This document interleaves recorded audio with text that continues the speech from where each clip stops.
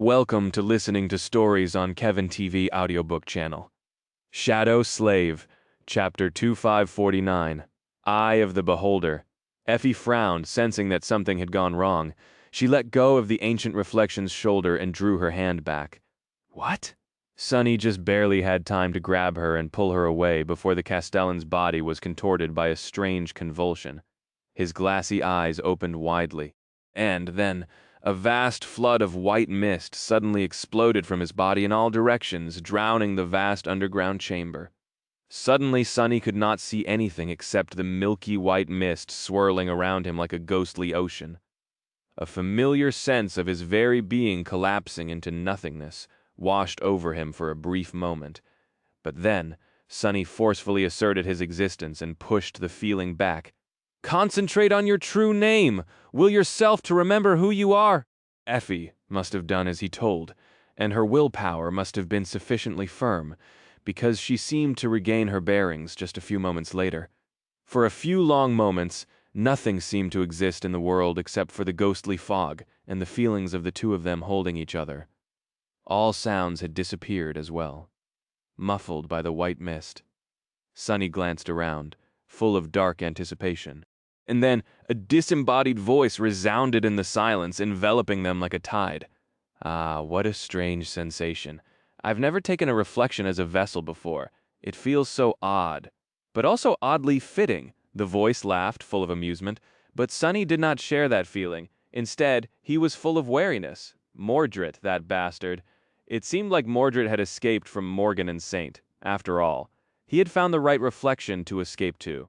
Must have traveled to the eyes that had been stolen from the victims of the nihilist, then reflected from them into Effie's, and finally entered the Castellan's eyes from hers, and now he had consumed the Castellan and made the ancient reflection his vessel.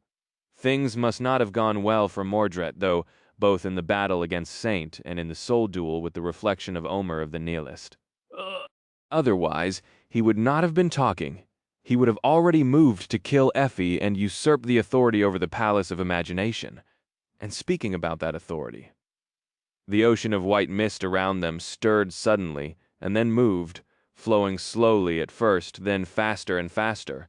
If Sonny was to hazard a guess, Mordred was probably in the process of absorbing the essence of the Castellan. Considering how much of the mist there was, it would probably take him a bit of time. And when that time ran out, Sonny decided not to think about it. Instead, he thought about how to deal with the Prince of Nothing. Effie moved slightly, reaching for her gun. "I'm guessing we won't be able to shoot him dead, will we?" Sonny shook his head, and at that moment, the disembodied voice spoke once more from the white mist, seemingly coming from all directions at the same time. What an amusing suggestion, Saint Athena. But I am afraid I will have to disappoint you. To tell you the truth, you could have probably finished my original body off with a mundane bullet at the moment. It is in quite rough shape after getting to know the child of Nether better, alas. But luckily, I've managed to secure a new attire just in time. An ominous note found its way into Mordred's pleasant voice. So, I am very curious to see just what this vessel is capable of. Sonny remained calm, thinking. Mordred's new vessel was the body of the Castellan. But the Castellan himself was dead, destroyed in a soul duel. Wouldn't that mean that the authority he had usurped belonged to no one at the moment, then? And since no one was usurping it, wouldn't that authority return to its intended owner? The master of the castle, or rather its mistress, Effie. He paused for a moment and then said in an even tone, "Tell me to regain my power." The white mist was a raging current now, moving around the vast chamber like a powerful whirlpool. Mordred had to be at the center of that whirlpool, straining to absorb the ferocious torrent of nothingness that was pouring into his soul. Effie shifted and glanced at him for a split second, confusion clearly written on her face. Then, her eyes gleamed with understanding. She smiled faintly, suffering from the lack of potency. "Huh? Not performing as you used to? Well, Auntie Effie can help with that. You're a sovereign partner. Rise and shine." "Oh, Bio." And as she spoke those words, Sonny swayed and staggered. If not for Effie supporting him, he might have toppled over. "Ah?" Suddenly he felt his powers returning to him.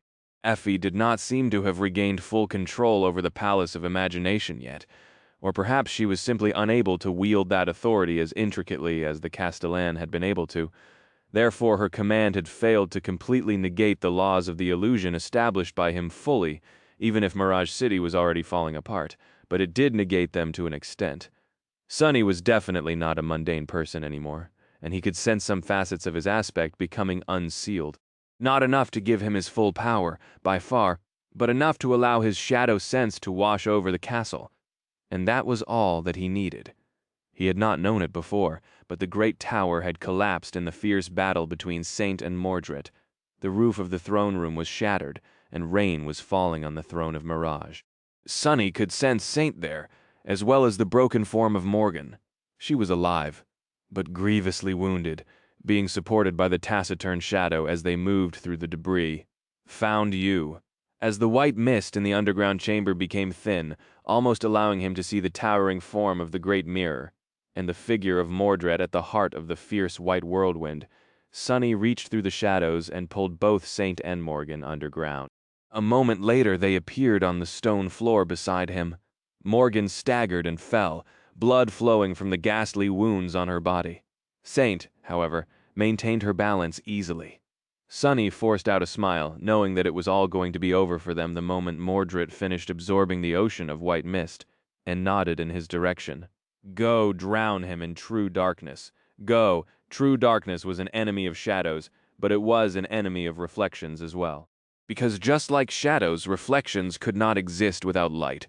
Saint lunged forward at terrible speed, not wasting even a split second to question his words. Her eyes blazed with cold crimson flames, and the white mist parted in front of her. Mordred let out a melodious laugh. How cunning, Lord of Shadows! Ah, but it is too late. Much too late. A tidal wave of true darkness escaped from Saint's body, crashing into the white whirlwind, washed over him before he could even finish the sentence. Effie knelt near Morgan to check her wounds, then glanced at Sunny. Do you think Saint will be able to destroy his vessel? Sunny lingered with the answer for a moment. Then he shook his head. No, if she could, he would not have stayed still to meet her attack. But she would be able to buy them some time. Effie whispered something to Morgan, and her bleeding seemed to slow down. She must have regained some of her powers as well. Enough of them survive her horrible wounds. At least, something collided with a terrible boom under the cover of true darkness, and the underground chamber shook. Effie cursed. So what do we do? Sunny stayed silent for a few long moments, looking into the darkness with a tense expression. Then, suddenly, he smiled. Follow me. I'm going to need your strength. Instead of joining Saint in the battle against Mordred, he ran into the opposite side toward the great mirror. That was because he had guessed what form the fragment of Weaver's lineage had taken, was going to take reaching the great mirror. He grabbed the black fabric covering it and gestured for Effie to do the same. Pull. Chapter 20550. Broken Illusion. The great mirror was truly enormous, and although the sheet of fabric covering it was thin, it was still incredibly vast and heavy. So, he needed Effie's Herculean strength to pull it off the hidden surface. They pulled as hard as they could, and the fabric moved, slowly at first, and then faster and faster. It rippled and fell, slowly revealing the silver surface of the great mirror. That moment, there was another deafening boom, and Saint's body flew out of the pool of true darkness, trailing drops of blood behind it. Sunny acted before he knew what he was doing, stepping through the shadows to catch her. He slid a few meters back, holding her petite human form in his arms, and then gently put her on the floor. A suffocating sense of anger rose in his chest. I'm glad that this bastard is nearly immortal.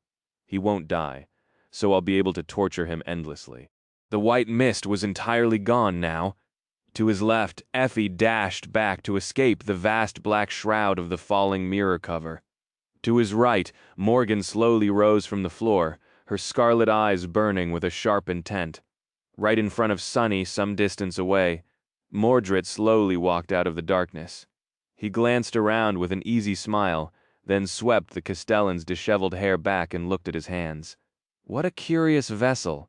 Its nature is almost perilous, I think. Oh, but this won't do at all.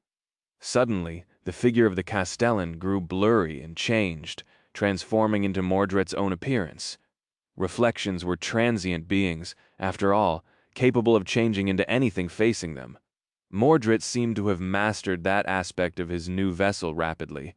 When he turned to Sunny, his amicable smile suddenly felt dark and sinister. Now, where were we? Oh yes, all of you owe me something, and it's time to collect. Let's start with eliminating the usurper who had stolen Bastion from me. He threw a murderous look at Effie and took a step forward. But then, his expression changed. The billowing black shroud finally fell to the floor, revealing the vast expanse of the great mirror, and what reflected on it. Sunny looked up, shivering as a pale smile appeared on his lips.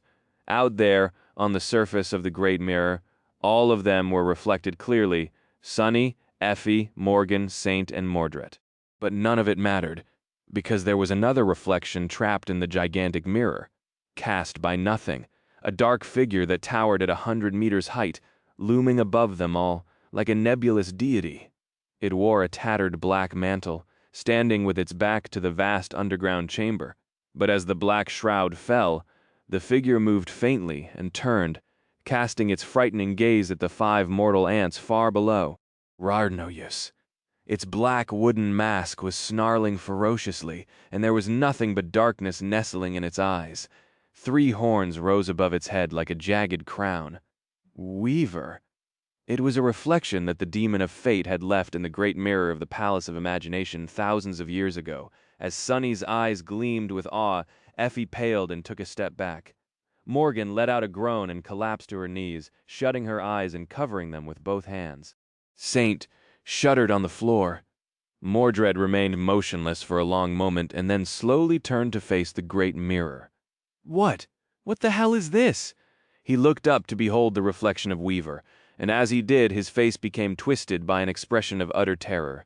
Mordred raised a trembling hand, as if trying to hide himself from the daemon's distressing gaze. But he never did, because in the next moment, his body simply exploded into a cloud of glass shards, obliterated on the spot by the mere pressure of Weaver's presence. Witnessing a daemon's reflection was already terrible enough. But Mordred had not just seen it, since he possessed a sense that allowed him to perceive reflections. He had no choice but to perceive the reflection of Weaver in all its unfathomable immensity. And that alone was enough to destroy his vessel, which failed to endure the strain. The bastard might have even died, although Sunny doubted that very much. Mordred had probably retreated somewhere in terror to hide and lick his wounds, but Sunny had no time to think about that. He stared at the reflection of Weaver, entranced, and then took an unconscious step back. As he did, his own reflection overlapped with the reflection of the demon of fate, and when it did, the surface of the great mirror rippled. A moment later, only one of the 2 reflections remained. Sunny blacked out. A few hours later, Effie and Morgan stood on the wall of the castle, looking at the turbulent waters of the lake beyond. The rain had finally stopped and the sky cleared. Not that it brought them any relief. Mirage City was gone and the sky itself was cracked, slowly crumbling as the ancient illusion crumbled. The world seemed to be ending. But the silver moon was still slowly rising into the shattered sky.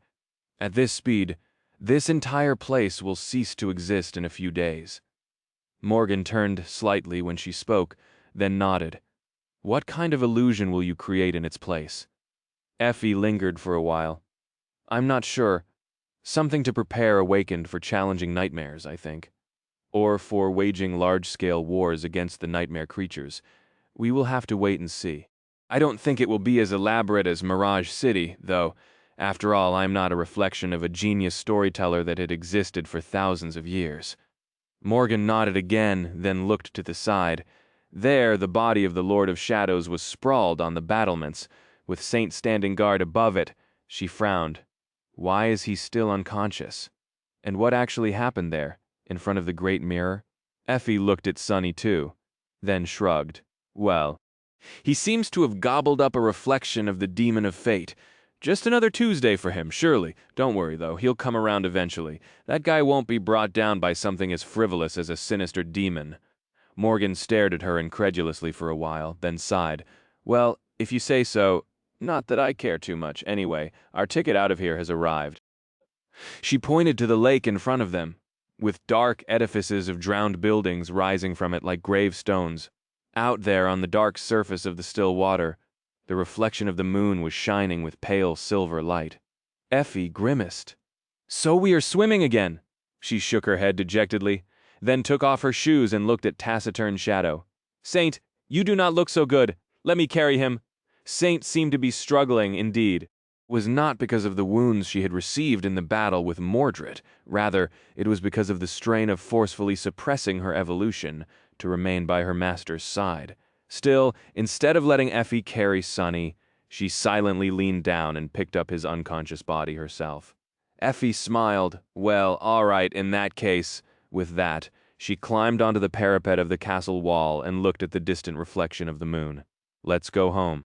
Key somewhere in the eastern quadrant, a convoy carrying the refugees to a port city was scattered across the desolate wasteland, with numerous vehicles overturned or letting out pillars of smoke. If they had only made it to their destination, they would have been safe. Out there in the waters near the city, the night garden was resting on the waves, and everything in its sphere of influence was safe from the horrifying threat of the Skinwalker, for now at least. Soon, Soul Reaper and her gigantic ship would have to return to the Dream Realm to replenish the Great Citadel's reserves of essence. But the convoy had not made it to the destination. Instead, it was ambushed by the vessels of the nightmare creature, and was now nearly destroyed. People said that the Skinwalker was on the verge of an evolution. Possibly they were to become the last sacrifice to fuel its descent into the status of a profane deity. The survivors had retreated to the head vehicles, desperately trying to fight the vessels of the Skinwalker off. But it was hopeless. They were already surrounded, and the nightmare creature had already taken several of their most powerful warriors. Now, those warriors were a part of the Skinwalker, helping the other vessels break the resistance of the last group. Stay strong! Don't let them get close! Don't let them touch you! An ascended officer tried to rally his soldiers, but in the next moment an arrow pierced his enchanted armor. The Skinwalker had been learning to use human weapons as of late, which only made it more lethal. But now the vessels of the eerie abominations showed more coordination and discipline than seasoned human troops, washing over the continent like an unstoppable plague. The Ascended let out a groan and fell to one knee, looking up to see the vessels of the Skinwalker closing in on the group of refugees from all sides. One of them was already right in front of him. The creature looked like a human, and had been human once, but now it was impossible to mistake it for a person. Its gaze was too alien now that it had cast away pretenses, too eerie, too harrowing. The Ascended bit his lip and prepared to end his own life. Was better than becoming one of these creatures, at least. But then, something strange happened. The vessel of the Skinwalker flinched, and then shuddered, bending down in a violent contortion. It trembled for a second or two, then grew still. Something similar was happening to the other vessels as well, spreading among them like a peculiar infection. What? Gritting his teeth, the Ascended picked up his sword and staggered back to his feet, preparing to make his last stand.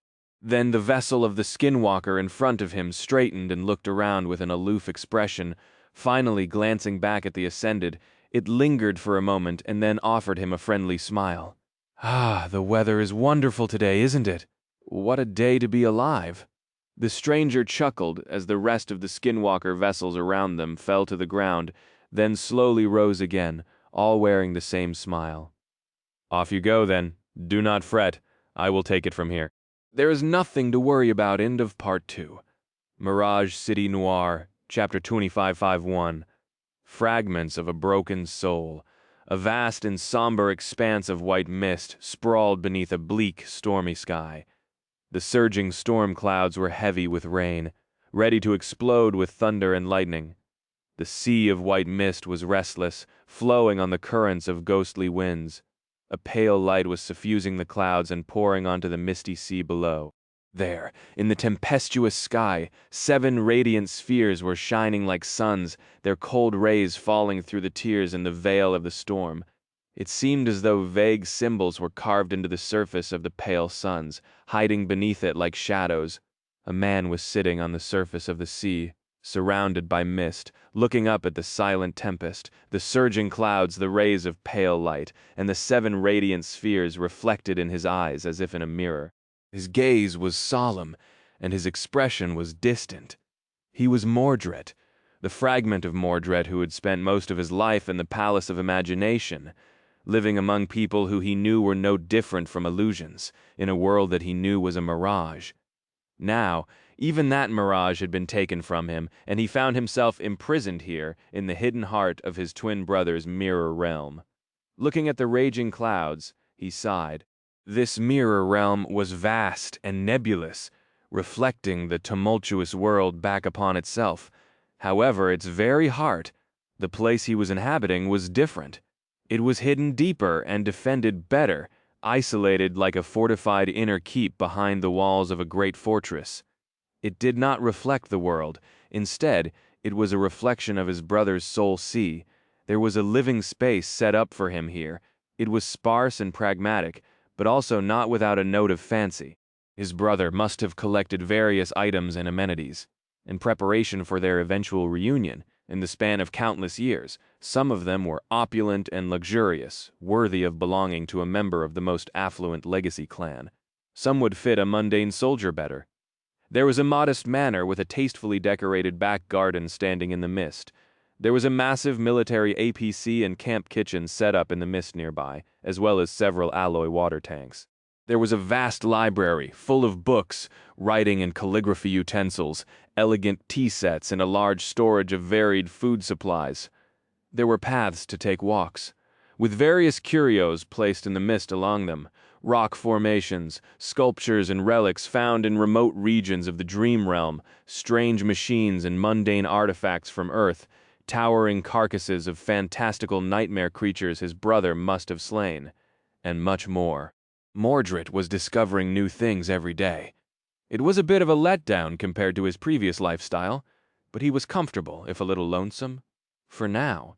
After all, his brother did not have time to visit at the moment. The raging clouds, the restless currents in the sea of mist, the powerful winds that blew across the vast expanse of the mirror realm, as if trying to tear it apart. It was not how things were supposed to be. Instead, it was a sign that his brother's soul was under assault. He was at war, fighting for his life.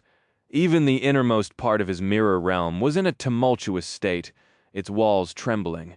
So there was no saying what kind of fury and devastation was reigning outside. As Mordred glanced up, subtle cracks appeared on the surface of one of the 7 suns. Malignant tendrils, or revolting darkness, spread in those cracks, marring the radiant surface of the sphere and consuming it from the inside like a tumor. Before too long, the light of the soul core dimmed, and it came to resemble an appalling, diseased star that seeped grotesque black tears. A moment later, the soul core shattered like glass. A rift opened in the sky, and its shards were forcefully expelled, taking the mass of spreading darkness with them. The winds howled, and the mist surged. A twisting white pillar ascended into the sky, connecting the vast sea with the furious tempest above like a twisting tornado. As more mist poured into the clouds, a new, pristine soul core was slowly formed to replace the shattered one. That was a reflection of his brother's soul becoming infected with corruption. He had torn one of his soul cores out, callously mutilating himself to prevent the corruption from spreading. Then, using the vast reservoir of power he had absorbed after slaying the Castellan, he created a new one. This way the Prince of Nothing saved himself, but it was of little use, because before too long a different soul core dimmed, rotting with vile darkness. That one was shattered and expelled as well, and a new one eventually took its place. The somber expanse of his soul sea reeled, the white mist surging under the assault of cold winds. This was not the first or second time Mordred had observed the terrifying spectacle transpiring in the sky above him. And it wasn't going to be the last. This battle had been going on for days. For now, his brother was managing to balance the price of continuously sacrificing parts of his soul to carve out corruption. But how long would it last? He had gained a great deal after absorbing the essence of the Castellan, but that stolen boon was not endless. The sea of mist was overflowing for now, but it already seemed thinner than it had been before. What would happen when it vanished entirely, revealing the still water beneath? What would happen when Mordred saw a flawless reflection of the tempest above on the placid surface of his brother's soul sea? What would happen when even the storm clouds vanished? He was worried. He was restless. He wanted to help. But what could he do? Mordred was merely an awakened, after all. Even then, he had lived most of his life as a mundane human. The scope and terror of the battle happening outside the walls of his comfortable shelter was far beyond his ability to comprehend, let alone Effie was of no use to his brother, to anyone. Taking a deep breath, Mordred finally glanced down. Then, he closed his eyes and concentrated, a resolute expression appearing on his face. Nothing happened for a long while, and then a tiny tendril of white fog slowly rose from the surface of the misty sea, being drawn to him by some invisible force. Some time later, there was another. Soon enough, dozens of thin streams of white mist surrounded him, being slowly absorbed into his body. Mordred was not at all as capable as his powerful, terrifying brother, but at the core of their being, they were the same person. So, he could become someone capable as well. Chapter 255-2, King of Nothing. The Eastern Quadrant had been one of the 4 great strongholds of humanity once. It was perhaps not as large and populous as the Northern Quadrant, but hundreds of millions of people still called it home.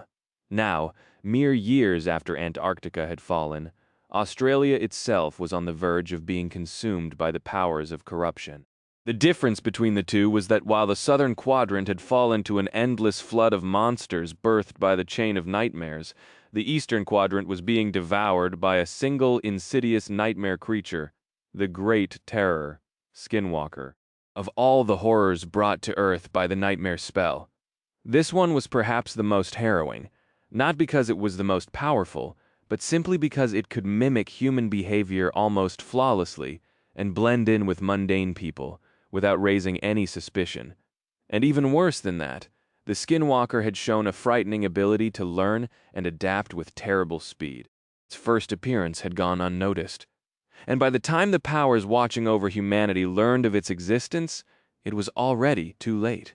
The Skinwalker had infected countless cities in the Eastern Quadrant, embedding its vessels among the mundane population.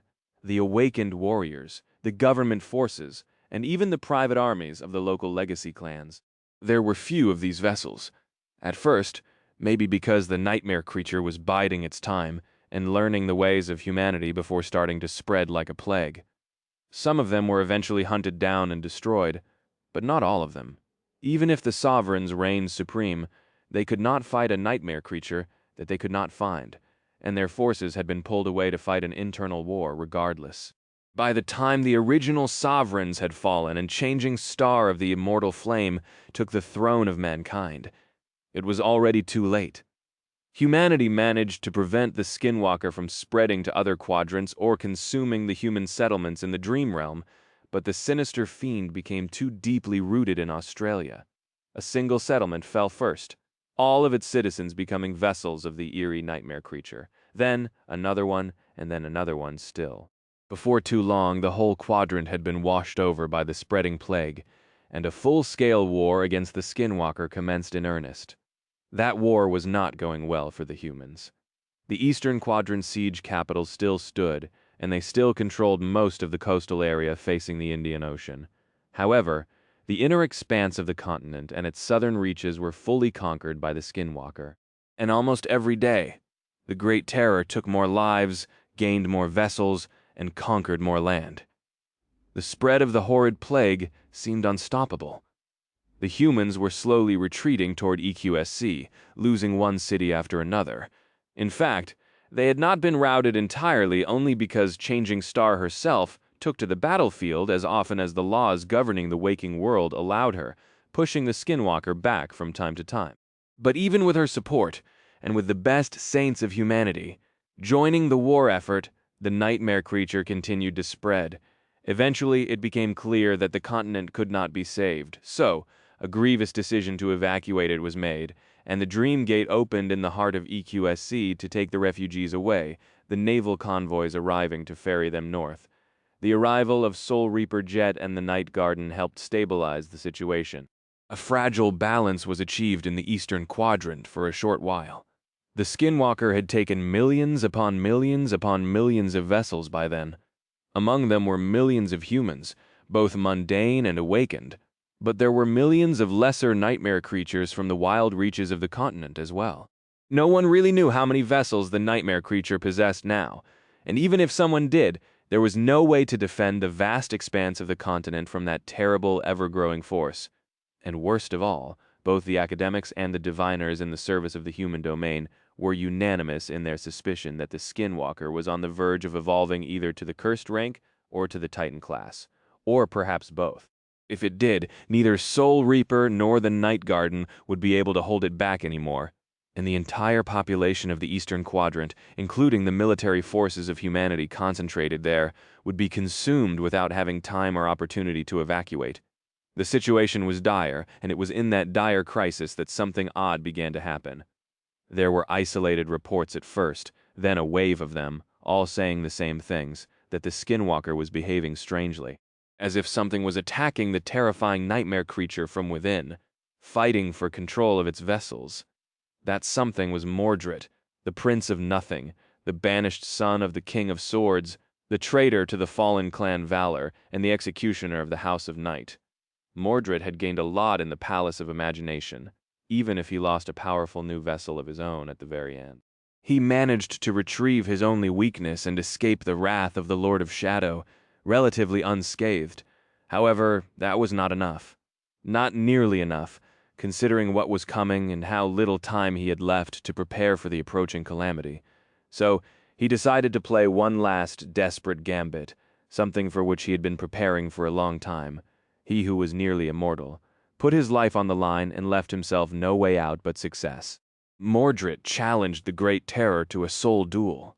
There, in the dreadful darkness of the Skinwalker's profane soul, surrounded by the unfathomable expanse of corruption, Mordred fought the eldritch nightmare creature tooth and nail, not holding anything back. His own soul was mangled and poisoned, but he tore pieces of it out and continued to fight. And in the process, he did something else, his own daring, impossible act of defiance. Ever since becoming a saint, Mordred had been struggling to maintain his sense of self. Unwilling to become a demented and broken thing like the Soul Stealer, he limited the use of his transcendent ability to only separating himself to inhabit a handful of vessels, a dozen or two, at most. Now he abandoned all caution. Mordred needed to splinter a fragment of his soul to create an independent incarnation, so now he shattered himself into a million pieces. He, who had always dreamed of becoming whole again, tore himself apart completely. That was the only way for him to defeat the Skinwalker. Because with each vessel Mordred stole from him, the power of the eerie fiend lessened a little, in a sense. Trying to keep his shattered self from crumbling was as difficult as battling the Great Terror. No. Maybe more so. That was the limit he had to overcome. Mordred's and the Skinwalker's horrid, relentless, unseen battle lasted for a long while. Hours turned into days, and days turned into weeks. Each of his soul cores had been destroyed and reforged anew countless times.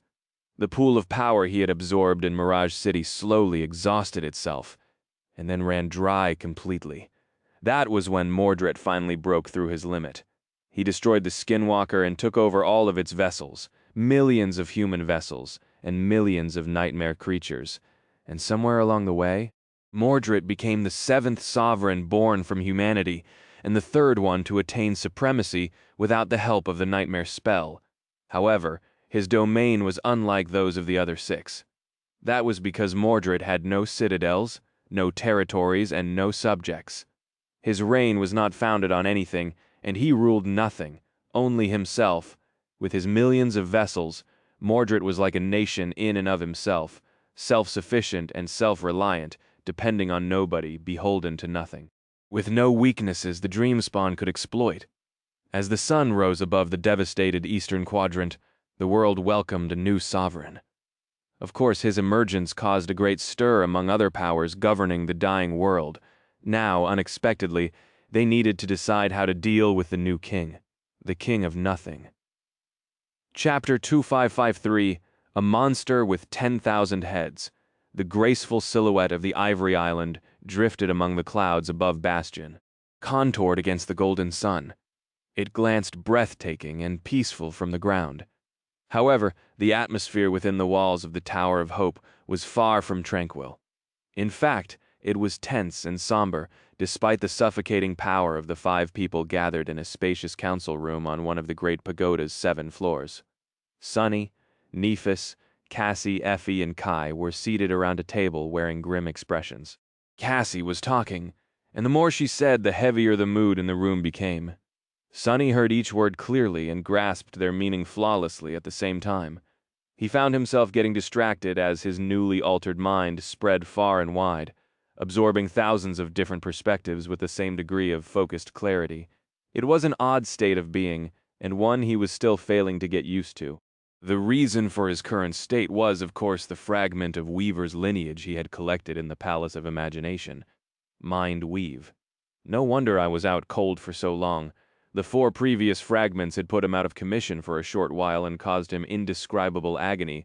Absorbing and assimilating them had been a torment, but the Mind Weave was different. Perhaps it was because it had altered his mind on a fundamental level, or perhaps it was because the suffering had been too great to endure even for someone as used to pain as Sunny, but he simply passed out as soon as Weaver's terrible reflection fused with his own. So he did not remember experiencing any pain at all. That was a wonderful boon, without a doubt, however. Sunny had remained unconscious for 2 weeks as a result. The chaos his absence had caused was significant. The conquest campaign in the burned forest had almost collapsed. The restoration of the Dark City had fallen behind schedule, and the numerous projects he had been busy with had stalled. Nothing he couldn't salvage had transpired, luckily, but there was plenty of catching up he had to do. If there was one silver lining that had come out of this mess, though, it was that Nephis seemed to have thawed after their recent spat. In fact, she was more attentive to him now than she had been before, albeit in a subtle way, which secretly pleased Sunny a great deal. The body of a sovereign was enormously enduring, meaning that a few weeks of coma were not going to harm it in any way, so Nephis had not really nursed him back to health. But staying by his unconscious body for many days, not knowing when his condition would improve, must have rattled her quite a lot, or at least forced her to put things into perspective. No, not even an unconscious body. With Sunny out cold, his incarnations were released and reverted back to being independent shadows.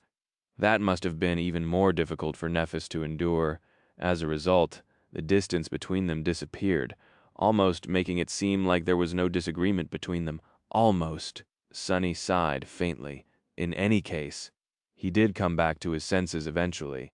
And when he did, the world was quite different from how it had been before, or at least Sunny perceived it differently from how he had before. The difference was so startling, in fact, that he had spent a few more days entirely disoriented. It was difficult to describe the tectonic shift that had happened to him with words. Mind Weave did not exactly make him smarter, wiser, or more intelligent. However, it did increase the volume of his mind immensely, making it seem almost limitless. Sunny was not unfamiliar with this trait, since he had achieved something of the sort himself over the years. First, learning to perceive and process the world from both his own point of view and that of his shadow, then slowly expanding the scope of his mind to encompass all of his incarnations, while at the same time learning to cope with the increasing reach of his shadow sense. Later still, his mind expanded even more, adapting to receive sensory input from all the shades of the Shadow Legion and every member of the Shadow Clan. Sunny had always perceived what transpired around them passively. Most of the conduits of his perception simply blended into the background, but he could bring dozens of them to the forefront at will, even hundreds if he really tried. He had thought that to be quite an accomplishment at the time. Now that he had Mind Weave, though he felt that his previous achievements were merely child's play, as soon as Sunny regained consciousness, he had been assaulted by a crushing avalanche of sensations. The strangest thing, however, was that he had not felt crushed. Instead, he was suddenly able to clearly perceive and concentrate on each of these sensations, as if he was a mythical monster with 10,000 heads and 10,000 arms. Or would that be 20,000 arms? Any case, Sonny had been quite startled, and ever since he often found himself getting distracted, but also not distracted at all. It was not that he could not concentrate on something while concentrating on 1,000 other things at the same time. It was just that he sometimes failed to put meaning into any one point of view while simultaneously perceiving countless the rest with the same intensity. His mind was drifting. Was this how gods felt, I wonder? Only on a much, much vaster scale. There were benefits to having a mind spacious enough to encompass limitless inputs. Of course, Sonny's control over the Shadow Legion had increased tremendously, for example. His ability to envision and execute impossibly complex and intricate patterns while weaving had taken an enormous leap, as well, so much so that it felt like he had been crippled before, and was only now experiencing weaving as it was meant to be. He could pay much more attention to each member of the Shadow Clan, too. Guamed, but still Sonny was somewhat uneasy. He was having a bit of trouble maintaining his former way of thinking in this new, startling reality. And he was not sure that he was meant to. Sonny felt more distant from the mortal man he had once been now, and that feeling slowly grew. But wasn't that exactly what Yuri's had told him had to transpire as one approached apotheosis? Talking to Nephis, and especially Cassie, had helped him, somewhat. Both of them were experiencing their own version of that strange process, albeit not quite on the same scale. Nephis because of her domain and the sun god's lineage, Cassie because of her aspect and attributes. But it was still a big adjustment to make. Oh, and he had been quite busy ever since regaining consciousness, putting mind weave to the test. Sonny? He remained motionless for a few seconds, then raised his head and looked at Cassie. Yes, I am listening. She lingered a little, then nodded. As I was saying, the investigation into the Church of the Moon has produced quite concerning results. Let me share the report. Chapter 254. Info hazard. Sonny had been able to sense what his other incarnations were doing in Mirage City. Similarly, his other incarnations had been spectators of his strange adventure. Therefore, the information shared by Mordred reached Nephis and Cassie almost immediately after he himself received it. The news of a supposedly immediate threat posed by Asterion was not a great shock, even if they had to reevaluate how hazardous he truly was. In truth, both Sonny and Nephis had a feeling that they would have to confront the third sovereign sooner or later, so they had taken steps to prepare for his eventual emergence. Mordred's warning came mere days before their own network caught the traces of the dream spawn. In fact, if not for the chaos caused by the winter solstice, they would have received the report containing the first clues even earlier. But now that they knew what they were looking for, the investigation had been accelerated. The members of the Shadow Clan, although few in numbers, were spread all across both the waking world and the dream realm. Similarly, Cassie had her own network of informants, some of them voluntary, some unknowing, and kept an eye out for anything strange. The first strange thing that had led to concerning results was one of the countless spreading cults, the Church of the Moon. The cult began quite innocuously. Its members are in the habit of joining merchant caravans and offering blessings for safe travel. Blessings of the moon. Not beast god, though, simply the moon. What is strange about the Church of the Moon, however, is the speed with which its following grew. Cassie paused for a second and gestured to a paper report compiled by Aiko. People of the Nightmare Spell era are usually not easily led astray by superstitions, even harmless ones. But the followers of the moon gained recognition both quickly and widely. It is still quite a minor sect, all things considered. But there lies the problem. She frowned. After noticing the suspicious pattern, we used the government personnel to run an analysis on the other minor cults in the database. The results are quite worrying, to say the least. There are at least half a dozen similar sects spread around the world. They are in each of the 3 quadrants, the basin of the River of Tears, as well as the former territory of the Sword Domain. And these are only the religious cults.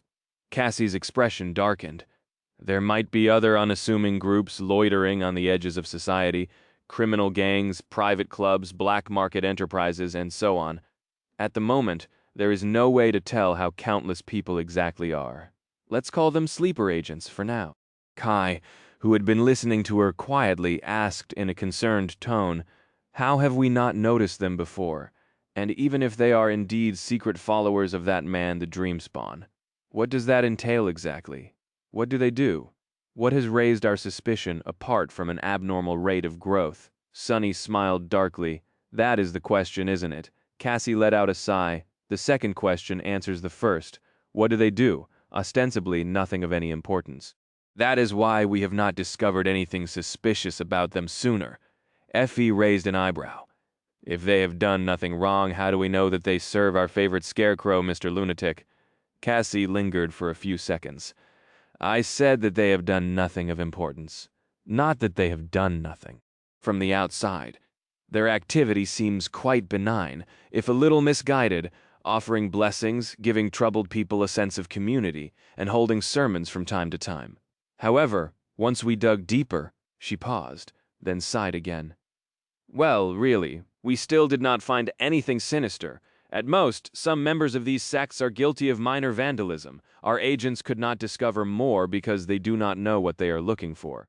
But when I took a look personally and concentrated on the areas where the members of these cults are active, I saw something eerie." Cassie paused, then continued in a grim tone. "Those minor acts of vandalism were mainly things like painting graffiti on the walls of various buildings, and those graffiti all contain the name I'm not going to say aloud, the name of the Dreamspawn." Effie glanced at her, then at Nephis and Sunny. "Do their paintings possess some kind of beguiling power? Are they using runic sorcery, maybe?" Cassie shook her head. "The graffiti possess no power. They are just mundane drawings. The name itself, however, the name itself does," Kai frowned. "What kind of power can a name possess?" He paused for a moment and then added in an embarrassed tone, "I'm sorry, I misspoke. Names obviously possess power. There are true names and shaping after all. But I don't think you meant that kind of power, Cassie. So what can the Dreamspawn's name do?" "Ganobe." Cassie remained silent for a while, then said with a subdued expression, "It has the power to spread." She lowered her head and exhaled slowly. Once someone learns that name, it seems to take root in their mind. Then they start mentioning it from time to time, without even realizing, and while that in and of itself does not seem too worrisome, the frightening part is that the name spreads like a virus. Anyone who hears it becomes a carrier as well, and therefore helps it spread further. Her expression turned grim. "We caught it early enough, so the virus has not spread too widely yet. This is the good news." She did not seem too happy, though. Cassie lingered for a few seconds, then added evenly, "The bad news is that there are no countermeasures. We can destroy the graffiti, but the Dreamspawn's name has already been seen or heard by countless people, and we can't destroy people. Or rather, we won't. There is no way to identify all of the hosts anyway." Nephis nodded silently. Cassie turned her way briefly, then said, "More than that. Although I compared the Dreamspawn's name to a virus, it is not in the traditional sense. It is an idea that acts as a virulent virus, and therefore there is no cure that we can come up with. No vaccine, no easily reproduced way to treat the infected." She fell silent for a few seconds, then sighed heavily. "So even though we caught it early, there is no way to stop it. The rate with which it spreads will grow exponentially." Cassie faced them then, and said in a grave tone, "It's a pandemic." Chapter 2555, Nameless Menace. A heavy silence settled in the council room. No one spoke for a while, considering her ominous words. Eventually, Effie leaned back and rubbed her temple. "How troublesome," she sighed. "What about us? We all know his name. Are we infected as well?" Cassie shrugged. "It is difficult to tell. From what I have been able to observe so far, not everyone is susceptible to his influence equally. The more powerful a person is, and the more mental fortitude they possess, the less frequently they mention the name, which can be seen as them resisting infection. However, there is a difference between resistance and immunity. We also don't know if they are resisting the infection itself, or merely a symptom." Effie grimaced, dissatisfied with the answer. "And that's the problem, isn't it? We just don't know enough.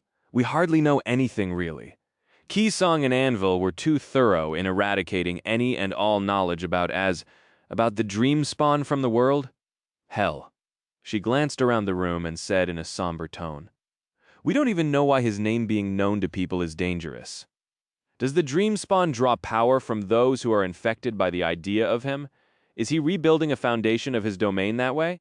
What happens when the virus reaches critical mass?" Effie shook her head.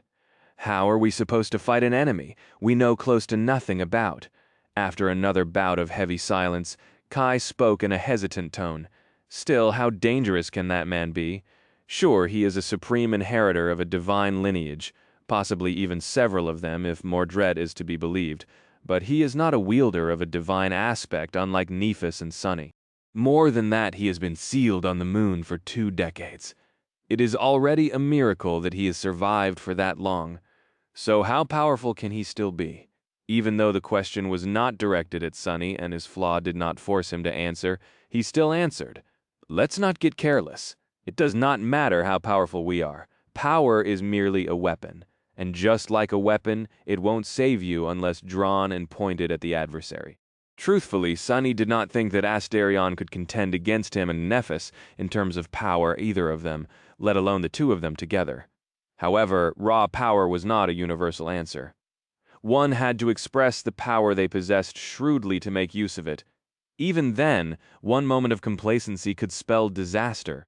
And further still, there was always someone or something that countered your aspect in the vast and harrowing world of the nightmare spell. A bad matchup could bring down even the strongest beings, awakened and nightmare creatures. Both Sunny knew all this better than most, because he had triumphed over innumerable foes, who were far more powerful than he and should have utterly crushed him. So, he was not going to underestimate Asterion, especially not after seeing how spooked Mordred was by his former caretaker. Calling the dream spawn his guardian would have probably been too big a stretch. Sadly, that did not change much in the current situation. Effie frowned. "So what now?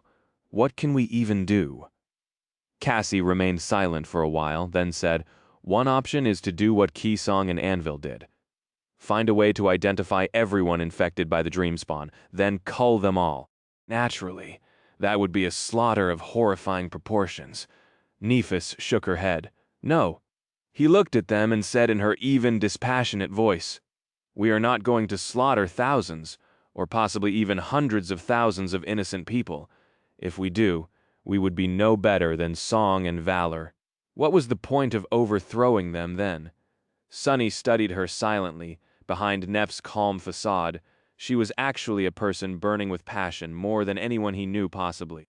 Nephis wanted to conquer all nightmares and destroy the nightmare spell with a passion so ferocious that it bordered on obsession. So it was easy to overlook the rest of her behind that blazing ambition.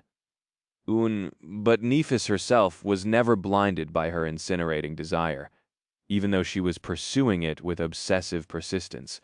For her, the end never justified the means.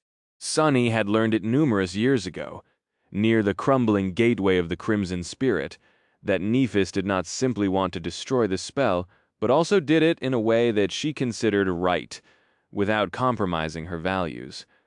It was just that her personal sense of right and wrong was so peculiar that most people often failed to recognize her intentions. Sunny knew, though. So he knew that Nephis would never order a massacre of thousands of innocent people to prevent her enemy from growing stronger. She might send them into a bloody battle against a tide of nightmare creatures, since that would fit her understanding of what was right and righteous. But she would not simply sacrifice them to further her goals. That conviction was what made her so strong, but it was also something she lacked when compared to Anvil and Keysong. A limitation that, if exploited, could be turned into a weakness. Was that what Mordred meant when he said that we have too much to lose? Sunny was troubled. The dream spawn has not even revealed himself yet, and it already feels like our hands are tied. Nephis looked at him briefly, then sighed. "There are still initial steps we can take to learn more, and hopefully work out countermeasures based on that information." She remained silent for a while, contemplating, and then turned to Cassie. "Cassie, continue to monitor the zealots and broaden the scope of the investigation to include other marginal groups. request as much resources as you must, conscript the entire intelligence arm of the government, if need be. Additionally, I need you to pay a visit to Godgrave and have a conversation with the disgraced patriarch of the Dagonet clan, Saint Jest. Sonny nodded quietly. Old Jest had outlived his king and was now living in exile, confined to a remote citadel in Godgrave with the other staunch loyalists. If anyone knew about Asterion, it would be him, after all. He had been the most loyal enforcer of the great clan Valor. He would have certainly learned a lot about the members of his young master's cohort. Whether Jest would be willing to talk was a question, naturally, but Sonny had no doubt that Cassie would succeed in getting valuable information out of him. She could be quite persuasive when she wanted to, after all, and if that did not work, she could simply plunder other people's memories. Nephis turned to Kai. Morgan is back in Ravenheart, isn't she? Speak to her as well. Anvil had probably been wary of exposing her to knowledge about the dream spawn, considering how dangerous it is, so she would not know as much as Jest, but she can still know something. She also unearthed a part of the secrets left behind by Ki Song Seishan too. Learn all you can from them. A strange shadow ran across her face. She lingered for a while and then looked back at Cassie. Oh, and get me the casualties list among our awakened warriors. Everyone who fell in battle ever since the war. Sonny raised an eyebrow. What's that for? Nephis remained silent for a while. Her face did not show any emotion, but he could tell that she was troubled by something. Eventually, she said, all of humanity, most of it at least, is encompassed by my domain. I can feel the longing of billions of people day and night, washing over me like an ocean tide. Sometimes, too often to count, I can vaguely feel their radiant sparks being extinguished. That means that one of my subjects died. The flame of their desire is gone forever. Her expression grew a little wistful. I've been sensing more and more people dying as of late. The increase in the mortality rate was not significant. So I assumed that it was just the natural course of things. After all, war is raging on all sides. A war to subjugate new regions of the Dream Realm. A war for the Eastern Quadrant. Numerous people have become refugees and settlers too, and their lives are far less stable than before. Nephis frowned. But now, I think that there might be a different cause. So, I want to check. Kai looked at her in confusion. A different cause? You suspect that the Dreamspawn's followers are responsible for these deaths. Nephis slowly shook her head. No, I suspect that these people, some of them at least, might not be dead at all. There is another reason for me to lose the ability to sense someone's spark, after all. It is if they have ceased to be a part of my domain. Sonny blinked a couple of times, meaning that they became a part of someone else's domain. Like the members of the Shadow Clan, who could not enjoy the grace of Neph's flame due to bearing his mark. He scowled. Do you mean? But before Sonny could finish the sentence, Cassie suddenly flinched. Her eyes widened a little and she turned to them with a complicated expression. Wait! There is a message from Jet! Cassie paused for a moment and then said in an urgent tone, something strange just happened in the Eastern Quadrant. Chapter 250-56. The Sovereigns. A desolate wasteland was basking in the blinding light of high noon. The sun was like a small silver coin in the azure sky, melting as its rays bathed the world in heat and radiance. The shadows were small and formless, hiding under the rocks and rusting carcasses of ancient war machines. 3 colossal gates towered above the wasteland, facing each other. Each formed an apex of a triangle, and there was considerable distance between them. One of the dream gates was dark and nebulous, rending the world like an inky black rift. The second one was pure and radiant, shining like the sun. The last one was like a mirror reflecting the wasteland back upon itself. No one was here, in the ravaged heart of the Eastern Quadrant, to witness them. No one except for the millions of figures who stood still under the cruel rays of the blazing sun, covering the wasteland behind the mirror gate like a vast sea. Some of them looked like humans, while some glanced like nightmare creatures. Naturally, all of them were a single being. Mordred, the king of nothing. As the sun moved across the azure expanse of the boundless sky, the shadows slowly crawled out of their shelters. The darkness of the shadow gate seemed to flow forward, too. Then it surged and swelled, and a tenebrous legion rose from its lightless depths. Tens of thousands of shades marched onto the wasteland, with several titanic figures lumbering among them like dark giants. The Shadow Legion assembled into a flawless battle formation, facing the King of Nothing and his myriad vessels silently. Finally, a sole figure appeared from the sun gate, landing on the ground in front of it like a radiant spirit of pure light. Her radiant wings folded, and her luminosity dimmed, revealing ivory skin and hair that was like a torrent of liquid silver. Regarding the sea of vessels with an aloof expression, she took a step forward and walked to the center of the triangle formed by the three dream gates. Of course, she was Nephis of immortal flame, changing star, the ruler of the human domain and the guiding star of humanity. Almost at the same time, a figure rose from the shadow of the second gate. It was a young man with porcelain skin and raven black hair, with eyes so dark that they almost seemed like two glistening onyx gemstones. He was Sunless, the Lord of Shadows, the Sovereign of Death. He headed to the center of the triangle as well, and everywhere he passed, the shadows seemed to grow deeper. And finally, a third figure appeared out of the rippling silver surface of the mirror gate. It was a tall man with a slender figure and peculiar eyes that reflected the world back upon itself, wearing the tattered remains of a stylish Viridian suit. Smiling easily, he folded his hands behind his back and went to meet the other two sovereigns. He was Mordred of Nowhere, the King of Nothing. Slightly past noon, the three demigods met on the scorched sands of the barren wasteland in the eastern quadrant. Sunny was the first to speak. He studied Mordred for a few seconds, then looked at the millions of motionless vessels behind him and smiled darkly. My oh my, I did not think we would meet again so soon. I guess congratulations are in order. Mordred looked a little eerie, really.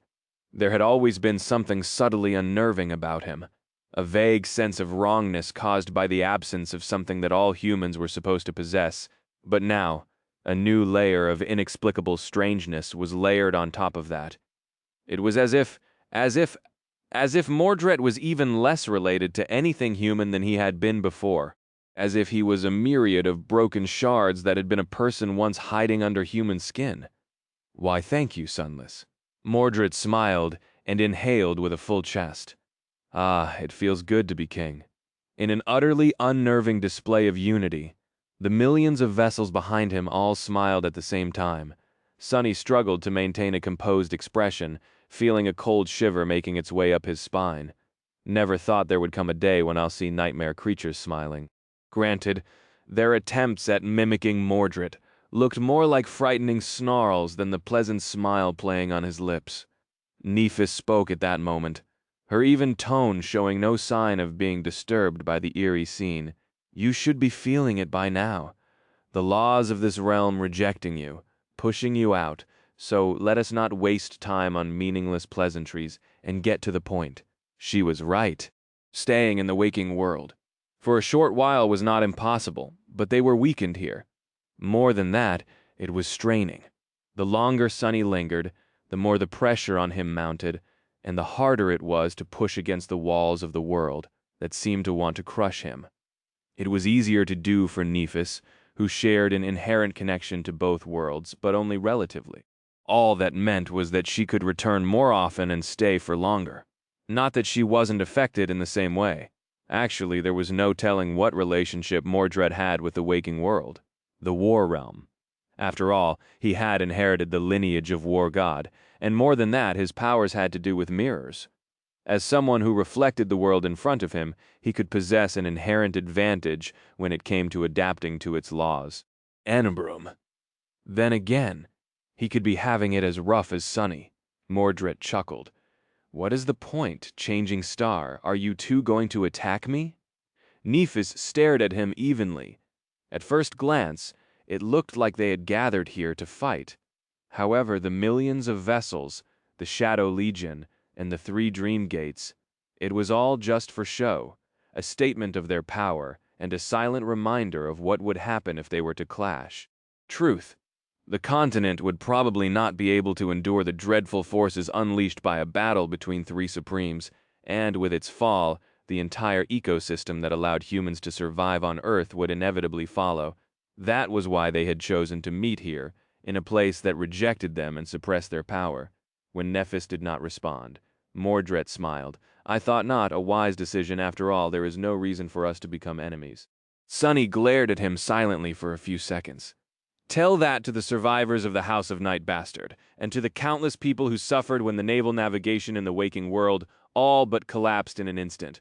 Mordred considered him for a short while, then grinned. The proper address is Your Royal Majesty, King Mordred, not bastard. Please, have some decorum. His expression suddenly turned pitiful.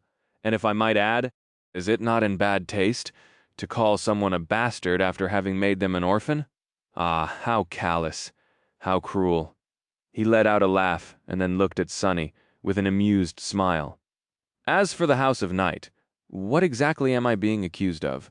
What happened was their own fault. The elders of the House of Night could have submitted to the song domain of their own free will and become honored vassals of the Queen.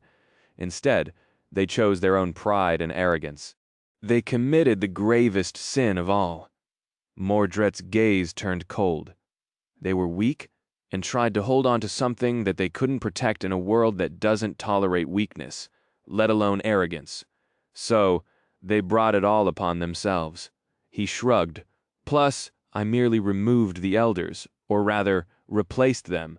There was some collateral damage, naturally, but most of the ascended and awakened members of the House of Night, the actual Nightwalkers who guide the ships across the ocean, survived. Mordred sighed. Ideally, I would have accepted them back into the fold after the war. The House of Night would have become the House of Nothing, with little disturbance to the infrastructure of the waking world.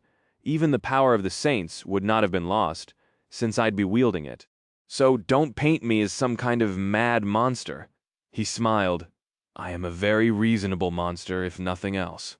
Sunny glared at him darkly. Ah, how aggravating. He couldn't even erase that irritating smile from Mordred's face. Nephis finally spoke, breaking the tense silence between them. I've been told that trying to make you regret your actions is a meaningless endeavor, Mordred. So, I won't try. However, she looked at him calmly. The three of us are supreme. I do not want to repeat the mistakes of the previous generation and embroil humanity in another civil war. We sovereigns must find a way to coexist instead of fighting each other. I doubt that you want to be destroyed, and since you have attained supremacy without the help of the nightmare spell, there is no reason for us to fight for territory either. So, let us negotiate. Mordred studied her for a few seconds, then smiled. Ah, finally, a civil discussion. Goodness gracious, how refreshing. Sure, changing star, let us negotiate indeed. Chapter 2-557. Lesser Evil Sunny did not like the idea of negotiating with Mordred at all.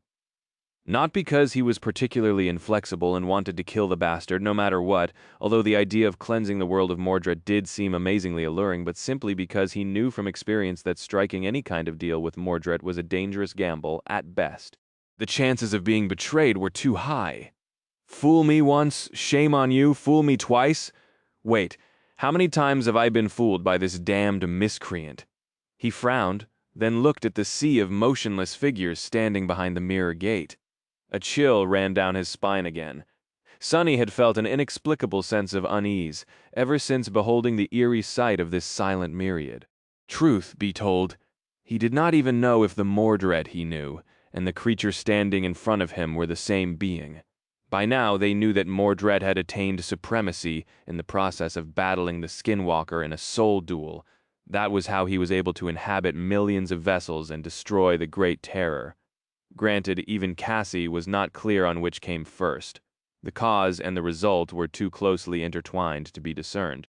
Perhaps in this case, they were one and the same. Regardless, Mordred had somehow managed to manifest a domain encompassing no one but himself, which went against the very idea of supremacy. The authority of a sovereign was supposed to be expressed by exerting it upon something, after all, be it living beings or territory. Even that was not a problem, though. The problem was just how many vessels Mordred now possessed. It was simply beyond the realm of reason. If Sunny did not confirm it himself, he would have confidently stated that it was completely impossible. He knew the pressure of trying to separate his mind across tens of thousands of conduits better than most, after all, and his shades weren't even true incarnations. He could only perceive the world around them and issue commands, not control them directly as he would his own body. Even that had put an enormous strain on him before he acquired Mind Weave. And mere weeks after acquiring Mind Weave, he was already struggling with maintaining his previous sense of self. All that stemmed from having to split his attention between every shade of the Shadow Legion, and Mordred possessed millions of vessels, not merely thousands. Even Keysong had not been able to control such a staggering number of puppets. Even Soul Stealer, a version of Mordred twisted by corruption, had been driven mad by shattering himself into a million pieces to consume Twilight. But Mordred did not seem mad. At least he was not madder than he had been before. He did not seem quite human either, though. The face was the same, if made even more sublime by the rebirth of rising to a higher rank, and the manners were the same too. But there was something unfamiliar hiding in the depths of Mordred's gaze. How would having millions of bodies change someone's consciousness? Especially if that someone had a tenuous claim to personhood, to begin with. Sunny did not want to show the subtle feeling of being disturbed by this new and unfamiliar Mordred. One thought disturbed him even more, though. Is something similar happening to me and Nephis? It was an eerie thought. In any case, as much as Sunny did not like the idea of negotiating with Mordred, they had little choice. Despite all his deviousness and complete lack of remorse, Mordred could try to downplay the hideousness of the massacre he had perpetrated upon the House of Night all he wanted, and it would still not convince anyone. He was a sovereign now, and a sovereign could never be treated lightly, least of all one wielding a divine aspect. Sunny and Nephis could probably destroy him and his millions of vessels, but they would not escape that battle unscathed. At best, they would be severely weakened, which could prove fatal before too long. There was another sovereign they had to worry about after all. There were 4 supremes in existence now, and one of them was almost certainly both hostile and a dire threat. So, as long as it could be avoided, they had to make sure that Mordred joined the battle against Astarion, and ideally the war for the future of humanity on their side.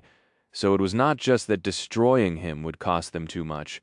They had little reason to destroy him to begin with, or at least more reasons to keep him alive than to kill him, as long as Mordred could be reasoned with. And as much as Sunny wanted to deny it, Mordred had told them the truth. He was a very reasonable monster indeed.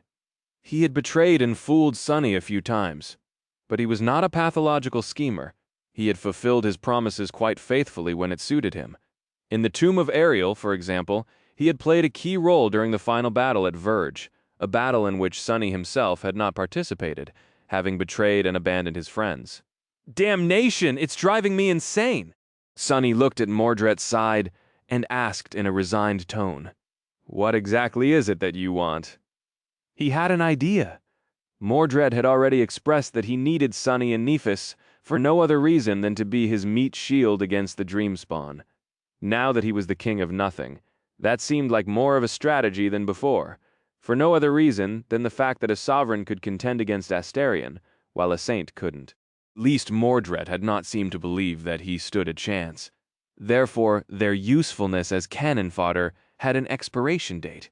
That, in turn, would mean that Mordred expected Astarion to defeat them eventually, and therefore had to have a plan for what was going to come next. Now, the outline of that plan was starting to take shape. Mordred was going to attack the world. Even 2 worlds seemed to be too small for 2 Supremes, as long as one of these Supremes was Astarion. So, Mordred had to have an intention of destroying the Dreamspawn eventually.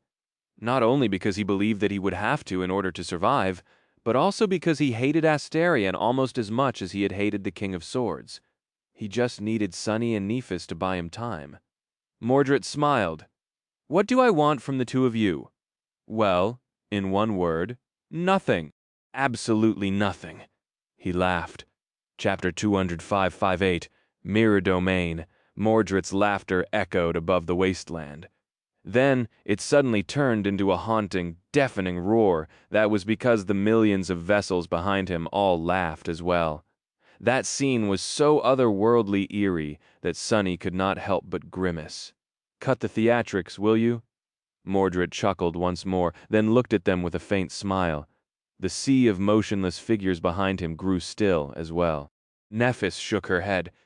"Saying that you don't need anything from us is a bit of an exaggeration, isn't it?" She looked behind him, at the horde of vessels, some of them human, some of them monstrous. Among the humans, there were a number awakened, but most of them were mundane. They were the ordinary citizens of the Eastham Quadrant taken by the Skinwalker in the past, only for their bodies to be stolen by Mordred in the end. If nothing else, you will need a place to settle. Now that these vessels belong to you, they will be banished from the waking world before too long, and every area of the dream realm that is not a death zone currently belongs to us. So unless you want this sea of vessels to tum into a shallow pond, you will have to find a place for them to live." Mordred let out a wistful sigh. "A place to call home, is it? What a wonderful sentiment. Why, this is indeed something I would not refuse. So, how about you give me the storm sea?" Nephis tilted her head a little out of the question. It was indeed impossible for them to surrender the storm sea to Mordred. Not only because there were 24 citadels there, almost half of them conquered by Mordred while impersonating the elders of the House of Night, but it was also the connective tissue between the former territories of the Song and Sword domains. Except for the Road of Shadow far north. In Godgrave it was the only way to travel between the two parts of the human domain, unless one made use of a dream gate opened by a supreme who ruled Nightgarden. Mordred sighed. "How disappointing, and after I spent so much effort conquering those citadels, no less." He shook his head, then smiled. "You seem to think that you have the upper hand in these negotiations, Changing Star, but let me remind you of something. In truth, I don't really need a region of the Dream Realm to settle my vessels, so you have nothing to offer me. Your hand is empty?" Nephis frowned and studied him for a few moments. "The Mirror Realm?" Mordred chuckled. "Indeed, you do remember after all." In fact, Sonny remembered too. It was just that neither Mordred nor Nephis remembered that he had been there with them as well. It had happened back in Twilight when Mordred pulled them into Soul Stealer's Mirror Realm. His own only encompassed the reflection of his soul sea at the time, but the minor mirror domain of Soul Stealer encompassed the reflection of the entire city. Now that Mordred was supreme, and his domain had fully manifested, there was no telling how vast and lifelike his mirror realm was, vast enough for millions of vessels to inhabit. Perhaps, I'll be damned. Mordred was not just a one-man nation, he seemed to be carrying an entire kingdom within himself as well. And every mirror could become a door to that kingdom, a door that only he could open. Nephis shook her head. "Most of your vessels are fragile and mundane. They will need to be fed, sheltered, clothed, and cared for. Even if you have a space to store them, you won't have the resources to keep them alive. Not without vast hunting grounds and trade routes, not to mention that you will want to expand your domain by usurping more bodies." "Newbie!" She smiled faintly. "You are not reckless enough to plunder my people, so you will have to hunt down nightmare creatures. Therefore you will still need a territory to call your own." Mordred sighed. "Goodness, fine, I will admit it. I do indeed want to control the territory in the Dream Realm, but not just any territory will do." Something was telling Sonny that Mordred would not demand to receive Bastion. What piece of land does he have his eyes on? Mordred believed that Asterion was coming, and that the human domain, as well as the shadow domain, would eventually fall into his hands. He was also prepared to wage a war against Asterion and destroy him. So, in other words, Mordred was preparing to wage war on the human domain, just not yet, not while it still belonged to Nephis. This insane bastard, in that light, it made a lot of sense why his first choice was the Storm Sea. If one wanted to launch a military campaign against all of humanity, there was no better option. Not only did the Storm Sea wash over the southern shores of both human enclaves in the Dream Realm, it was also nebulous and difficult to navigate. With his knowledge and experience of sailing its misty waters, Mordred would be able to launch unexpected attacks all along the coast, as well as use the estuary of the River of Tears to advance north rapidly, almost all the way to Ravenheart. He would also be able to storm Rivergate for the second time and reach Bastion in a matter of days, if not hours. Best of all, he would be able to retreat into the mists of the storm sea after each raid, saving himself from Asterian's retaliation. The House of Night had existed for so long, without being protected by a sovereign, in large part because invading the storm sea was an inherently dangerous endeavor. It was almost impossible to conquer it, unless you felt at home in its deadly nebulous waters. It was a perfect fit. So perfect, in fact, that Sonny could not help but suspect that Mordred had always kept the eventual return of the Dreamspawn in mind, and aimed his sights on the House of Night in large part for that very reason. However, it was for that reason as well, that Nephis and Sonny would never let the newly risen Supreme usurp the Storm Sea. What other region of the Dream Realm could compare, though? What other place could serve Mordred's goals? He smiled. Give me the Hollow Mountains, then. Chapter 2559, Uneasy Alliance. Mordred wanted the Hollow Mountains. Well, it was no surprise that he did. All the reasons why the Storm Sea suited his goals applied to the Hollow Mountains as well.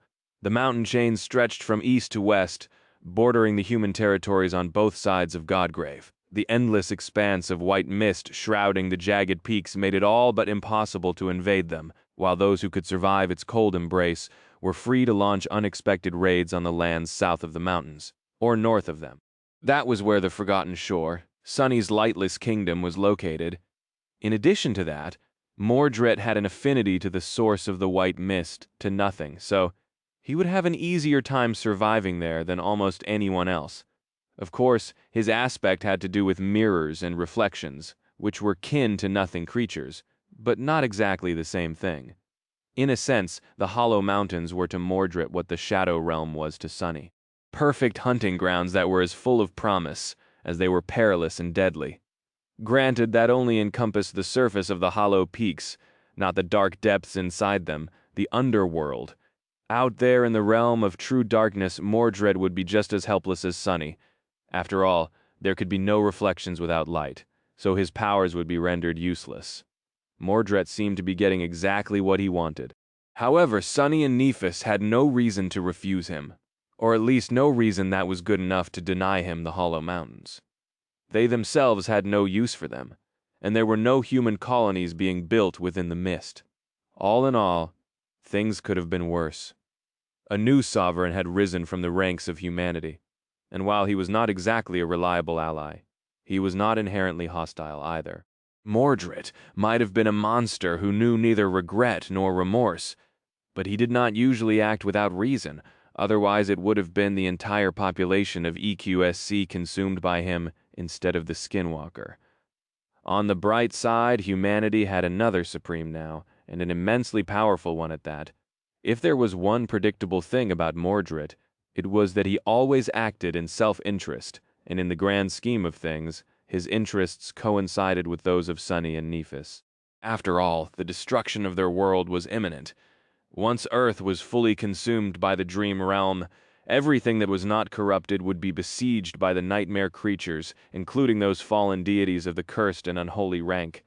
When that happened, Mordred would have little choice but to fight side by side with other human sovereigns in order to survive. Sonny understood that rationally, but still, negotiating with the bastard was exceedingly frustrating. Ah! I want to rip that damn smile off his face. He had dismissed the Shadow Legion. The endless sea of Mordred's vessels was disappearing into the rippling surface of the Mirror Gate, too. They were entering the Mirror Realm, leaving the desolate expanse of the Eastern Quadrant behind. Mordred himself was still here, though, looking at them with a polite smile. Ah, yes, I do agree. We should continue this conversation in a more comfortable setting. His smile was the same, but his face betrayed subtle signs of fatigue. The War Realm was straining to expel them, and by now, the pressure was crushing. On top of that, Mordred had only recently concluded the dreadful battle against the Skinwalker and undergone the evolution to supremacy. He had not had the chance to rest and recover yet, so he was in rough shape. The negotiations were far from being over, of course. They had only set out the very fundamental principles of their future coexistence, so the details would have to be decided later in the presence of people who could formulate a proper treaty. It was not a question of authority, but merely of convenience. Mordred would need building materials and a steady supply of clean drinking water and food to establish his kingdom in the Hollow Mountains, for example, since it was going to take him some time and a lot of effort to make it self-sufficient. Therefore, some kind of trade agreement would have to be established, and Sunny and Nephis were not the best people to define it. There were countless small details like that. There was the question of what they would be getting in return as well. And above all else, they were not going to agree on anything with Mordred unless Kai was present in the room and could confirm that the King of Nothing was being sincere in his willingness to, if not cooperate, then at least coexist with the human domain. And so he was invited to Bastion. The negotiations would continue on the Ivory Island with most members of the cohort, as well as a team of relevant professionals present. As for Mordred, he did not have a cohort, close companions, or talented subordinates. Therefore, he would have to oversee the entire process himself. I can believe this is my life now. Sunny blinked a couple of times, thinking that he had never expected to negotiate a trade agreement with Mordred one day. Life was indeed full of surprises. They were also going to discuss the dream spawn in more detail then. Granted, Mordred did not seem too keen on the idea of cementing an alliance to deal with Astarion. Despite everything, he was entirely convinced that Sunny and Nephis were a lost cause. So, he wasn't inclined to help them understand what his former caretaker was capable of. All knowledge Mordred possessed would have to be exchanged for something that was what Sunny and Nephis were getting in return for building materials and food supplies, above all else. Well then, I'll depart first. Mordred gave them a perfunctory bow and vanished without a trace. His dream gate disappeared as well, leaving Sunny and Nephs alone on the desolate wasteland. Sunny studied the landscape around them for a long while, and then suddenly laughed. I realized something just now. He looked at Nephis and shook his head in disbelief. This is now the safest place in the world. Both worlds, really. Chapter 2560, Sudden Peace. The Eastern Quadrant had been ravaged by war. The peculiar thing about the Skinwalker, however, was that the Great Terror did not discriminate between people and nightmare creatures. It took every vessel it could find, striving to grow and spread as much as possible, no matter whom it consumed. And while humans were still resisting the dreadful fiend, the nightmare creatures populating the wilderness of the Eastern Quadrant had all been wiped out and absorbed by the Skinwalker some time ago. Their bodies were then inherited by Mordred, who took them into his mirror realm. So at the moment, the Eastern Quadrant was the only place in either of the worlds that was completely void of abominations. There were still nightmare gates here, of course, which meant that new monsters would wander through them sooner or later, but for now, this continent was completely safe and cleansed of corruption, like all continents used to be. Nephis remained silent for a while, then sighed. Indeed. Is quite ironic, isn't it? Although his motivation was entirely selfish, Mordred had done a great service for humanity.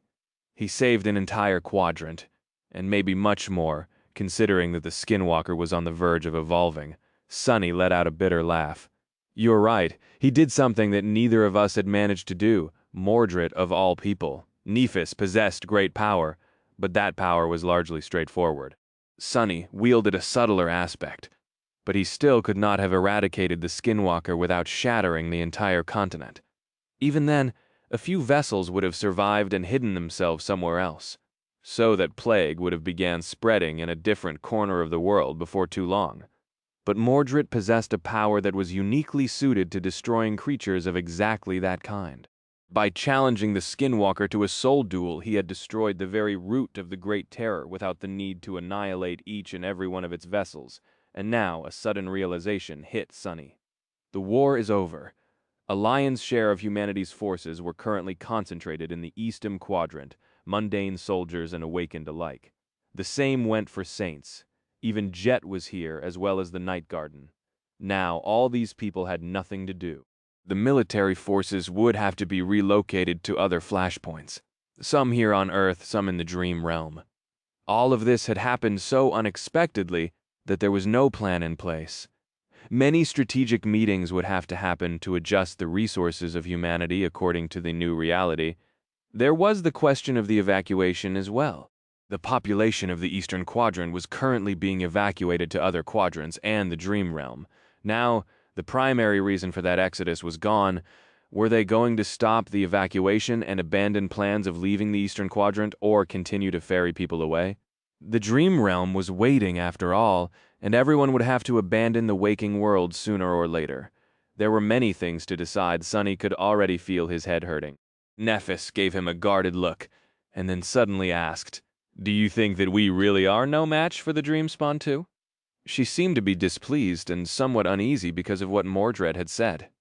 Aster, Song, Vale, these were the three names that had defined her childhood. Song and Vale were dead now, but Aster remained. More than that, Nephis now knew that in large part she survived, because Asterion had held the other two sovereigns back and prevented them from trying to dispose of her too openly. Not out of concern for her or some twisted shape of sentimentality, but simply because he had needed her to awaken, to harvest the lineage of Sun God. Sonny pursed his lips and considered his words for a while. Eventually, he sighed. The Dreamspawn seems to possess powers that have to do with mind manipulation. Among all the nightmare creatures that I've faced, those that mess with your mind were absolutely the worst. So, I do believe that dealing with him will be a troublesome affair. Ariu's Sonny's expression darkened. I guess what I'm trying to say is that we should not be expecting a clean victory. This one, we will have to bleed for this one, I think. He paused, then looked at Nephis and asked, "What do you think?" She studied the desolate landscape around them for a while, then shrugged. "It is, as you said, it will be a tough fight, and we will not win it without paying a price.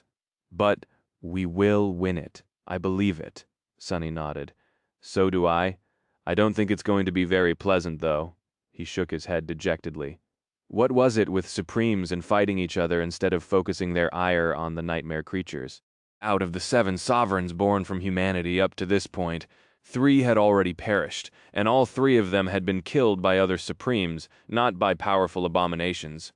Broken Sword, Key Song, and Anvil. Asterion would join them eventually, and by then, not just some, but most human Supremes would have fallen to a human's blade.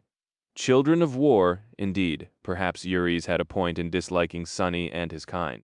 Looking at the oddly tranquil landscape of the Eastern Quadrant, Nephis inhaled deeply. Perhaps she was thinking about how this was her eventual goal, a world free of the nightmares. Perhaps she was simply thinking about the mountain of decisions she would have to make regarding the relocation of her armies. Turning to the Radiant Dreamgate, Nephis looked at her shadow, where a different incarnation of Sonny was hiding, and then back at him. "We should return to Bastion. Are you coming?" Sonny hesitated for a little while, then smiled. "No, I think I'm going to catch a ride with Jet. She is going to take the Night Garden back to Stormsea soon, isn't she?" Nephis studied him for a moment, then nodded and headed toward the gate. "Don't fall into a coma this time, please, if you don't mind." Sonny smiled as he turned the other way. "I can't say that I won't, but I will definitely try." Chapter 2561, A Leisurely Ride. Soon, Nephis and her dream gate were gone. Sonny dismissed his as well, and found himself standing alone on the scorched earth of the desolate wasteland, beneath the vast blue sky of the Eastern Quadrant. The idea that he was completely safe, for once in his life, felt alien. What a strange day. Sonny knew that the world was going to be shaken quite soon. People would learn that the desperate war against the Skinwalker had come to a sudden end. That alone was enough to cause quite a tumult. This news would be followed by the shocking revelation that a new sovereign had risen to the throne of supremacy, and that he was none other than Mordred, the wayward son of the King of Swords. The public did not know much about Mordred, except for the fact that he had betrayed his clan, destroyed the House of Night on the Queen's orders, and nearly conquered the Sword Domain all on his own, while the war was raging in Godgrave. Actually, now that Sonny thought about it, perhaps people would not be as surprised that Mordred had become a sovereign as he was. What mattered more was the fact that the general public was not aware of his own continued existence, and neither did many people know that Asterion was alive and supreme as well. So for most people, the King of Nothing would seem to be the only sovereign in existence apart from Changing Star. Would not be an exaggeration to say that he would seem like the second most important person in the world. And that person was an eerie fiend who possessed 1,000,000 bodies and chose to dwell in the cold mists of the hollow mountains instead of living among people. Poor humanity. It seems to only have 2 demigods, and half of all demigods it has are completely insane. The saddest part was that if everyone knew that there were actually 4 Supremes alive today, the proportion would not get any better. Arguably, it would only get worse. Not to mention that people who regarded Nephis as a sane person were woefully wrong. So really, all of the human demigods were some kind of unhinged. Ignorance is truly bliss. Shaking his head, Sonny looked around and took in the view of the cleansed continent. The sun was falling toward the horizon by then, so his shadow lay long on the ground. He called, and a tenebrous steed rose from his shadow, casting the chilling gaze of its crimson eyes down at him. The sun glinted on its wolf-like fangs and adamantine horns. Nightmare snorted quietly, and the resulting gust of wind made Sonny's hair dance chaotically. He grimaced, then brushed his hair away from his eyes and looked at Nightmare with a smile. "I missed you two, buddy." Climbing into the saddle, Sonny sent his destrier toward the coast. He was currently near the very heart of the eastern quadrant, so the 2 of them would have to cross the entire continent to reach the water where the night garden rested on the waves, so Nightmare could cross it in a few hours at a leisurely pace. Of course, Sonny himself could reach the coast even faster if he used Shadow Step. However, he was not in a hurry. His other incarnations were already quite busy, but this one could take a well-deserved break. After all, it was not every day that one encountered an entire continent devoid of nightmare creatures. That never happened. In fact, the eastern quadrant was like a park at the moment, so Sonny was in the mood for a little sightseeing. He wanted to gather his thoughts before meeting Jet as well. A lot had happened in the last couple of months. His incarnations had not been idle during his stay in the Palace of Imagination, and he was quite busy in the weeks after, regaining his senses as well.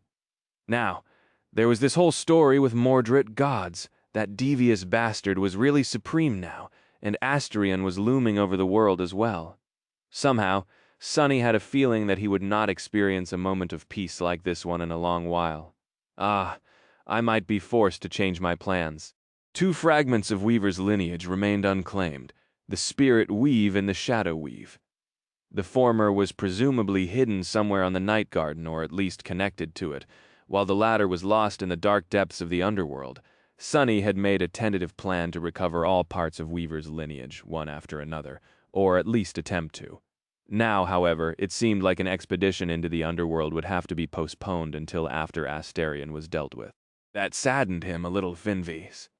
I've grown so much stronger after assimilating flesh weave and mind weave. There was also the peculiar case of the blood weave, bone weave, and flesh weave fusing and enhancing each other. So, he had reason to believe that a similar kind of synergy, perhaps even on a much larger scale, would happen when the entire lineage was reassembled. And he was also sure that absorbing both Spirit Weave and Shadow Weave would hurt like hell. Sonny sighed, already uncomfortable by simply thinking about that inevitable future. Once I collect all 7 fragments, though, then he would be ready to challenge the 5th nightmare. If he was going to challenge it, after all, instead of searching for a way to reach apotheosis without the help of the spell, as Nightmare galloped across the wasteland, Sonny thought back to what had happened in the last few weeks. I actually can't believe how much transpired in that short amount of time. It had really been a month full of all kinds of happenings. Let's see. What had happened first? Oh, right. It was the little gift he sent to Teacher Julius, the crowning achievement and the last nail in the coffin of his academic career, his magnum opus as far as academic research went. Chapter 2562, Magnum Opus. While one of Sonny's incarnations was experiencing the strangest things in the Palace of Imagination, like PTVs that drove on tiny explosions and a whole city of people who had no idea what a nightmare creature was, the rest of him was busy with other endeavors. In fact, he had more free time than usual. That was because Slayer was still resting in the dark flames of his soul, evolving, so there was no need to fight her every week. Neither was there a need to recover from those brutal fights either. So Sonny decided to do something he had been thinking about ever since returning from Ariel's game. He wanted to write a research paper, and not just any paper at that. Sonny wanted to write a paper to end all papers, the best and most comprehensive report on the history of the world, its inception, its end, and all the things that had happened since. After all, he was in a unique position. Sonny was the person who knew the most about the truth of things, the gods, the daemons, the nine, the void, the forgotten god.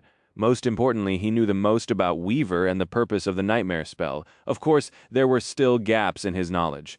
Other people possessed pieces of knowledge that he did not, as well. The sovereigns, for example, had known much more than he did about certain things.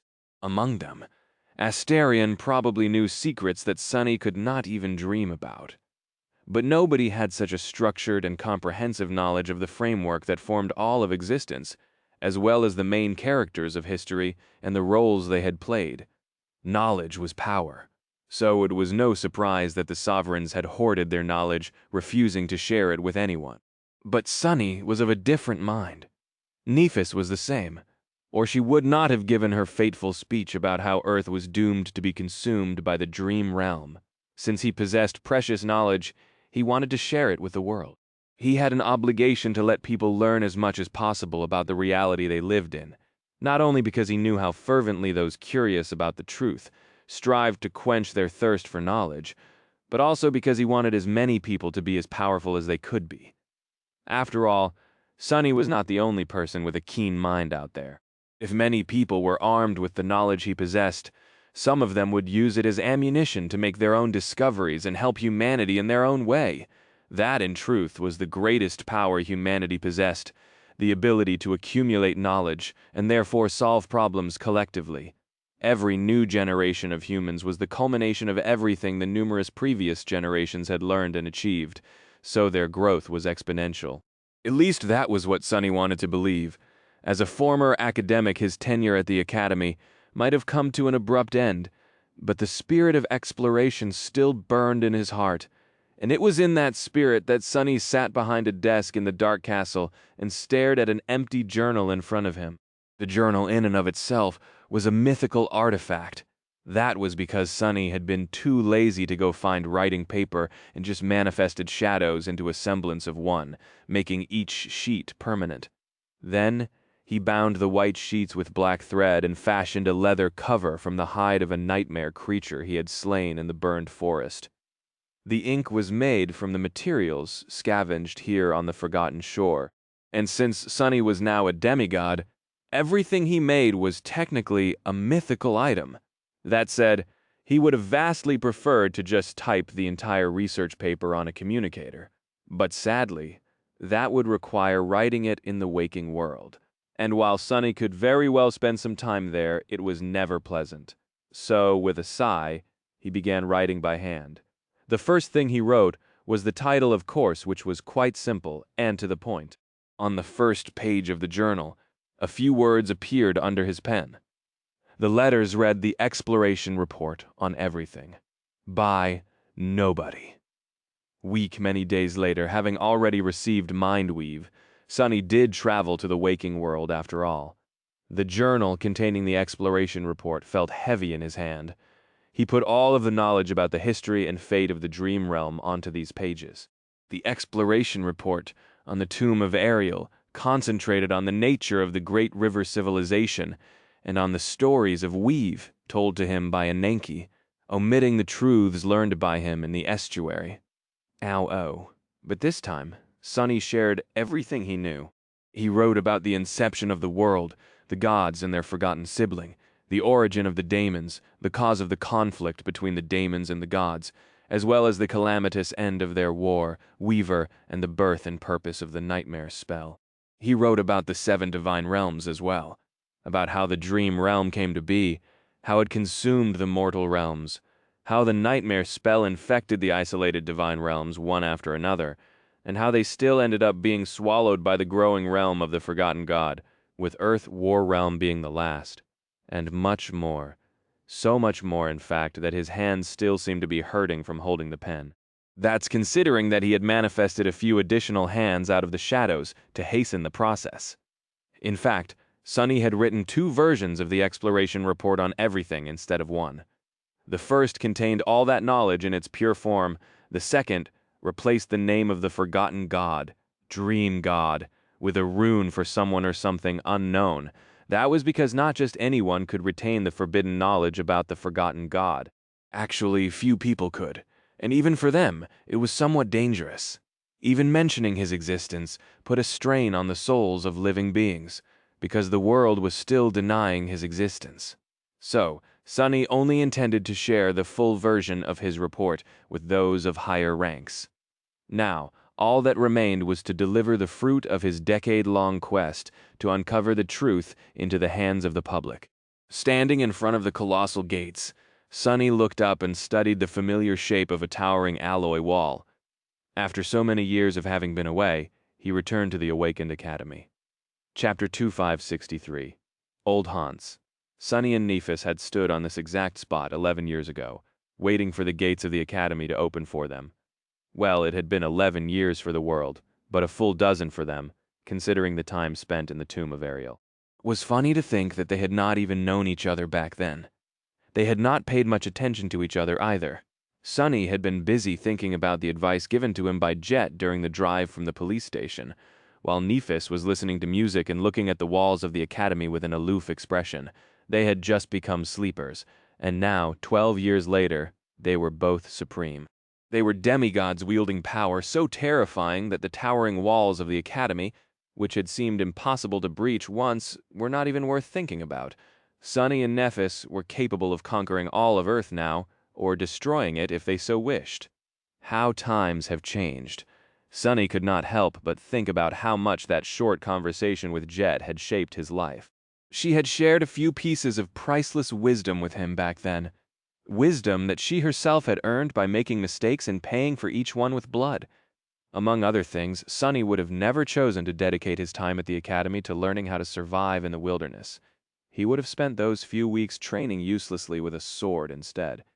Then he would not have had the knowledge to piece together the past of the forgotten shore, which was the start of it all. In fact, he would have drowned immediately after entering the dream realm on the winter solstice. It was Teacher Julius, after all, who had insisted that Sunny learns how to swim. It is strange to think that my life could have ended so ingloriously all the way back then. A future sovereign died as a sleeper because he didn't know how to swim. That would have been quite a twist of fate. Shaking his head, Sunny glanced at the gates of the academy. The sea of candles in front of them still burned. They had been placed there by those who hoped for Changing Star's safe return after the siege of the Crimson Spire initially. But people continued to light new candles, even now that Nephis was supreme and ruled the entire world. If anything, there were more candles burning in front of the academy than ever before. The sea of fragile flames was very much like humanity itself, each one representing someone's hopes and dreams. Individual flames could be extinguished and snuffed out, but the radiance of the candles as a whole never dimmed. If there was a physical representation of the human domain, this was it, the immortal flame that refused to go out, fueled by longing. And of course, each of the myriad candles had a shadow. No one was going to open the gates of the academy for Sunny this time, and he did not need them either. Instead, he simply stepped through the shadows and entered the academy grounds unannounced, moving unseen. This soon after the winter solstice, there were not many sleepers attending, so Sunny did not need to exert himself even a little to remain unnoticed. He cast his shadow sense far and wide, easily encompassing the entire academy, and sensed every person within its walls, the students, the instructors, and the staff. Then, following an odd impulse, Sunny spent some time visiting his old haunts and remembering the past. The assembly hall where he had met Cassie for the first time. Both of them assumed to be no different from Walking Dead and relegated to the corpse corner, his small room in the sleeper dormitory. Gods, it had felt like the pinnacle of luxury back then. The cafeteria where he had enjoyed good food for the first time in his life. The lecture hall where he had taught a class of unruly sleepers as a guest lecturer. The fortified room on one of the underground levels of the Academy's medical center where Nephis had been kept while wandering the dream realm alone. That one had been renovated after being blown up, and a few more places. All of them contained memories that were meaningful to him. These memories were like ghosts. No one else remembered to cherish these quiet moments, and they only continued to exist in his head. All traces of the life Sunny had lived were erased from the world, and the places he visited did not mean anything to anyone anymore, not in the same way they meant the world to him, at least. Sonny was not exactly a sentimental person, so it was strange to find himself wasting time on a walk down memory lane. But it was just that. He had a feeling that he would not return to the Awakened Academy ever again. Entering the waking world was getting hard now that he was supreme, and it would only get harder in the future. Earth itself was changing, too. Dying, really. So, Sonny had a feeling that the next time he saw the Academy, it would be as a ruin lost in some god-forsaken corner of the dream realm. But that was all right as well. Time was flowing, and humanity was doing its best not to fall behind its current. The nature of the awakening was different now compared to when he had been a sleeper. More and more of those infected by the nightmare spell resided in the dream realm. And so, the way they were taught was changing as well. Nobis, there were already branches of the Academy in the dream realm. The first one had been opened in Ravenheart, while the second one was located in Bastion. Granted, they focused more on preparing young men and women who wanted to challenge the first nightmare for its terrible demands. The trial of the winter solstice itself was going to become a thing of the past before too long. After all, there would be no distinction between the dream realm and the waking world anymore, so the spell would have no need and no reason to send sleepers on a fatal pilgrimage. Awakened live long lives, and someone like Sonny was almost immortal. When he glanced at the world in 100 years, would there be anything left behind from the one that he knew? Letting out a quiet sigh, Sonny glanced around one last time, then made his way to the wilderness survival classroom. Actually, teacher Julius did not teach here anymore. He and his family resided permanently in Bastion now, and the old man spent his days building a new education system for the courageous new world being built in the dream realm by the human domain.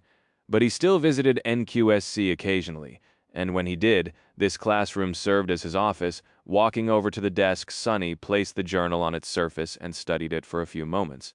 Then, hearing someone opening the door, he dissolved into the shadows. His job here was done. He had submitted his last research paper to the man he trusted to treat it caringly the most.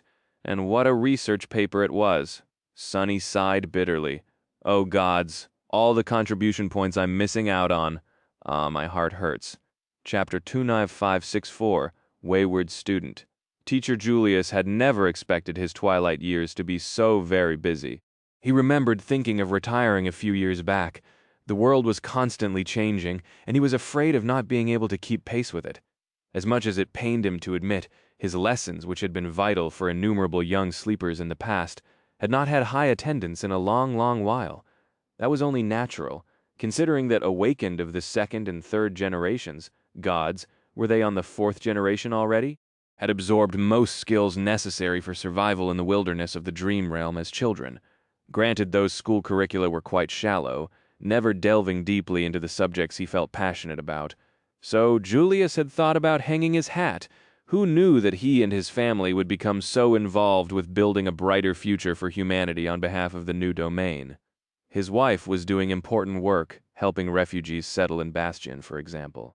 Julius himself, meanwhile, had found himself in charge of developing an entire new education system for youths residing in the dream realm. There was so much he and the team of academics under his leadership had to consider, envision, and implement. After all, they not only needed to make sure that children taken to the dream realm learned everything they needed to know about that dangerous world and developed into competent adults. They also needed to make sure that children that would be born in the dream realm in the future did not forget their roots, inheriting the knowledge and culture of Earth, which apparently was not long for this world. Soon enough, Earth would become a part of the dream realm too, a fact that he was still trying to come to terms with. In any case, Julius had spent most of his time in Bastion, since that was where the governing institutions of humanity were slowly migrating. His life there was both eventful and meaningful, but he still enjoyed his rare visits to NQSC. After all, this was where he had spent most of his life, especially the familiar grounds of the Awakened Academy. Julius took his time walking along the paths of the Academy Park before entering the sleeper compound and making his way to his former classroom. This was where his NQSC office was now located. despite knowing how numerous calls and communications with valued colleagues who still resided on Earth awaited him. His gait was ginger and energetic, and he was humming a boisterous tune. Better finish everything quickly, get all the planned social engagements out of the way, and get back home. There is something new and exciting happening in Bastion every day. Not too long ago, young Bethany finally managed to launch her ambitious hydroelectric power plant. Now a magical tramway was being built along the main thoroughfare, and there were myriad other things being created and invented as well. Julius did not want to miss anything. Sadly, he knew that many of his colleagues were quite stubborn and cantankerous, so the scheduled meetings were probably going to run late. Especially because his old academic rival, Sando, who was not as smug these days, but still a complete hack, would be participating in one of them. Let's see. It's almost time for the call with the Song Foundation, huh? What is that? Julius blinked a couple of times, which caused his bushy eyebrows to perform a complicated and faintly frightening dance. There, on his table, lay something that he did not recognize. Was a leather-bound journal that looked quite mundane, but emanated a daunting feeling of something uncanny, almost mystical. There was also a handwritten note placed near it with neat cursive filling it. The paper was black, and the ink was silver white. The note looked like a piece of the dark sky that someone had cut carelessly from the fabric of the night, taking the stars and starlight with it. Julius scratched the tip of his nose. Did I forget to lock the door? The Awakened Academy was a restricted area with heavy security, so no one was supposed to be able to enter his office unannounced. His curiosity won over his caution, though. Well, of course, and Julius picked up the note after sitting behind the desk. His eyebrows climbed higher and higher as he read it. The neat handwriting read, Teacher Julius, you probably don't remember me, but I was once your student. Many years have passed since the days I attended the Awakened Academy, yet I always remember your lessons fondly. They are the reason I survived long enough to write you this note. As I grow older, I often reminisce about the past. Many things have changed, and I have changed as well. That, too, is a privilege I earned thanks to you. You promised to make me immortal on the first day we met. Please forgive your incompetent student, Teacher Julius. I am not quite immortal yet. But I'm working on it. Meeting you was truly my great fortune. I don't think I ever thanked you properly for everything you've done for me. So please allow me to express my gratitude in this modest way. Below, you'll find an exploration report I compiled after traveling far and wide in the dream realm, visiting places that no human has ever reached and unraveling mysteries that no one has ever been able to solve, which, in hindsight, was quite a foolish affair, considering how many times I almost fell victim to my curiosity. However, as Professor Obel used to say, humanity needs a bit of stupidity to survive. So, please, enjoy the fruits of my stupidity. Best regards. Nobody, Teacher Julius stared at the note in bewilderment. Nobody? The nobody? Had the author of the exploration report on the tomb of Ariel actually been his student once? I would have remembered such an outstanding student, surely. Completely forgetting about his schedule, Julius grabbed the leather-bound journal and read the title embossed on the cover. The exploration report on everything? Opening the journal with a trembling hand, he read the first few lines.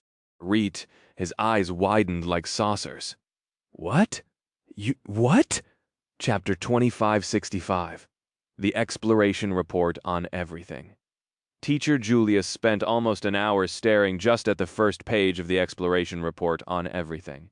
The first paragraph alone was enough to shatter reality as humans knew it, turning every known axiom upside down. It read, In the beginning there was only the boundless eternal void. From that dark abyss the creatures of the void were born. Just like chaos itself. They were endless and everlasting, vast and forever changing. But then came desire, and with it came direction from it. The 7 gods were born. Julius took a shaky breath. 7 gods? But there were only 6 gods. Granted, myriad people had suggested the existence of the 7th god before, for no other reason than the prevalence of the number 7 in everything that had to do with the nightmare spell, as well as with the bygone civilizations of the dream realm.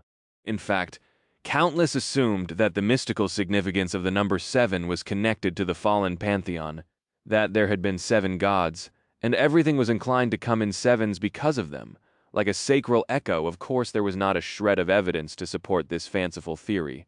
People just liked orderly things, and the strange contradiction of there only being 6 gods made them feel uncomfortable. So, they stretched the truth to support the conclusion they had already made. Needless to say, such conduct was woefully unscientific. Well, at least they were better than the hapless romantics who claimed that there had only been 6 gods because the 7th was yet to be born. That alleged 7th god, unsurprisingly, was supposed to be born of humanity and become its savior, which smelled suspiciously like religion, not science. Teacher Julius frowned. Can nobody be one of those hacks? No, surely not. He took a deep breath and delved into reading. The more he read, the more he was enthralled by the exploration report. Just a few minutes later, it became apparent that nobody was not a hack. The report was written in a clear, crisp language. Everything was relayed in simple words and left no room for ambiguity. The picture it painted was wonderfully coherent. So coherent, in fact, that Julius could not help but feel that what he was reading had to be true. Best of all, the exploration report was not merely a collection of curious musings. It was a proper research paper that drew from and referenced myriad established works and historical documents, as well as providing sources for every unsubstantiated claim it made. Granted, some of those sources were quite fantastical, like the description of a memory that contained a drop of Shadow God's blood or a poem written by the Demon of Dread on the surface of a mystical lake. Julius doubted that anyone could receive such a memory again, or travel to the estuary of the great river in the tomb of Errol to confirm nobody's findings. So theoretically, the exploration report on everything could still turn out to be a fabrication.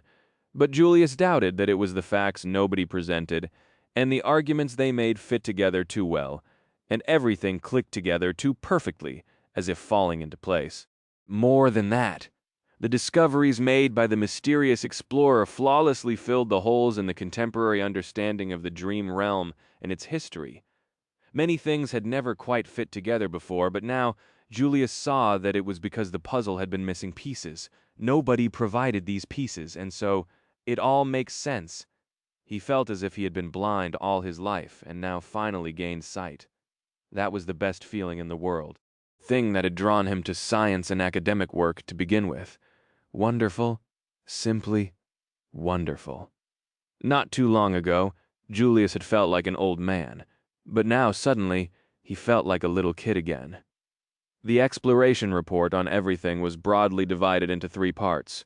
The first dealt with the cosmology of the dream realm, exploring the relationship between the void and the flame, and therefore the war between the void creatures and the gods born of desire. Explained how the universal laws of existence had been created, and how the gods used them to contain the void while imprisoning one of their own, the unknown, with it. The second part was dedicated to the unknown and his 7 children, the demons.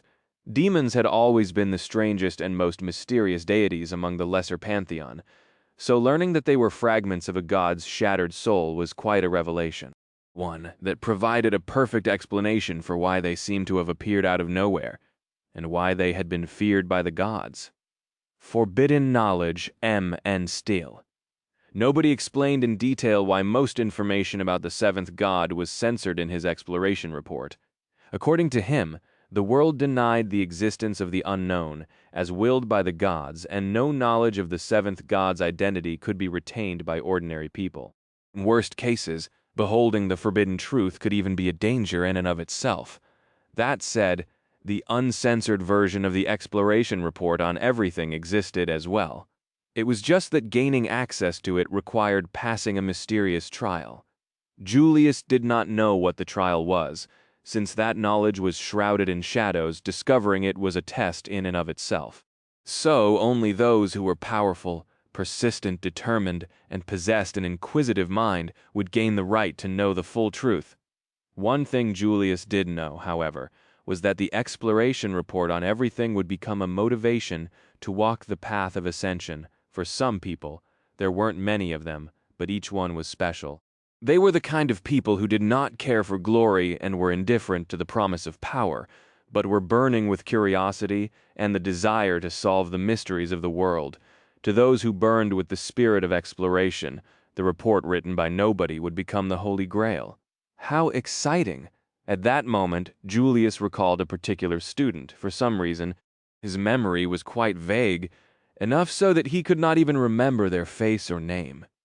But that student would have definitely asked something like, "What the hell is a Holy Grail?" if they heard this. Nevertheless, they were the exact type of person who would endeavor to become transcendent simply to get their hands on the uncensored version of the exploration report on everything. In fact, if Julius was not too old to spend months on end in places without good plumbing, he would have been tempted to challenge a nightmare or two himself. Any case, the second part of the exploration report described the origin of demons, went into detail about the trials and tribulations each of them had endured, and concluded with the explanation of how the Doom War began, as well as describing the role a mysterious group as the Nine had played in fanning the flames of the conflict between the demons and the gods. It was one startling revelation after another, a true paradise for a researcher and a bottomless well of shocking new truths. And then there was the third part, which was even more earth-shattering than the previous two.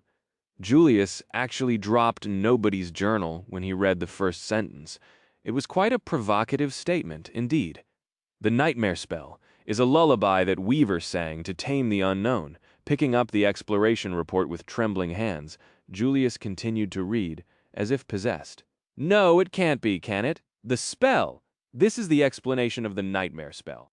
The third part of the exploration report on everything was dedicated to Weaver, the demon of fate, and the nightmare spell they had created to lull the unknown to sleep and forge new gods to slay him. This was the most shocking collection of revelations written down by nobody. By far, the nightmare spell was the closest thing people had to a god. It governed all of the world, deciding fates as it saw fit. It was also the greatest secret in the world, but not anymore. This is utterly speechless. Julius closed the leather journal and stared at its cover in stunned silence. The bold title did not seem so bold anymore. The exploration report on everything. A weak smile appeared on his face. That nobody, they weren't kidding. Chapter 2566, Nobody Knows. Teacher Julius did not waste any time and published the exploration report in open access. He also shared the news about the groundbreaking new research paper with his fellow colleagues in the academic circles. As a result, it gained traction quite swiftly. Its veracity also did not come under too much scrutiny, considering the reputation of the man who published it. Countless people in the waking world were reading the exploration report on everything on the network, while those in the dream realm fought to get their hands on a printed copy. Some even copied it by hand, and these handwritten copies then changed hands as they were lent and borrowed from friends and acquaintances. The result was explosive.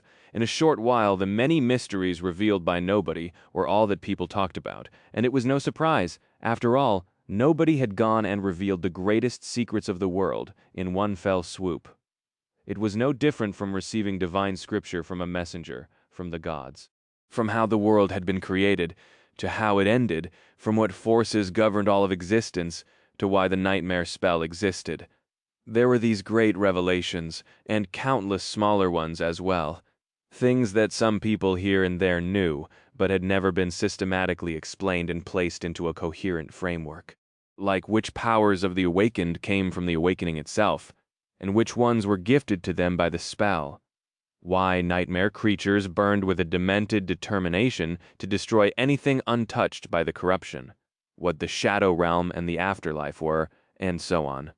The mere fact that a thorough explanation of what happened to human souls after death did not make the front pages was insane. But it did not.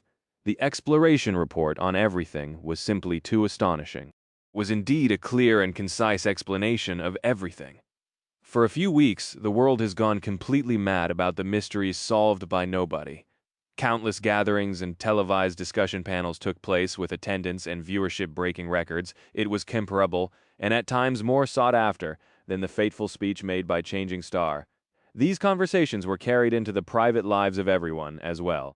Everyone was talking about nobody and their report at the dinner table, while drinking with buddies at the bar, and even while sparring on a training field. The publication of the exploration report caused an explosion in scientific research.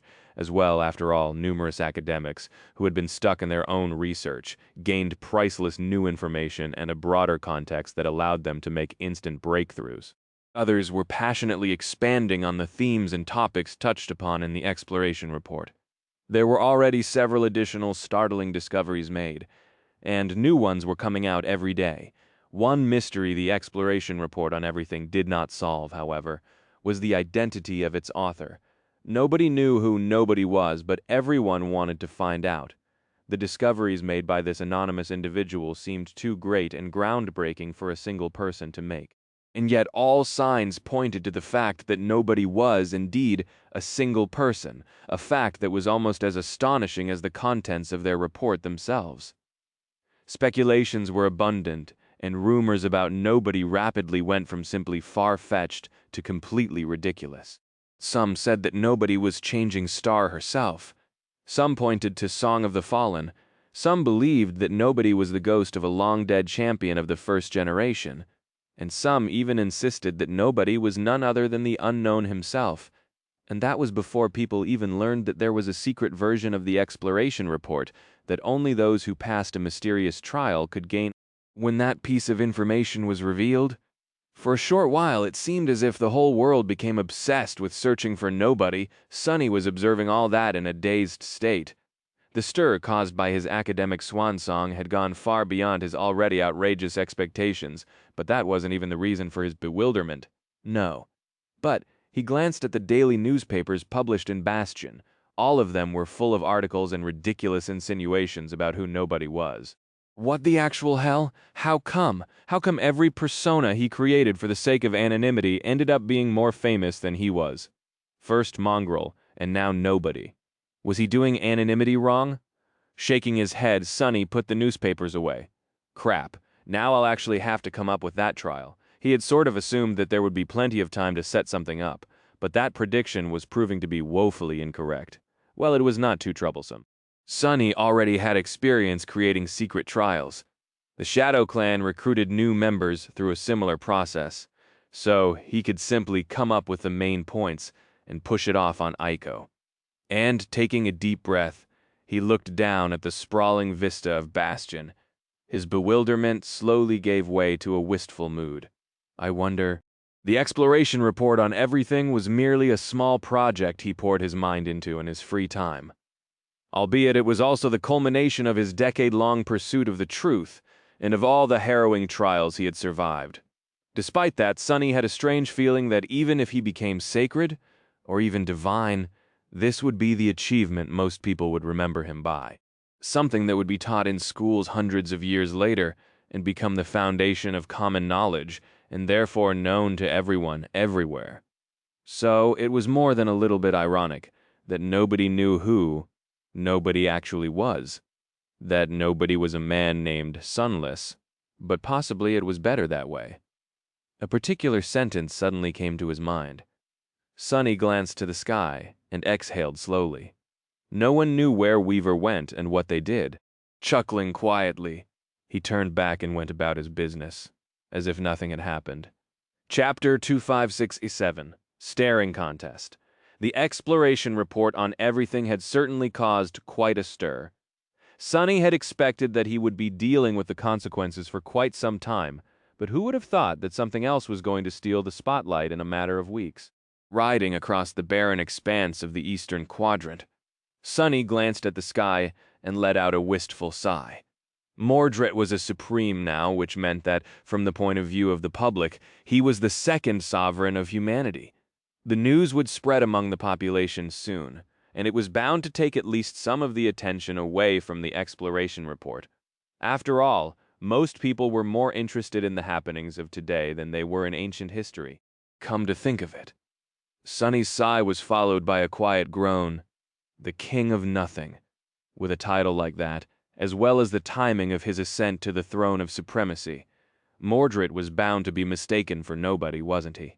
Sonny remained silent for a while, swaying in the saddle.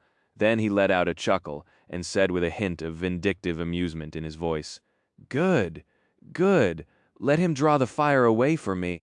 Honestly, the idea of Mordred becoming the protagonist of countless ridiculous rumors and having his name dragged through the mud by unscrupulous gossip columnists was kind of appealing. The best part, though, was that the bastard would have no idea how he had ended up in that situation, and who was to blame.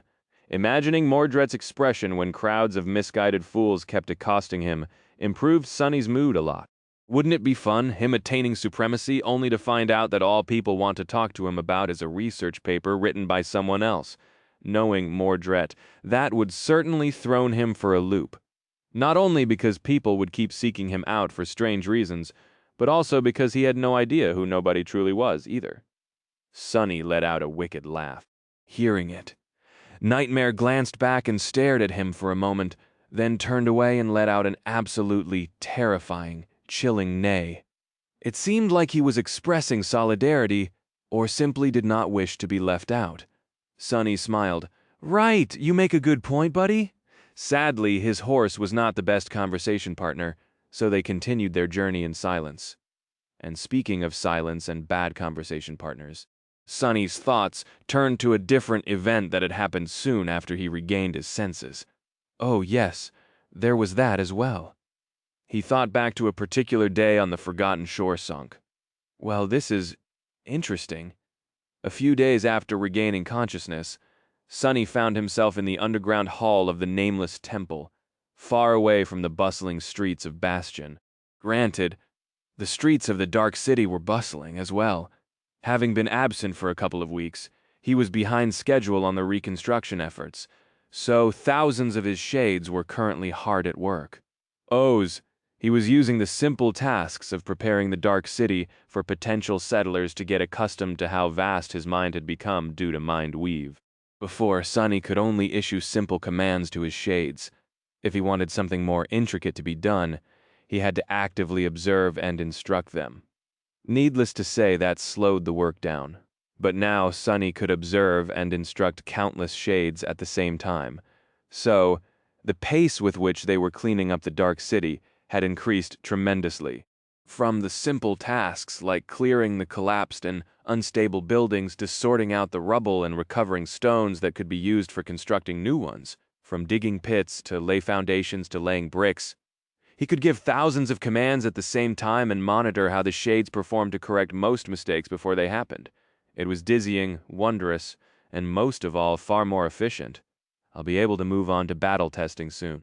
The burned forest awaited. Before that, however, Sonny glanced around the vast expanse of the dark hall.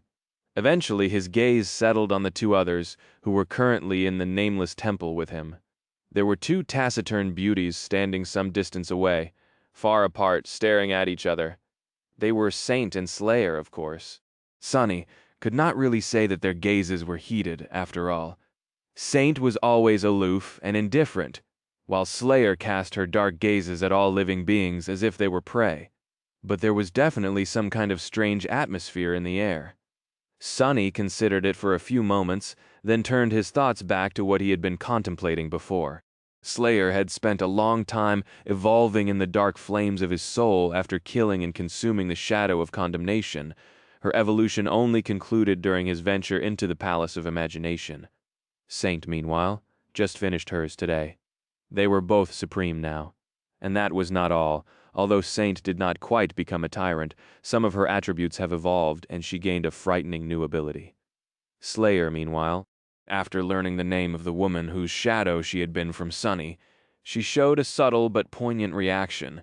Her gaze grew distant for a short while, and then returned to its usual feral darkness. But something about her was faintly different now. There was a difference that was unseen and hard to define with words. However, there was also a difference that was quite apparent. Slayer seemed to have regained her aspect, or a shadow of her aspect at least. Lamb, still trying to wrap my head around the implications of her abilities. Of her transformation ability. Most of all, shaking his head. Sonny turned to the Onyx Saint. No, not anymore. He turned to the Jade Saint, chapter 2568. Jade Saint. No matter how I look at it, it's weird. It wasn't supposed to be, but it unmistakably was. Saint's fearsome armor was still as black as the lightless expanse of the underworld. But underneath it, Her smooth, stone-like skin had become flawlessly white, like sublime jade, and although Sunny knew that it was not unreasonable, he just could not get used to the idea of it. Her skin had been gray as the stone saint and alabaster white as the marble saint, but she had been the onyx saint for so long that he grew accustomed to it. The jade nature of her supreme body was not the only different thing about Saint's appearance, though. She had returned to her usual height now, but immediately after completing her evolution, Saint was at least 10 meters tall, towering above him like a breathtaking monument. He had a suspicion that even that was not the limit of how tall Saint could become as long as she wished to. She had gained the ability to change her size and mass at will after absorbing the essence of one of Mordred's reflections.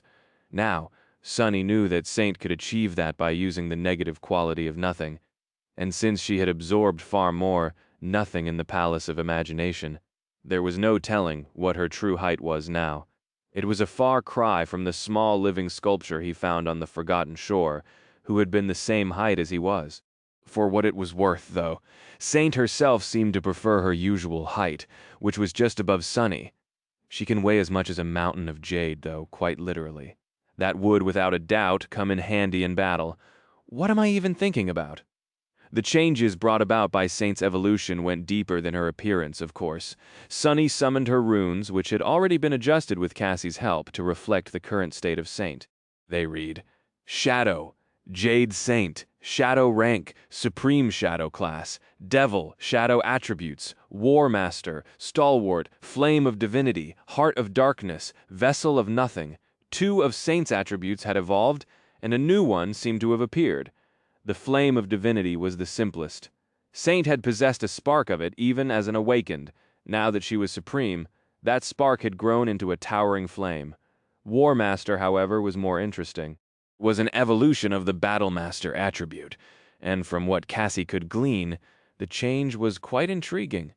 The description of the Battle Master attribute read, Born on the battlefield, the Stone Saint is proficient in all forms of combat. However, the description of the War Master attribute was different. Sunny glanced at the runes. War Master attribute description, a veteran of countless battlefields, the Jade Saint is proficient in all shapes of warfare. He was not sure what exactly it meant. However, if he was to hazard a guess, the War Master had to do with strategy and tactics as opposed to personal combat skill. It was an attribute fit for a general, not merely a foot soldier, which was quite good news considering that Sunny happened to be in possession of a legion that needed someone to command it. We'll have to see about it in the burned forest. And then there was the new attribute, Vessel of Nothing. Sunny glanced at the runes. Vessel of Nothing attribute description. Nothing dwells in this shadow's body, granting her the power of annulment. It was quite a mysterious description, no doubt. Of course, Sunny had already known what it meant, that Saint had gained a measure of control over nothing, which allowed her to contain it within herself and make use of it to pursue her goals. How exactly the ghostly mist could be used, though, apart from her ability to reduce her size and mass. The answer lay in the new ability she now possessed. Sunny looked at Saint, who was still staring at Slayer with indifference, and then turned around to the runes. Shadow abilities, Weapon Sage, Underworld Armament, Mantle of Darkness, Blade of Darkness, Shield of Nothing, Shield of Nothing. Sunny concentrated on the new ability and read its description. Shield of Nothing ability description. Nothing protects this shadow, and as long as it does, no one can harm her. These words were both vague and provocative. The reality of what Shield of Denial did, however, was both less grand than what the description implied, and far more fearsome. The Shield of Denial was not a literal shield. Rather, it was a power that Saint wielded, now a field of annulment. And what that field did was deny everyone their own powers when they faced her in combat. As long as Saint sustained the shield of annulment, the aspects of awakened and the unholy powers of the nightmare creatures, as well as their attributes, the very things that made them extraordinary, would either be heavily suppressed or outright negated around her. It was a bit like what Moonveil could achieve as long as she made her target bleed. It was also a bit like the foundation the War Realm had been built upon. Needless to say, it was a frightening power. Saint had always excelled in defense, but now her conservative battle style had reached its culmination. After all, was there a better defense than denying the enemy their offensive ability?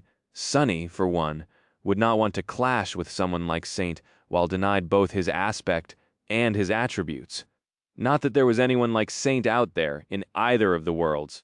And on top of that, she now possessed the strength of a supreme creature. Her will was also exceptionally strong, strong enough that she had been completely immune to most forms of mind and soul attacks as a mere awakened. Sonny smiled. "I think we will raise hell, the two of us." The last change was not written in the runes. Rather, it was the lack of runes that had been there before that announced it.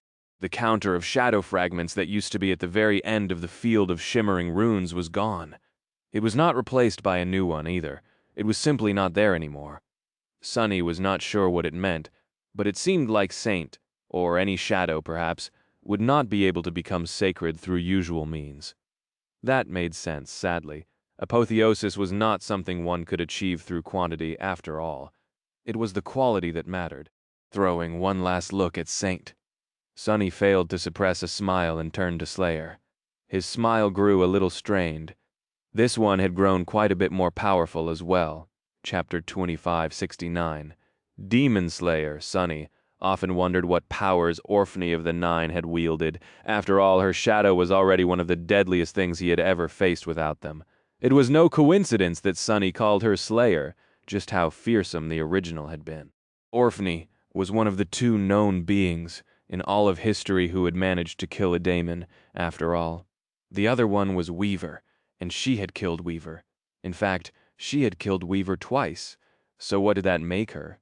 To his surprise, though, her aspect was not at all what he had expected. Sonny had thought that she would possess an immensely powerful combat aspect, or at least one focused on death and killing, but that was not the case at all. If anything, Slayer's powers were the antithesis of that. Her aspect was focused on utility, with hardly any combat applications. More than that, at its core, it was an aspect meant to promote understanding and harmony. At least that was the impression Sonny had gotten after Cassie transcribed the runes for him. Of course, the powers Slayer had reclaimed after remembering the name of the woman who had cast her were not entirely the same as Orphney's aspect had been. After all, Orphney had been a human. Slayer, however, was a shadow creature. Had been a shadow creature before Sonny killed her and made her his shadow, rather. It was a bit complicated. What it is ridiculous. Not complicated, he smiled faintly.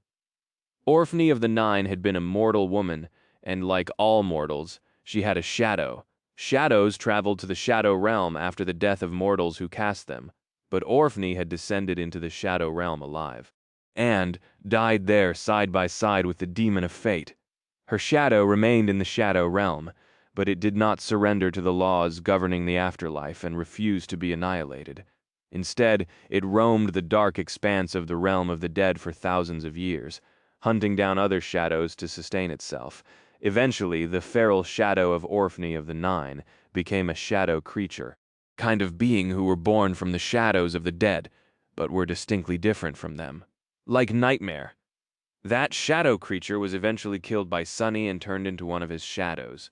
And his shadows were all shadow creatures themselves, by definition, sort of. They were apparently incomplete, whatever that meant, and were neither mere shadows of the dead nor independent shadow creatures. Sonny winced as if in pain. Shadow God was truly a great and awesome god. But his naming sense was terrible. Perhaps that was one of the reasons Sonny had ended up receiving his blessing and becoming a shadow slave as well. Wait, if Slayer is the shadow of a shadow creature of a shadow of a mortal woman, then what the hell was Sonny himself? He made a face, trying to define his own existence.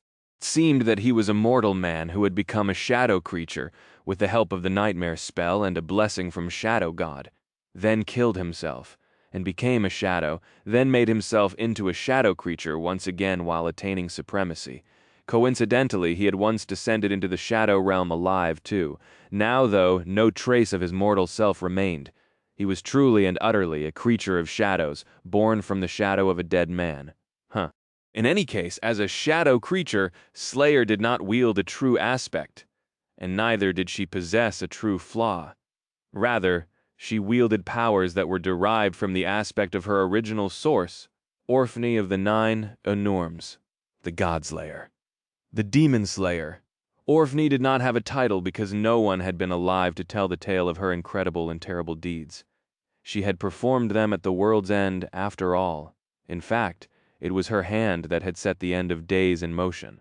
Few beings could boast of causing the deaths of all the gods and all the daemons with one strike of their blade, but Orphany could, which only made the fact that his aspect had nothing to do with death and combat so much more poignant. Slayer's first ability was quite an odd one.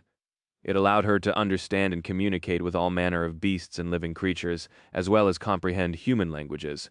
Humans were beasts as well, after all. Ability like that certainly had its uses, and while Sonny had benefited greatly from having learned a few dead languages himself, how could he put it? He would not have wanted to receive an ability like that as a sleeper. The world was too violent and cruel a place for a power that only encompassed communication. It was an ability suited for peace, but life was war. Slayer's second ability greatly enhanced all her senses. That one was far more useful, and could explain how she was so eerily accurate when shooting a bow over vast distances, great and laying ambushes, and almost impossible to catch unaware. Her third ability was the only one that could be considered a direct combat one. It allowed her to imbue her attacks with soul essence, making them more potent.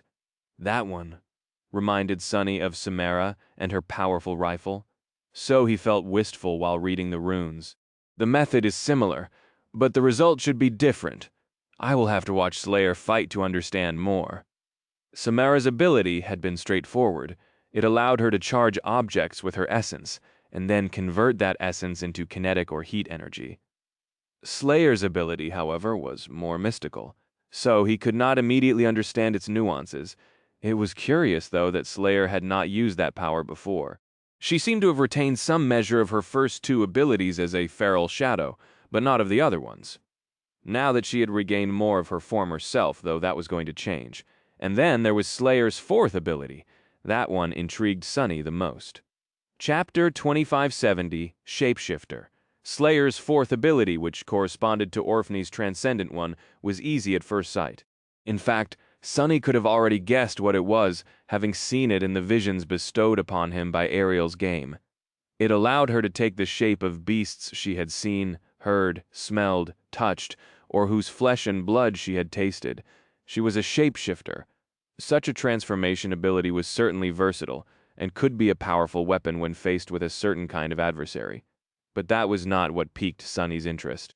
Instead, it was the fact that Slayer was a being who had existed for thousands of years, and had therefore met and killed a great number of beasts, and the fact that the definition of beasts the runes described was quite vague.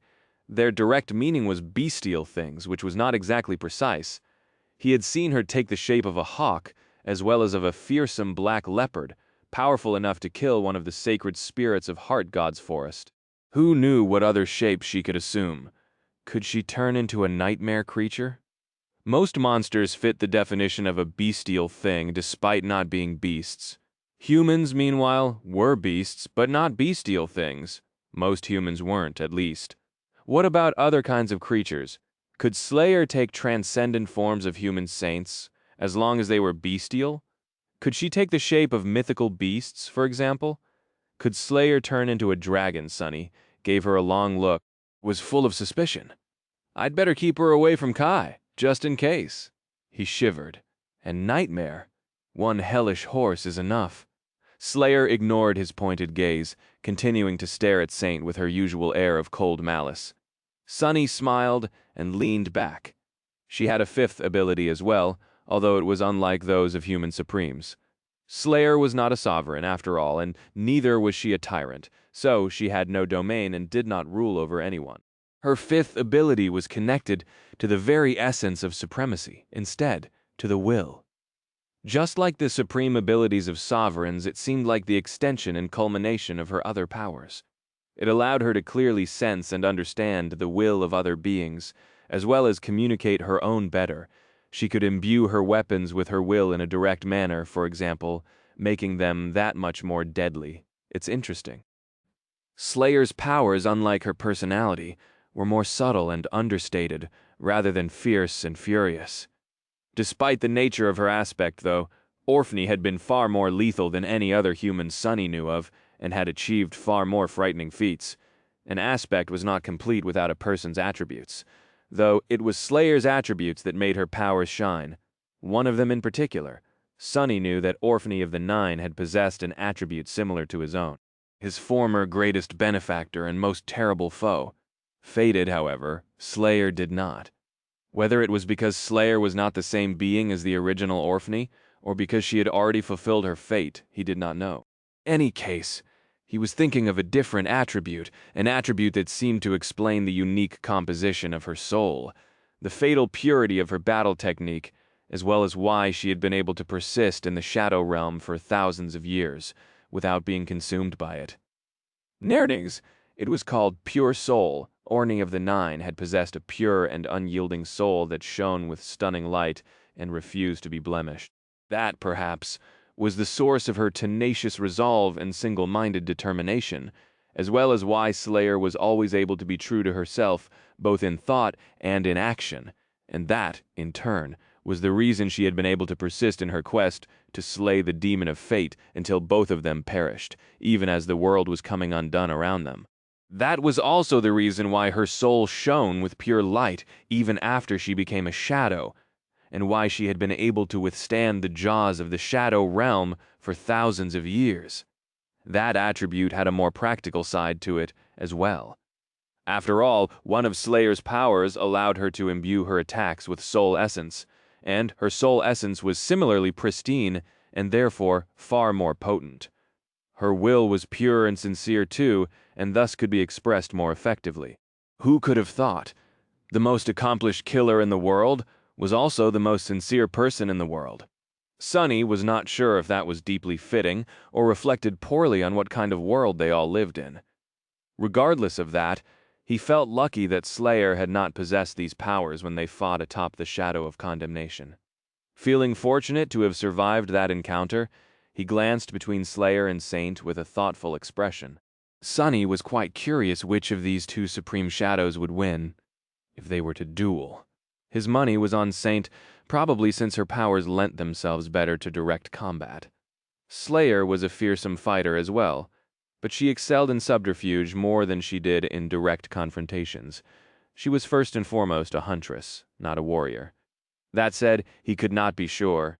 After all, Slayer could simply summon wings and fly high into the sky, then unleash a barrage of arrows at Saint from dozens of kilometers away. If Saint summoned her true darkness to blind her, she could continue to fight by relying on her other senses. Hell, she could probably shapeshift into a dark drifter. The eerie creature of darkness Sunny and Slayer had fought in the Shadow Realm, and be just as at home in the embrace of true darkness as Saint was. Well, that was before Saint raised her shield of nothing to negate Slayer's powers. Sunny was not sure who would win that fight, but he was certainly curious to see. I won't be seeing it today, though. After all, he was too busy to procure another citadel, and even if he did not know how the battle of two supreme shadows would end, he knew that it would definitely reduce the nameless temple to rubble. Some other time, then? Chapter 2571, Silent Forge. The heartland of the Eastern Quadrant, if the desolate wasteland could be called, that was gradually changing as Sunny drew closer to the coast. He was almost in the territory controlled by humans now, so Nightmare slowed down a little. Sunny cast his shadow sense far and wide, guiding them around local settlements, military outposts, and scattered patrols after all. It would be quite troublesome if the Lord of Shadows had been noticed riding his frightening steed, despite supposedly being dead. A small sigh escaped from his lips. The duel between Saint and Slayer had not happened yet. He was a little disappointed, but mostly he felt content. Swaying in Nightmare's saddle, Sunny hummed quietly. "I've gotten quite strong, haven't I? He was supreme, and commanded 4 supreme shadows on top of that. Saint, Slayer, Serpent, and Fiend. Nightmare was bound to attain a higher rank before too long as well. Even Mimic had become transcendent. That was an amount of power far greater than he had ever imagined wielding. The Shadow Legion had grown significantly in the burned forest, too, and there were sacred shades among his silent soldiers now. Such a harrowing amount of power was the prerogative of a god, not of a mortal man. Denying that would simply be an exercise in futile modesty. After all, he alone was enough to conquer and destroy entire worlds. If that was not divine, then what was? The answer is pretty simple, though. Destruction was not what made one divine. Any fool could destroy something built by another. Instead, it was their stunning ability to create that distinguished gods from all other beings, and Sonny was not capable of creating a world. He was not a stranger to crafting miraculous things, though, raising a hand, Sonny briefly touched his chest. Then he smiled tiredly, remembering the long weeks he had spent in the forge of the Dark City. That was where he had created a shadow-bound memory of his own, and although the process was so difficult that he was yet to fully recover from its strain, he was quite satisfied with the result. Took me long enough, and it would have taken him even longer without Mind Weave. The great hall of the ruined cathedral was enveloped in silence. That felt strange, considering that the shade of the King of Swords had been hammering here for the past year without ever growing tired. That was because the Shadow Legion had retreated back into Sonny's soul while he was unconscious and slowly recovering from assimilating Mind Weave. Sonny did not pay the unfamiliar silence any attention, looking at the model of a vast spellweave spanning the great expanse of the cathedral and reaching all the way to its distant ceiling. I think I am about finished now. This weave had been long time in the making. Sonny had been designing it for around 2 years already. He had started thinking about it immediately after forging the blessing. Most of the work had been done before his unfortunate fainting spell, but Mind Weave allowed him to solve the final lingering conflicts much faster. Of course, the great weave above him was merely a theory. It was a model created from manifested shadows, so there was no saying if his theoretical design would actually take shape in practice. But Sonny knew that he would not be more prepared than now anytime soon, or maybe ever. Shadow-bound memory was different from an ordinary one. Anyway, it had to be. Its weave had the capacity to grow and learn, so the patterns had to be designed in a completely different way from what he was used to, containing both a rigid structure and a degree of freedom. Sonny had learned that while creating the blessing, and after witnessing how the spell improved upon his design, he felt confident enough to attempt forging a shadow-bound memory of his own. No time to waste, then. With the threat of the dream spawn looming on the horizon and 2 fragments of Weaver's lineage left to collect, Sonny felt a bit of urgency. The vast tapestry of black strings above him rippled and dissolved into a torrent of shadows as he released them from the grasp of shadow manifestation. A second later, 3 figures stepped out of the darkness, walking toward the forge with determined steps. Anobev, they were his own incarnations, of course. One was in the burned forest, while 2 were south of the hollow mountains, with Nephis, so 4 pairs of hands were what he had to work with. Even the Dark Lord of the Forgotten Shore had abandoned his throne to dedicate himself to forging the shadow-bound memory, leaving Aiko to manage the operations of the Shadow Clan alone. The great anvil of the Shadow Forge was empty, with the shadow of the King of Swords standing behind it, silently. Each of the incarnations placed the materials they had brought on its weathered surface. The last one landed on the anvil with a metallic ring, finally breaking the silence. Sonny looked down. There were shadows that had remained forever frozen after the winter beast's death. There was a fragment of polished ivory, a splinter of bone from the colossal soul serpent, whose bones Sonny had found in the Shadow Realm and then used to kill Slayer. There was a spool of Nether's diamond thread he had recovered in the Ebony Tower. There were strands of black silk woven by the puppeteer. And lastly, there were 7 iron rings. They were not simple rings, of course. Rather, they were links of an ancient chain, the chain Sun God had used to bind hope, which Sonny had pried away in the gateway hall of the Ivory Tower. One ingredient was still lacking, though. It was his blood. Letting a sigh, Sonny looked at the shadow of anvil and smiled. You'd better ready your hammer today. He was going to require some assistance. Soon enough, fire roared in the forge, and the sound of the hammer striking an anvil resounded in the ancient cathedral once more. Sunny was crafting a shadow-bound charm. Chapter 2572, Shadow-bound. Crafting a shadow-bound memory for himself was both more difficult and easier than forging the blessing. It was more difficult because, this time, Sunny was not going to get assistance from the spell. That was because he was not a carrier of the spell, and therefore did not enjoy the benefits of bearing its curse. However, he was also crafting a memory for himself as opposed to someone else, and so there was no need to invent complicated tricks to accomplish the desired result. While crafting the blessing, Sunny had to split the forging process between the real world and Nef's dream. But this time, he could simply enter his soul sea and create the weave of his memory there. Plus, he had the benefit of having already accomplished a similar feat once one of his incarnations worked at the forge with the shadow of anvil, while 3 more sat down, crossed their legs, and closed their eyes.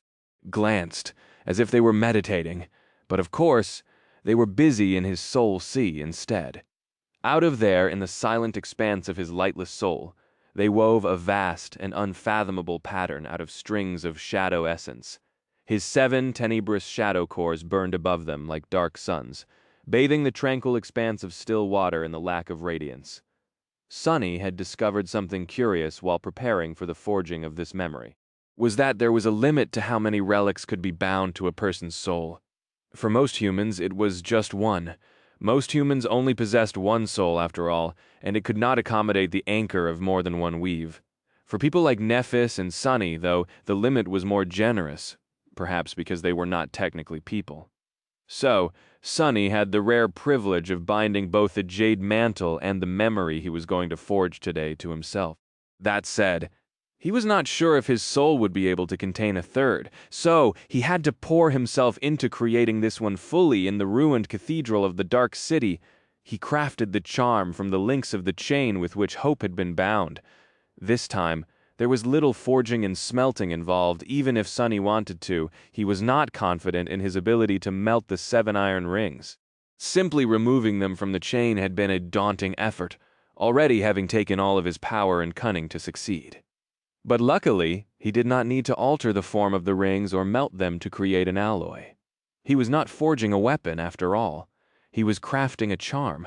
So, most of the process involved grounding the fragment of the bone of the primordial soul serpent and frozen shadows into fine dust, mixing it with his blood, and then coating the links of the chain with it. "I'm sorry, I don't think you'll be satisfied with our craftsmanship today." The shadow of the King of Swords did not respond, of course, assisting him silently. As they coated the iron links with the mixture of frozen shadows, bone, and his blood, Sunny poured his will into the cold metal, willing it to absorb his intent and the essence of death contained in the black liquid.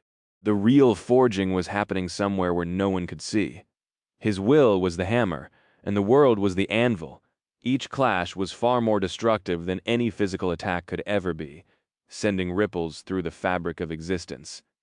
Within the dark expanse of his soul sea, a grand weave was taking form around the 7 dark suns. Now that Sunny possessed flesh weave, the strings of essence could not cut his fingers anymore, so each of his incarnations was faster and more efficient in creating the intricate patterns. His mind had become vast and seemingly boundless, capable of containing the whole design of the weave in all its infinite complexity, and yet Sunny still felt strained, beads of sweat rolling down his many faces. Work? Work!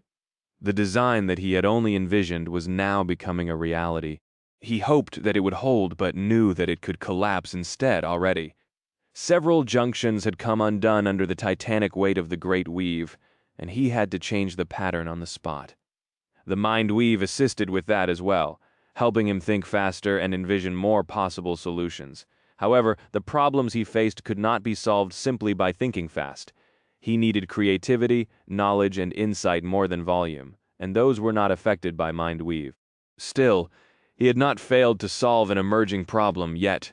Time passed slowly, and as it did, he only felt more burdened. He felt tired.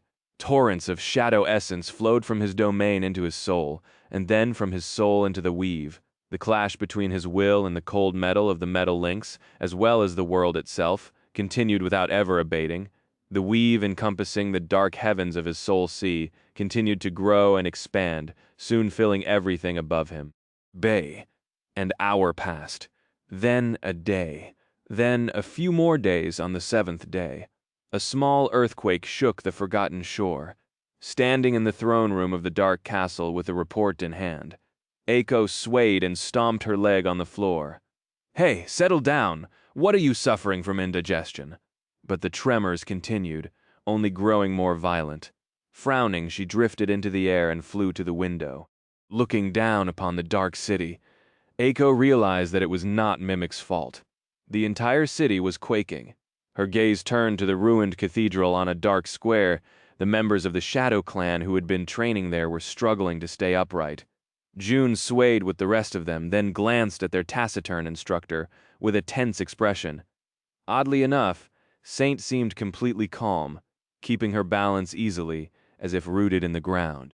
She was looking in the direction of a tall, magnificent, ruined building that was towering above the surrounding streets in the distance. In the vast silence of the ruined cathedral, the shadow of the King of Swords took a step back and tilted its head, looking at the 7 black rings laying side by side on the radiant anvil. On the other side of it, Sunny smiled tiredly and wiped his sweat with a trembling hand. It's done. He had succeeded. The runes shimmered in the air in front of him. They read memory. Curse, chapter 2573. The tremors stopped, and the vast hall of the ruined cathedral turned silent once again. The anvil, which had become brilliant during the crafting of the curse, was emanating a red glow and waves of sweltering heat. Dust particles danced in the dim light, glistening like sparks of essence. 7 iron rings lay on the glowing anvil.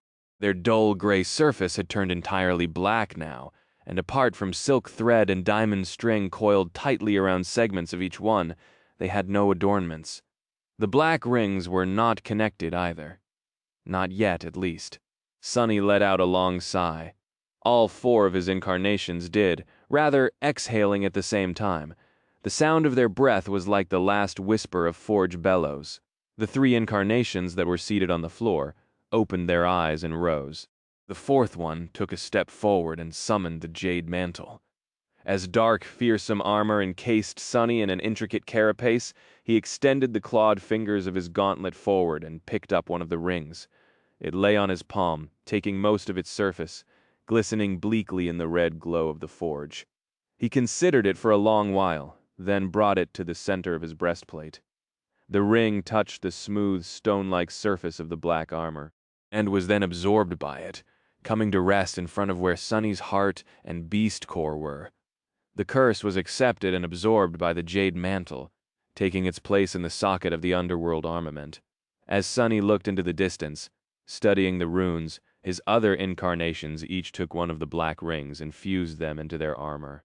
The remaining 3 would reach their intended masters soon, too. In the end, each of the 7 incarnations of the Lord of Shadows would wield one of them.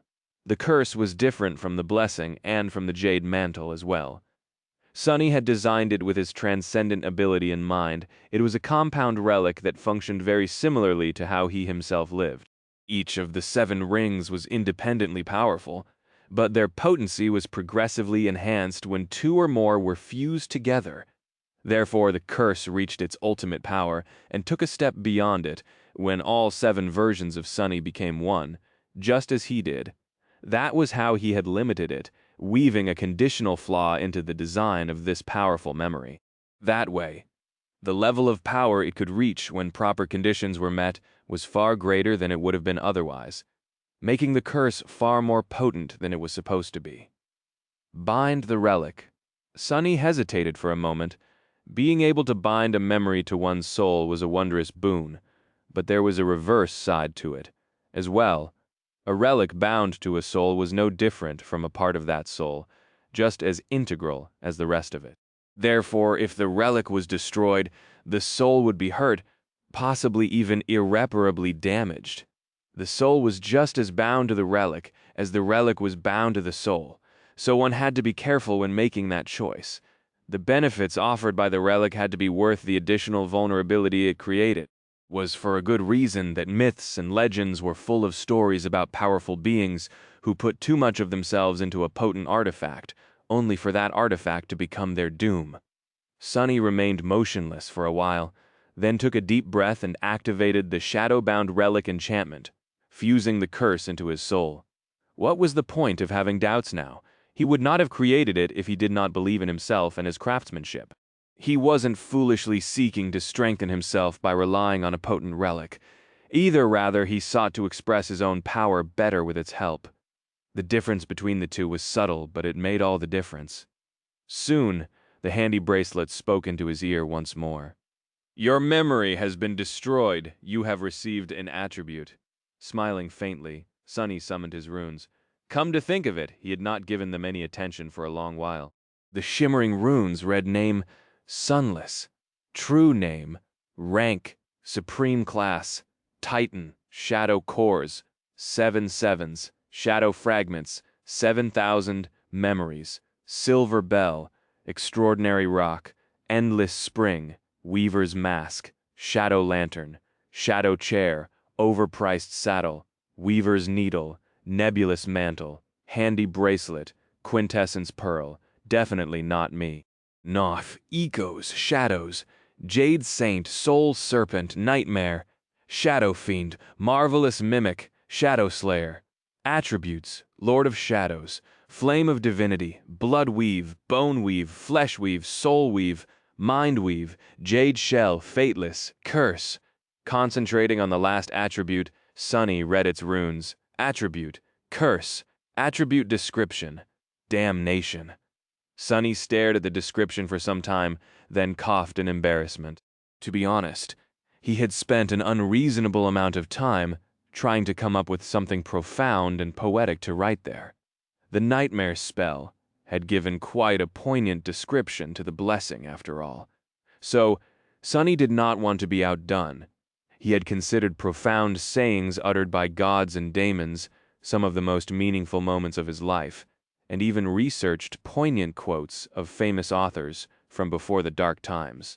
But everything he had managed to come up with sounded either hollow or too on the nose. In the end, frustrated and utterly exhausted, but still failing to decide on a description, he could not stop himself from exclaiming "damnation" in a fit of anger, and after throwing his hands up in the air, he simply went and put that as the description. After all, that was a curse as well, albeit of a different kind. Let's hope no one ever sees these runes. Shaking his head in shame, Sonny moved his gaze lower. There the runes listed the enchantments of his new attribute. Just like the blessing, the curse possessed 7 enchantments. They were bound, dark embrace, absence of light, mercy of shadow flame, weakening curse, and chain, chapter 1574, shadowbound. Sonny regarded the runes for a while, thinking, no matter how he looked at it, he had done well. If you don't praise yourself, who will? Sonny scoffed and turned away from the glowing anvil, walking outside to enjoy the cool air of the dark city. Forging the curse had been difficult. The true hardship, however, was in imagining what the shadow-bound memory needed to be. Sonny had always known one thing, at least, that he wanted it to be a charm. The underworld armament enchantment of the Jade Mantle, which enhanced the effect of any charm slotted into the soulbound armor, had gone unused for too long. That had always gnawed at him a little. At the same time, Sonny knew that he did not want to rely on external power too much, or better yet at all. That was a path that could offer him great benefits at the moment, but would lead him to a dead end in the long run. His goal was to become a god after all, and gods did not need power and potent tools. They were the power. So any charm he would forge had to help him use his own aspect more effectively, as opposed to gifting him new powers.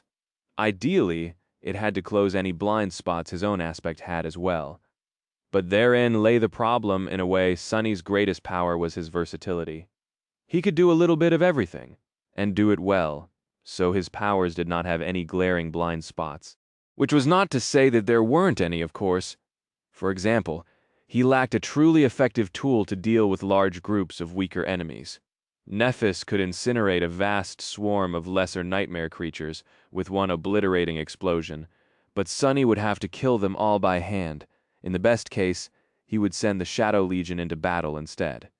There were other instances like that too. So, the set of enchantments he had designed for the curse was meant to make up for his few minor deficiencies, as well as make his strengths even more pronounced. The bound enchantment was self-explanatory. It was the core enchantment of every soul-bound or shadow-bound memory, allowing it to grow alongside its master. Both the Jade Mantle and the Blessing possessed the same one as well. Things got more interesting when it came to the other 6 enchantments, though. The curse had 2 states, a passive one and an active one. It could be summoned independently, but ideally the curse would only become active when Sunny summoned the Jade Mantle, and therefore always be enhanced by the underworld armament as a result. The Dark Embrace enchantment was the only one that functioned when the curse was in its passive state. It was a nurturing enchantment that enhanced the power of the dark flames of his soul by drawing on his spirit essence. As a result, the flames repaired the damaged shades and wounded shadows faster, allowing them to return to battle sooner. It also gave him the ability to soothe the pain of living beings by touching them. Shadow God was also the god of solace, after all, as well as death. So, Sunny had designed a pattern that he called the Painkiller and wove it into the broader weave of the Dark Embrace. If he was honest with himself, though, that part of the enchantment had taken him a great amount of time and effort to complete. More time and effort, perhaps, than what the Dark Embrace was mainly supposed to accomplish, even. His reason was easy to discern, of course. There was a particular person whose pain Sunny wanted to soothe, even if she had never asked for it and would never seek relief from that burden herself. Nephis might have learned to endure the torment of her flaw, but Sunny was not willing to watch her endure it. So, he hoped that she would find some measure of solace at least in his embrace. The other 5 enchantments of the curse could only be used in its active state. The absence of light was the most straightforward. It was an altered version of the enchantment he had designed in Ariel's game to create the Evening Star, a charm memory that now belonged to Saint. The Evening Star enhanced Saint when she was surrounded by darkness. The darker her surroundings were, the greater enhancement she received. The absence of light had a similar function, but the condition set for it was not connected to how dark it was around Sunny, but rather to how deep the shadows around him were. The difference was subtle but impactful. Shadows were created by the absence of light, after all, and were often darker, deeper, and most stark when a powerful source of light was nearby. So, the absence of light would not grant Sunny any power in true darkness. However, it would strengthen him when surrounded by mundane darkness or stark shadows and radiant light instead. Mercy of Shadow was the key enchantment of the curse. It was straightforward in its function as well.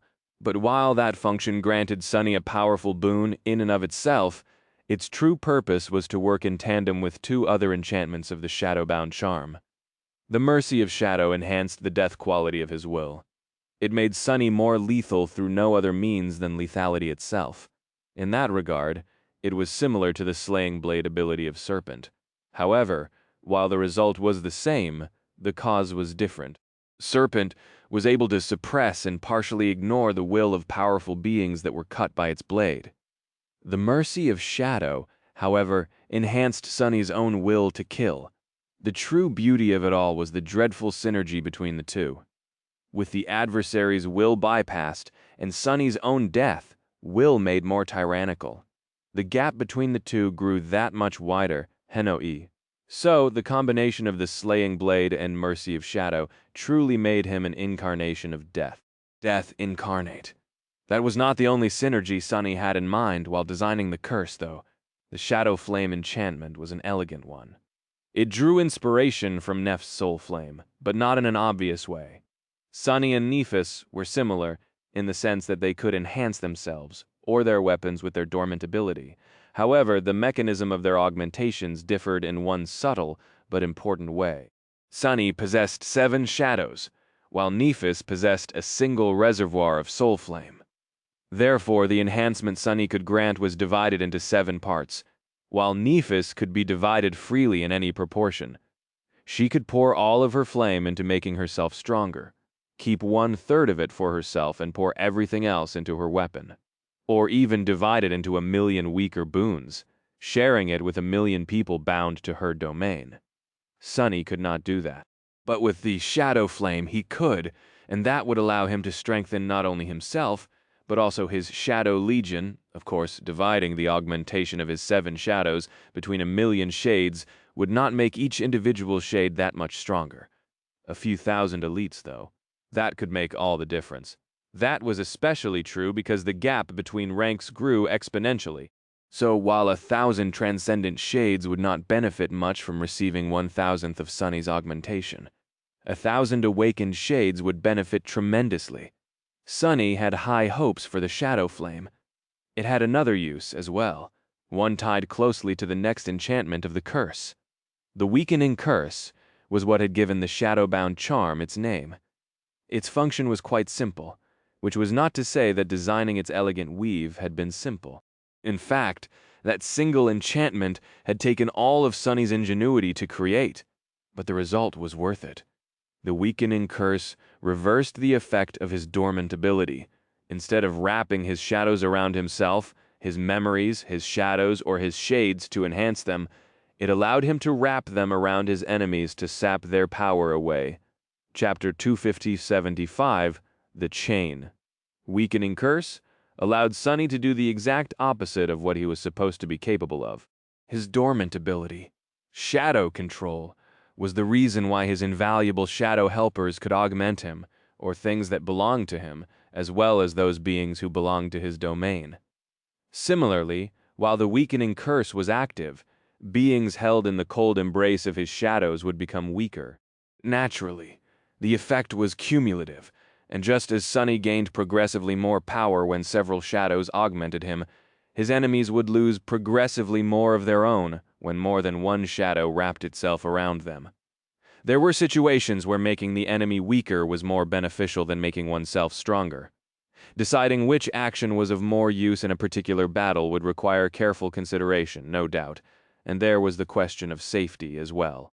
Embracing the enemy was not the safest tactic in most cases after all, even without the potential danger of branding a lethal foe with the weakening curse. The utility of this enchantment seemed situational at best, though, and questionable at worst, at least compared to what Sunny could do naturally. However, there were 2 reasons why the weakening curse was actually far more harrowing a power than it seemed. First was the underworld armament. The second was its synergy with the shadow flame and the mercy of shadow. Shadow flame, mercy of shadow, and the weakening curse. These 3 enchantments each possessed its own value, but they were really designed to work together. Shadow flame allowed Sunny to share the augmentation of his shadows among a great number of targets. Therefore, it also allowed the weakening curse to affect a great number of victims. Who was to say that he could only curse 7 foes, or one powerful enemy 7 times over with the shadow flame and the weakening curse? Working in tandem, he could rob thousands of enemies of their strength, tens of thousands of them, or even millions if he wished to. And that was not all. Sunny and his shadows were inseparable, and each of them was a conduit of his will. So all beings empowered or weakened by them were connected to him, and he could use that connection to channel his death will into them, which of course would itself be empowered by the mercy of shadow, and all of it, the enhancement of the shadow flame, the insidious hex of the weakening curse, and the merciless finality of the mercy of shadow, would be augmented by the underworld armament as well. In other words, if Sunny decided to share the augmentation of his shadows with 1,000 shades, the boon they would receive would be greater than his own. And if he decided to weaken 1,000 nightmare creatures, the sum of power they lost would be greater than what he would have received. His death will would be greatly enhanced as well. So much so that his killing intent would be actually fatal to creatures of lesser ranks, much like a distant echo of Nether's killing intent had almost killed Sunny once upon a time, in the eye of the storm on the Great River. Nephis could wipe out a swarm of nightmare creatures with one powerful explosion, with the chilling synergy between the shadow flame, the weakening curse, and the mercy of shadow, though Sunny did not need an explosion. He could simply wish the creatures dead, and their lifeless bodies would fall to the ground. Granted, one of Neph's obliterating explosions would still be more devastating, but Sunny could put on quite a respectable show as well. Now that was the solution he had come up with to make up for the most glaring blind spot of his otherwise supremely versatile aspect. Quite fitting for someone who calls himself the sovereign of death, is it not? Looking at the dark splendor of the ancient city that sprawled in front of him, Sonny smiled faintly. For some reason at that moment, he finally felt like a demigod. The things he could achieve with the curse were not really more impressive than what he could already do, just different. However, the ability to kill someone by simply looking at them and wishing them dead felt distinctly beyond the mortal realm. It was something that only those who were more divine than mortal were supposed to be capable of. Of course, Sonny could probably achieve something similar already, albeit on a smaller scale. It was just that he had never had a reason or wanted to unleash the full force of his death will upon mundane people, and someone like him had few opportunities to face nightmare creatures of the lower ranks. Sonny sighed. I only ever fight things that are unreasonably powerful. Granted, he was an unreasonably powerful thing himself, as well. And finally, there was the last enchantment of the curse, the chain. It was as much of a utility enchantment as it was the ultimate one. The chain was what made the curse a compound memory now attribute, and allowed the 7 links to enhance each other when combined into a single chain. Rillernips. The passive effect of the chain allowed the power of the curse to grow steadily as Sonny enhanced himself with his shadows. However, it could only be truly activated when all 7 of his incarnations fused into one, and when all 7 links were combined together. Once activated, the chain produced a resonance between individual links, making the sum of their power greater than its parts. All enchantments of the curse received a fearsome boost, making it even more harrowing. The chain had a secondary function when activated, as well. It could be manifested and used to bind something or someone. In this state, the chain embodied the concept of permanence. Therefore, it could be used both offensively and defensively. It could be used, for example, to bind a powerful enemy in place. However, it could also be used to bind Sonny himself, thus pinning a snapshot of his existence to the fabric of reality. No matter how his body was mangled afterward, while the chain was active, it would return to the form it had been before. The same went for his soul, spirit, and mind. So if he had to use shadow dance, and felt like losing himself in the process, in theory the chain would be able to bring him back. It could be a tether that bound Sonny to himself as well, at least until he found a way to regain his true name. That was what he was hoping for, however. As with all things having to do with concepts and higher planes of existence, the actual result was hard to predict. It was a bit of a mystery even for the person who had woven the enchantment. Nevertheless, Sonny felt a strange affection for the chain. His existence had become quite vague and ephemeral, ever since all traces of him were erased from reality. He was not attached to the world by the strings of fate anymore, and the delicate tethers of human connections he had created were now tenuous at best. Nothing chained him to the world. So, the chain could do that instead. It was a tool with which he could root himself firmly into the fabric of existence, and therefore not feel like he could be dispelled by a gust of wind like a fragile mirage. Letting out a quiet sigh, Sonny smiled and dismissed the jade mantle, thus allowing the curse to disappear into his soul. After years of planning and meticulously developing the design of the astonishing weave, he had finally created his own shadow-bound relic. He had created the curse. Whistling a simple melody, Sonny headed for the dark castle. All things considered, I think it went well. Now, all he wanted to do was rest. Chapter 2576, Rat Problem. Sonny did get some rest after crafting the curse. Most of his incarnations did, at least. A few more remained busy with other endeavors, handling tasks that never seemed to stop. Sonny had to admit, for a dead man, he was quite busy. One of his incarnations was setting up a base of operations in Ravenheart, for example. Another was developing spells meant to guard the citadels of humanity with Cassie. And lastly, just a day or two before Mordret rose to the throne of supremacy, one of Sonny's incarnations led the Shadow Legion into a decisive battle against the Black Millipede tribe. Out there, far north of the Dark City, the great tangle of the burned forest sprawled beneath the ashen sky. The charred mass of fallen trees was frothing and seething as it expelled a constant flood of something that looked like a black liquid from afar.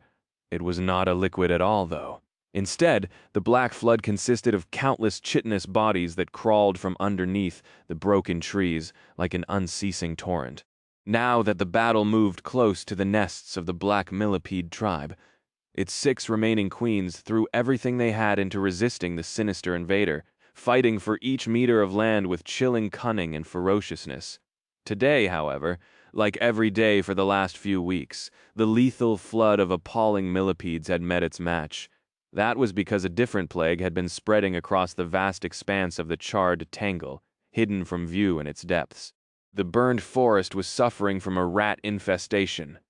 At first, there had been a single rat. The shadow of a rat, even, however. That one rat was no mere rat. It was the king of all rats, no less in all its sacred glory. The Rat King had spread like a plague in the weeks after Sunny first summoned him to the burned forest, consuming the black millipedes slain by the Shadow Legion and gnawing on the blackened forest itself when there were none to devour. Once the number of rats grew enough, the sacred shade became capable of tearing them apart all by itself, which only increased the rate of its growth. By now the flood of the grotesque millipedes was almost dwarfed by the seething ocean of rat bodies scurrying along the charred branches and broken tree trunks of the great tangle. It was as if 2 vile tidal waves collided in the middle of the burned forest, unleashing an awful cacophony of bestial screeches and visiting an unimaginable level of violence upon the world. An incalculable number of rats were torn apart by sharp mandibles, crushed by slithering chitinous bodies, and dissolved in powerful acid. At the same time, countless millipedes were shredded with tiny teeth, buried under a mass of vermin, and devoured from the inside. Sunny grimaced as he observed the battle from the towering remains of a burned tree, playing with a single rat that kept trying to bite his fingers off. What a distasteful sight. There was a dark smile playing on his lips. The Rat King was growing, which was good news, even if the strain of sustaining its existence was draining his reserves of essence more and more. Shades of his own rank, or those who were weaker than Sunny, provided him with more spirit essence than what was required to summon them. But sacred shades were different. Calling them forth from the dark expanse of his soul sea was strenuous, both for his will and his essence, so he could only manage summoning one. But the Rat King was worth it here, in the burned forest, where it had an almost endless amount of relatively weaker enemies to feed on, not only because the number of rats constantly grew, but because it meant killing 2 birds with 1 stone. When the Rat King devoured black millipedes, its power increased. At the same time, the shades of the devoured millipedes joined the Shadow Legion, making it stronger as well. That was why the conquest of the southern outskirts of the burned forest was going even faster than Sunny had anticipated. Despite the weeks of his absence, the millipede queens would not have allowed him to get this close to their nests if they were not struggling. Still, he had not won a battle yet. Each time the Shadow Legion advanced, it suffered a crushing defeat and had to retreat. Then Sunny was forced to wait days until his shades were mended while escaping the pursuit of the great tyrants of the black millipede tribe, who had long understood that there was only one way to destroy the silent invaders. It was to kill and devour their lord. Genin. If only these poor creatures knew that there were 6 others just like him where he came from. Their struggle was hopeless. The Shadow Legion rose from the darkness over and over again, no matter how numerous times it was destroyed and wiped out. Worse still, it returned stronger and more numerous every time. After all, the millipedes who had fallen in each of the battles or had been consumed by the Rat King joined the ranks of the Silent Shadows. By now the Ember Queen, the shade of the great tyrant of the black millipede tribe, ruled more members of their appalling kind than any one of her 6 remaining sisters did. Sunny inhaled deeply as he watched the tide of rats slowly drowning in the ocean of millipedes. The Rat King was struggling, it seemed, far in the distance. The elusive forms of the 6 millipede queens were hidden behind the seething mass of their harrowing children. It's time. He looked around, suddenly missing the company of his other incarnation. Now that Sunny was alone, there was nobody for him to talk to even. Of course, talking to his other incarnations was no different from talking to himself. So he could just do that? He sighed. Godspeed. With that, Sonny turned into a shadow. His shadow grew, enveloping the world. And then, a tenebrous army rose from it. Chapter 2577. Encroaching shadows. The Black Millipede tribe might have surrendered a lot of ground to Sonny and his Shadow Legion. But it was still countless and fearsome, beyond fearsome, in fact, for almost anyone except him. There was an endless sea of corrupted nightmare creatures, 6 great tyrants, and a deadly retinue of their powerful champions. Great devils and enormous demons alike, their glossy black chitin decorated with vivid and eerie patterns. There were monsters as well, some of them dozens of meters long. This dreadful force was enough to wash over Earth and consume every human populating its dying expanse. The Black Millipede tribe was far more terrible than the entirety of the nightmare creatures unleashed upon the world by the chain of nightmares in and of itself, except for the final few gate guardians, perhaps. But even then, the Millipede queens had numbers on their side. Sonny was facing the monstrous tribe alone.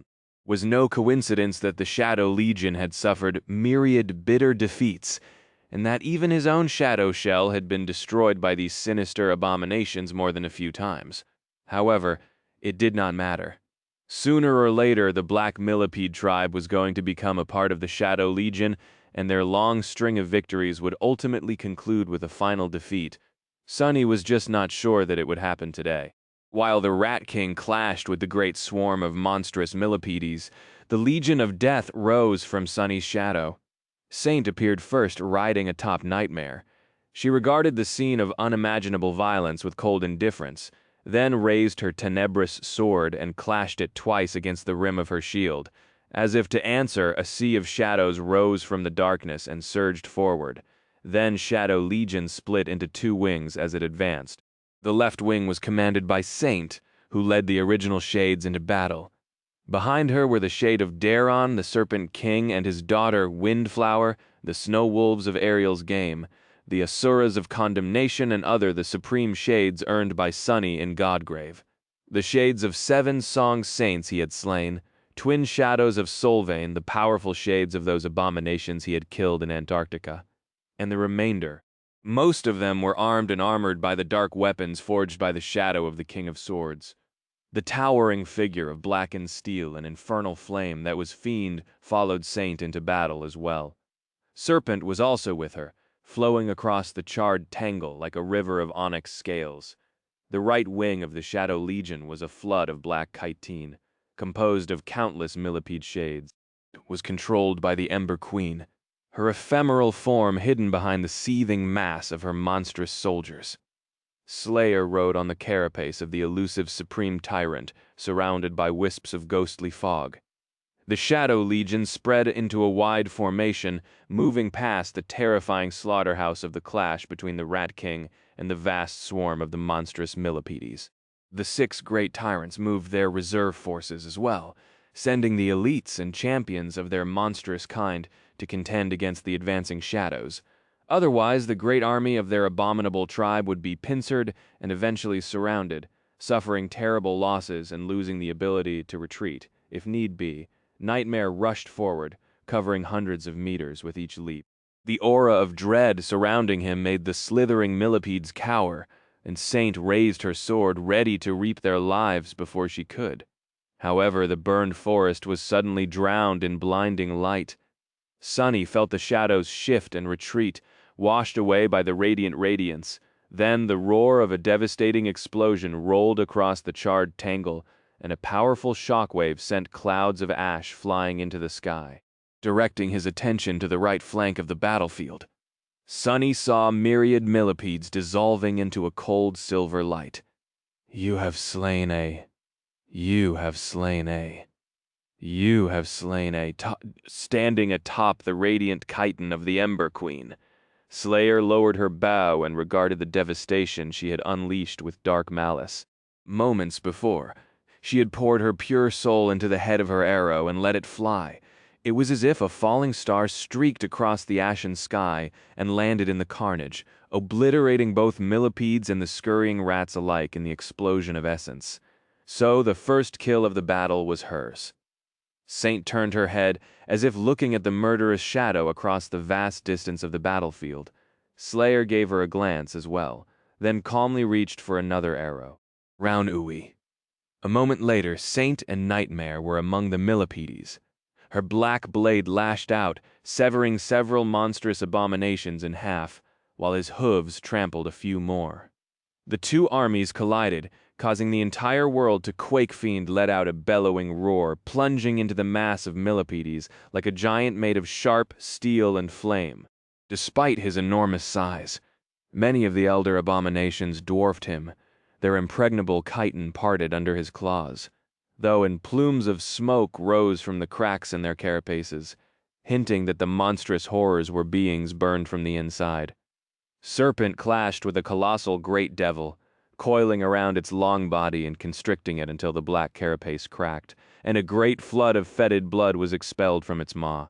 The shadow wolves descended upon the monstrous millipedes with the wild ferocity of primal predators. King Daron led the shadows of the human saints into a deadly assault, the frigid winds raised by the shade of the winter beast howling as they froze and stiffened the bodies of the frenzied nightmare creatures. The battle entered a terrifying state of utter chaos, with annihilating forces being unleashed by both armies to grind the other army to dust. Observing the carnage from a distance, Sunny remained calm. It seems to be going well. Chapter 2578. Tipping the Scales. The right wing of the Shadow Legion, composed of slain millipedes, was more countless than the left wing by now. However, while the millipede shades possessed great numbers and a startling amount of raw power, they had fewer exalted champions among their ranks. So, the situation at the opposite flanks of the battlefield was about even. Saint and Slayer seemed to be competing to see which one of them could slay more foes, though, as far as Sunny could tell, the results were far from conclusive, but both of them were terrors to behold. They are both doing well, too. Saint had assumed her true size, towering at 10 meters of height and wielding a similarly great blade. She was surrounded by a flowing whirlpool of true darkness, so Sunny could only occasionally catch glimpses of her. The shades under her command seemed to be fighting with a greater cohesion than the millipede shades under the Ember Queen's control, and she kept the front line stable by dashing here and there atop Nightmare, steadily pushing against the profane flood of monstrous abominations. Nightmare had changed in size to fit her new height as well, becoming just as daunting to behold. In truth, that was no surprise.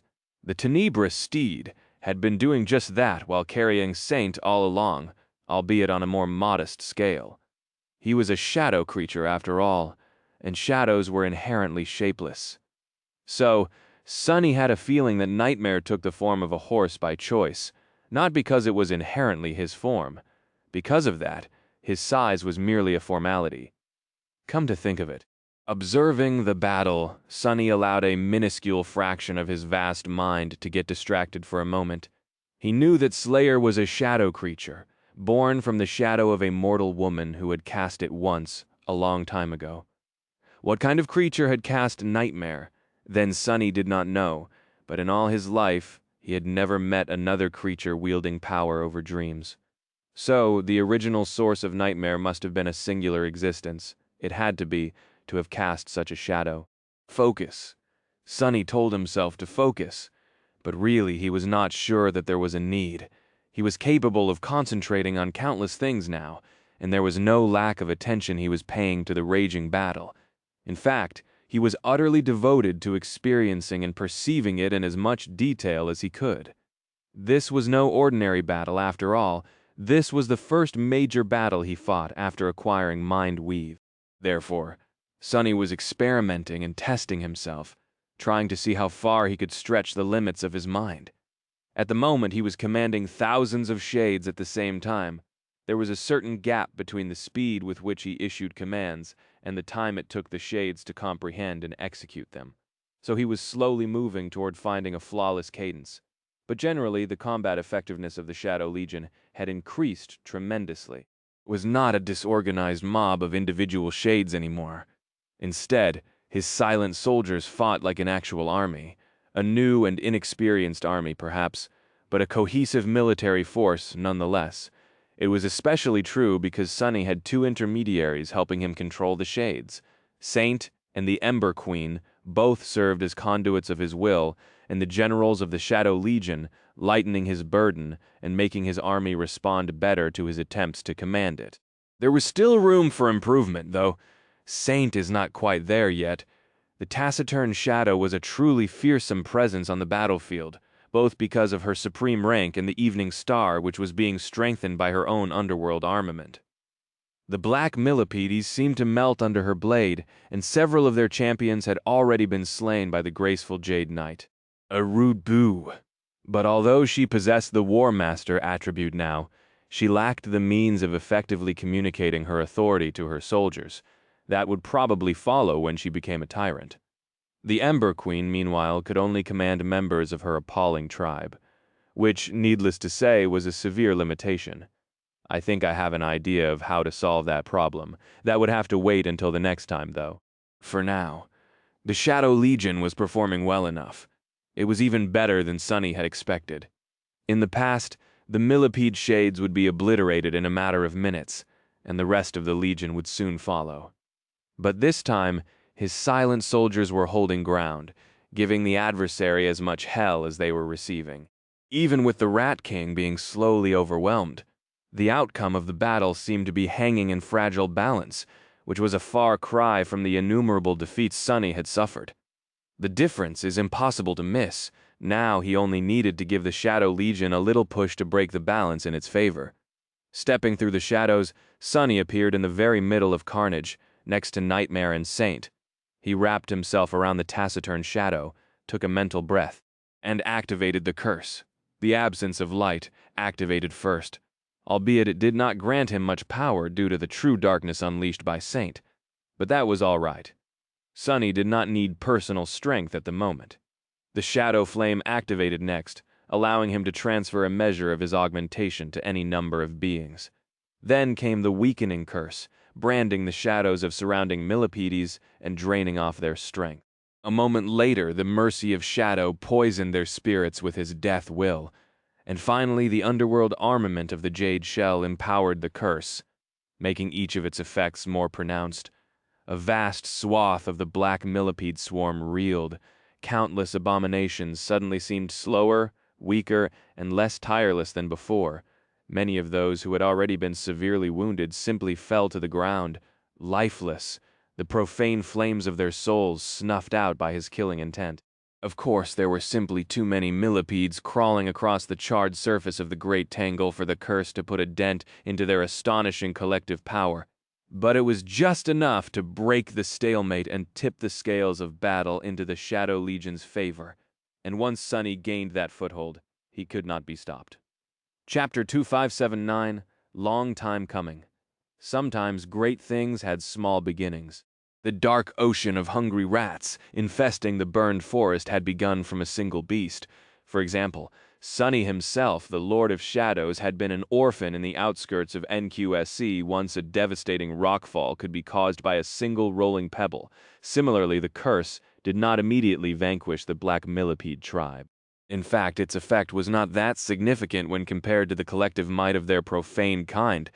There were simply too many of them, and even the awesome power of a supreme titan was not sufficient to quell the grotesque swarm. However, if used at the right time and in the right place, it was enough to make a difference. Saint and the elites who followed her were facing the most fearsome champions of the Black Millipede tribe and the horde of lesser abominations who followed them. The mercy of Shadow poisoned the souls of the nightmare creatures with the death will. Those of them who were weak and already wounded simply fell lifeless to the ground, creating gaps in the flood of abominations. Those who were too powerful to succumb to the killing intent of the Sovereign of Death still felt the cold grasp of his lethal authority, losing some of their vitality. Then they were branded by the weakening curse and lost some of their power as well. Both enchantments, as well as the shadow flame that allowed them to spread across the swarm of abominations, were naturally empowered by the underworld armament as well. That was enough for Saint and her elites to push their advantage and bring several dreadful great nightmare creatures down in quick succession. Once the pillars of the millipede swarm's offensive in that section of the battlefield fell, An entire swath of the abominable flood collapsed under the eerily silent advance of the Shadow Legion. The louder the grotesque millipedes screeched and growled, the quieter the merciless shades seemed to become. The abominations died all the same, and the more of them died, the more shades there were to continue the slaughter. That small victory swiftly snowballed into a complete collapse of the black millipede swarm. The breach in their slithering mass allowed Saint to cut deep into the vast sea of abominations and attack other powerful champions from the flanks, while her soldiers pushed the advance from the front. Before too long, these great nightmare creatures fell like dominoes as well, and soon after they fell, the entire western flank of the millipede swarm fell apart. The left wing of the Shadow Legion advanced, slaughtering countless abominations, and threatening to encircle those of them who were battling the Rat King from the west. If the center of the millipede swarm fell, its eastern third would find itself being attacked by Slayer and the Ember Queen from the south, while Saint and her forces descended upon them from the west. It would be utter devastation for the Black Millipede tribe. More importantly than that, Saint could choose to bypass the remaining two-thirds of the great swarm entirely, and instead push north, where the Millipede Queens and their dreadful bodyguards were hiding behind the endless ranks of their revolting army. In the very heart of the slaughter, the corpses of the slain Millipedes had formed a tall hill, with the battle still raging around it. Nightmare tore his way to the top of that hill and froze there for a few moments, blood dripping from his fangs as his eyes burned with terrifying crimson flames. Saint sat in his saddle, regarding the scene of unimaginable carnage with cold indifference. She studied the chaos around them, and then cast her tenebrous gaze into the distance, where the elusive forms of the Millipede Queens were hidden behind the sea of abominations. Her gaze seemed to carry the promise of death in it. Somewhere else on the battlefield, Fiend took a deep breath and then leaned forward, while opening all four of his arms wide.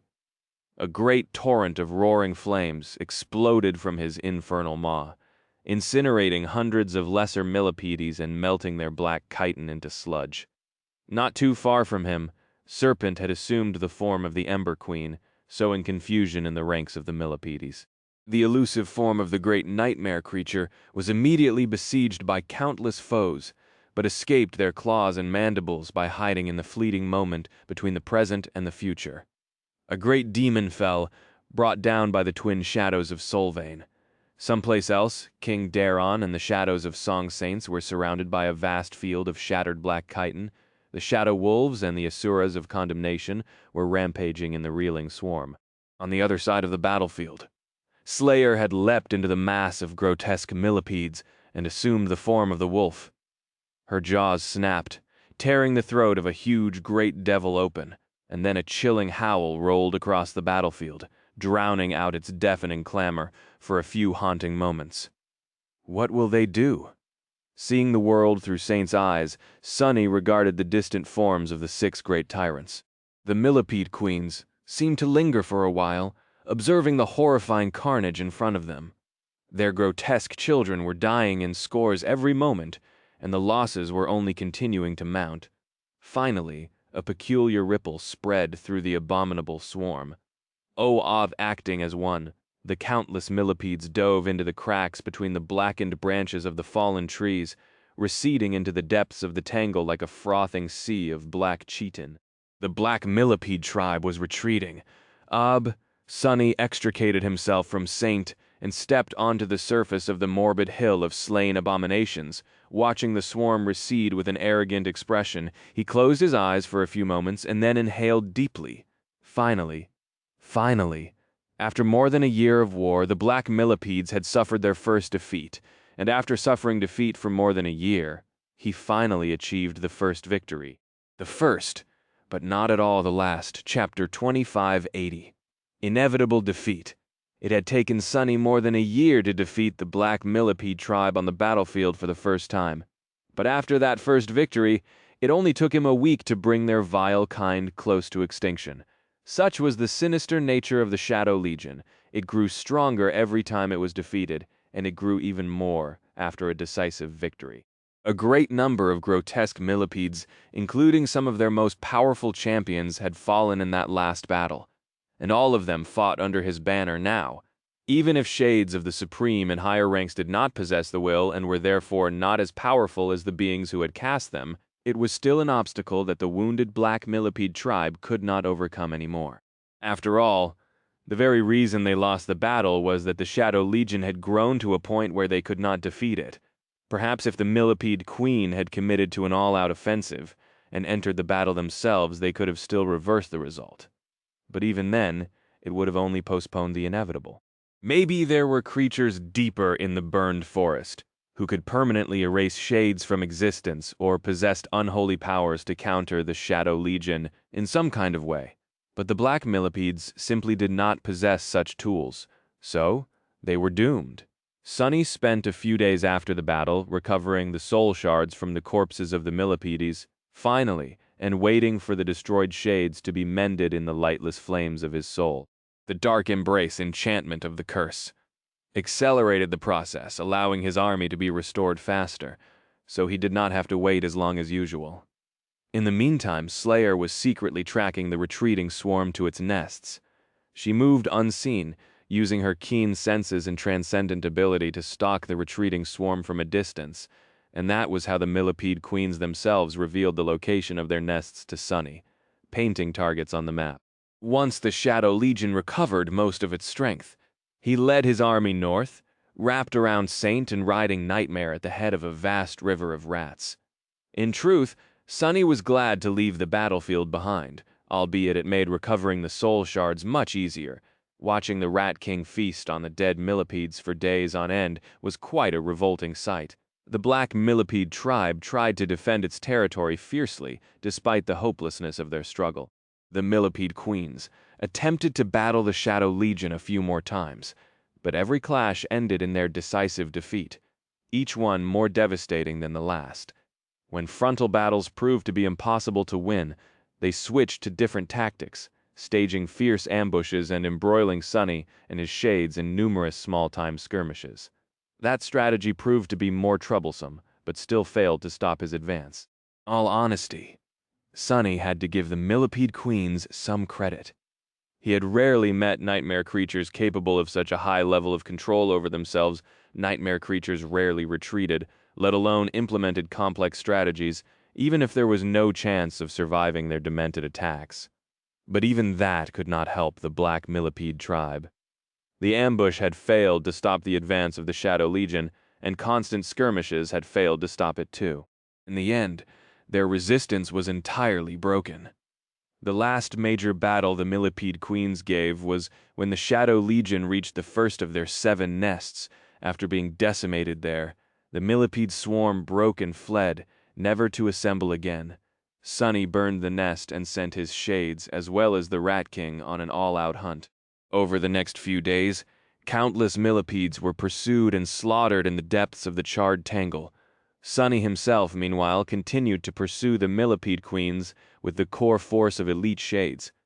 With the help of Slayer, he never lost their trail. 5 more nests were destroyed before he reached the final. One Sunny had expected the millipede queens to defend it to their last breath, and was prepared to lay a deadly siege. However, in the end, he conquered the final nest and laid claim to his second citadel without any battle at all. He never got to kill the remaining great tyrants either. In the depths of the final nest, he found half-devoured carcasses of 5 of the 6 millipede queens. It seemed that, when facing extermination, they had sacrificed themselves to feed their very essence to the 7th one. That final queen then fled north with a small brood of young millipedes, abandoning her nest and escaping from Sunny into the depths of the burned forest. He did not know what would happen to her and her vile ilk. Far more terrifying beings inhabited the core of the burned forest after all, and creatures like that rarely welcomed weaker abominations invading their territories. Perhaps the last millipede queen would be devoured by a powerful abomination, becoming the end of the black millipede tribe. Maybe she would be able to flee far north and establish herself on a new territory, then spread like a plague once more. In any case, with the escape of the last millipede queen, the war against the black millipede tribe was over. Having expanded the Shadow Legion greatly, Sunny had finally conquered the southern outskirts of the former Heart Realm. He had won. Victory sure tastes sweet. Riding nightmare across the eastern quadrant. Sonny smiled. He had tasted defeat too numerous times in the burned forest, so this eventual triumph washed away the bitter taste from his mind. Of course, there was plenty of land left to conquer in the burned forest, its outskirts and other cardinal directions, its heartland, the titanic stump of the world tree utter Lurbidus, but that would come in time, no doubt. For now he had other things to worry about. Cresting a low hill. Sonny stopped Nightmare and glanced ahead, a complicated expression appearing on his face. I've made it. In front of him was the ocean. Chapter 25:8-1 Night Garden. The feeling of bliss Sonny had felt while traversing the safety of the eastern quadrant evaporated as soon as he saw the ocean. The sun was setting, painting the vast expanse of undulating water into a million fiery shades. It was as if both the heavens and the ocean were aflame, enveloped by a breathtaking crimson blaze. A sight no less breathtaking than the nightmarish vistas of the dream realm. This dying world had its own beauty to offer as well, made only more poignant by its looming end. Beauty and danger often went hand in hand, though, and the oceans of Earth had long become home to unfathomable horrors. Sonny had braved the dark expanse of the Indian Ocean a few times, including all by himself soon after becoming a saint. He had survived back then, but the memories of the frenzied voyage never failed to make him shiver. Now, too, a cold chill ran down his spine. I wonder how bad the ocean really is by all accounts. It could not be as harrowing as the death zones of the dream realm. Most of the nightmare creatures populating the infested waters could not be of a rank higher than corrupted. After all, even if a few great ones did reside in the depths of the ocean, they would not pose a serious threat to Sonny. If not for the gnawing suppression of the war realm, he could have cleansed the entire ocean of nightmare creatures, making sailing across it as safe as traversing the eastern quadrant had been. Of course, there was little point in doing so. All of Earth was going to become part of the dream realm. Soon before that happened, however, the dream realm seemed to have already invaded Earth in a way it was not supposed to. Out there in the distance, something that had never been meant to grace the verdant reaches of Earth was resting on the waves, bathed in the crimson light of the setting sun. So, this is the Night Garden. Sonny gazed at the wandering great citadel that had ostensibly become the headquarters of the government, his face full of wonder. The gigantic ship was truly titanic, spanning more than a kilometer from port to starboard, and a dozen times that from bow to stern. Its ancient hull was made of wood, but had no seams, resembling a hollowed-out branch of an unfathomably large tree. Its hull rose from the waves like a dark wall, the immense silhouette of the huge vessel appearing too enormous to exist on Earth. Sonny had thought that the alloy behemoths which had carried the first evacuation army to Antarctica were unreasonably giant, but the Night Garden made them look like toy ships. Despite that, it did not seem heavy and hulking like those massive battleships did. Instead, the Night Garden seemed graceful in its elegant immensity, the flowing lines of its hull emanating a feeling of dark harmony. It rested easily on the water, resembling an ancient city rising from the waves. The ship was indeed like a city in and of itself, with dozens of decks, stunning palaces, and tall pagodas built on its surface, as well as hidden from view on its vast holds. It had wild groves, rushing streams, and deep lakes.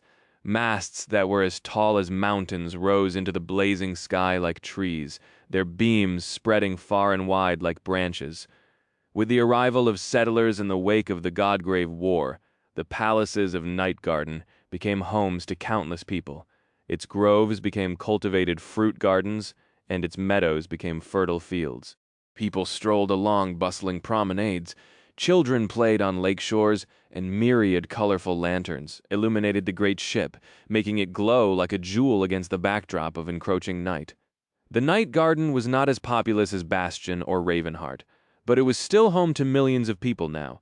Most of them were government workers and warriors, or their dependents, with some refugees mixed in. The wandering citadel of the Demon of Repose was vast, but it was not vast compared to cities like NQSC. However, unlike ordinary cities, the Night Garden was layered, with many decks stacked on top of each other. That was how all these people managed to settle on it, making the great citadel their home safely hidden in the shadows. Sonny enjoyed the dreamlike view of the Titanic ship for a long while. Was a bit funny, but in all these years, this was the first time he saw the night garden. He had seen its likeness as a picture, or on the screen, of course, but never with his own two eyes. The great vessel looked much more striking in real life, emanating a mystical feeling. It was almost as if the night garden possessed its own presence. It was not what Sonny saw that affected him the most, though. It was what he sensed. How strange. His shadow sense washed over the Titanic ship, trying to penetrate its hull. Just like in the Jade Palace and the Great Castle, it failed. His senses were dampened by the ancient wood, making it impossible to perceive what was happening in the great vessel's cavernous holds. The Damons had liked their privacy, it seemed. Sonny did sense the shadow cast by the night garden on the water, though, and that shadow was not like the shadows that inanimate objects cast. Instead, it was more akin to the shadow of a living thing, and so Sonny had no choice but to assume that the night garden was alive. Perhaps not in the way that Sonny was alive. Well, he was a bad example, really, but alive nonetheless in any case. The task of finding Jet among the millions of people had become difficult because of the Titanic ship interfering with his shadow sense. It was only when the sun drowned in the ocean and the night embraced the world that Sonny finally felt a familiar shadow. He smiled faintly. Time to knock on Reaper's door. Chapter 2582, Profound Perils of Spending Time with Strange Shadows. Stepping through the shadows, Sonny found himself at the summit of the tallest pagoda of the great citadel. The towering palace was actually built inside and around the main mast of the night garden. Surrounding its lower part were the cascade of tiled roofs and graceful terraces. The terraces themselves were gardens, with emerald grass covering their expanse and ancient trees swaying in the cool breeze. The summit was like a grove, the leaves whispering as they moved above the surface of a quiet pond. This high, there was nothing but the masts of the Titanic vessels, and the stars above it, so the water reflected the starlit sky. Seeming like a fragment of it, Jet was sitting on the soft grass, leaning against the trunk of a tall tree, as she gazed at the distant constellations. She seemed to have adjusted to her life aboard the night garden. Well, she appeared more at ease than usual, at least enjoying the rare moment of silence and comfortable solitude. Her usual government uniform was gone, replaced by an armor memory that resembled a wetsuit crafted from the inky black skin of an unknown sea monster.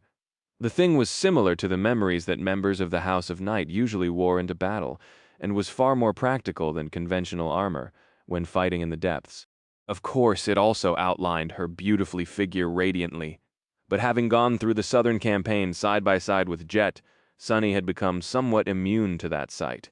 He did not make any noise, and yet she turned her head in his direction, her icy blue eyes almost glowing in the darkness of the warm night. "Ah, Lord Sunless, welcome to the night garden. I was told to expect you." There were lanterns hanging from the branches here and there, walking into their light. Sonny glanced around curiously, noting the golden fruits growing between the leaves of the surrounding trees, and sat down as well. "Greetings, Saint Jet. Just call me Sonny, please. Otherwise, I'll feel awkward." He leaned against a tree, looking at the stars reflecting on the surface of the calm pond. Jet chuckled. "Well, all right then." She remained silent for a few moments, and then sighed. "I wanted to ask if you're younger than me, but then realized that the question is meaningless. After all, we are poised to live for hundreds of years, thousands possibly, or even indefinitely. So what difference do a few years make?" A lazy smile appeared on her lips. "It's a bit unfair, though. Even if we do survive until we are hundreds of years old, I will still be the oldest one, forever." "How disheartening," Sonny scoffed. "I don't know. I have felt like I'm too old for all this crap since I was 16. So I enjoy being older than other people. After all, I worked really hard to reach that age. My age is something that I earned, not something that just happened to me. And Jet had worked harder than most to earn hers, much, much harder because of her flaw." He smiled and added in a neutral tone, "Oh, but I am still younger, by about 10 years. She gave him a resentful glare. "Ouch." With that, Jet looked at him curiously. She lingered for a long while, and then asked, "So is it my turn to go on a dangerous journey and learn a profound lesson about myself, the world, and life from you?" Sunny coughed. "What? What?" She grinned. "That is what happened with Kai and Effie, is it not? They told me about their misadventures. You received rave reviews, though, so don't worry." Sunny slowly shook his head. "That, in a way, I guess. I'm hoping to avoid the dangerous part this time, however. Not everything has to be deadly and utterly terrifying, right?" And it did not, but if Sunny was honest with himself, he had to admit that his chances of avoiding deadly and harrowing perils were quite low this time around as well. He hesitated for a couple of moments, and then shrugged. "As for some kind of profound lesson, I'm not sure that there is anything I can teach you." "You strike me as a person who knows exactly who you are, what you want, and how to go about achieving it. So, if anything, I should be the one learning from you." It had always been that way. Sunny had begun his journey as Jet's junior, became her equal after a while, and even managed to overtake her eventually. But throughout all these years, he had never once stopped thinking about her as a respected senior. Her experience and pragmatic wisdom had always guided him on his thorny path, was one of the main reason he was still alive. Really? So what would Sunny even teach Jet? The true essence of supremacy. He studied her for a while, then said in a distant tone, "The essence of supremacy is a defiant resolve to see the world bend to your will.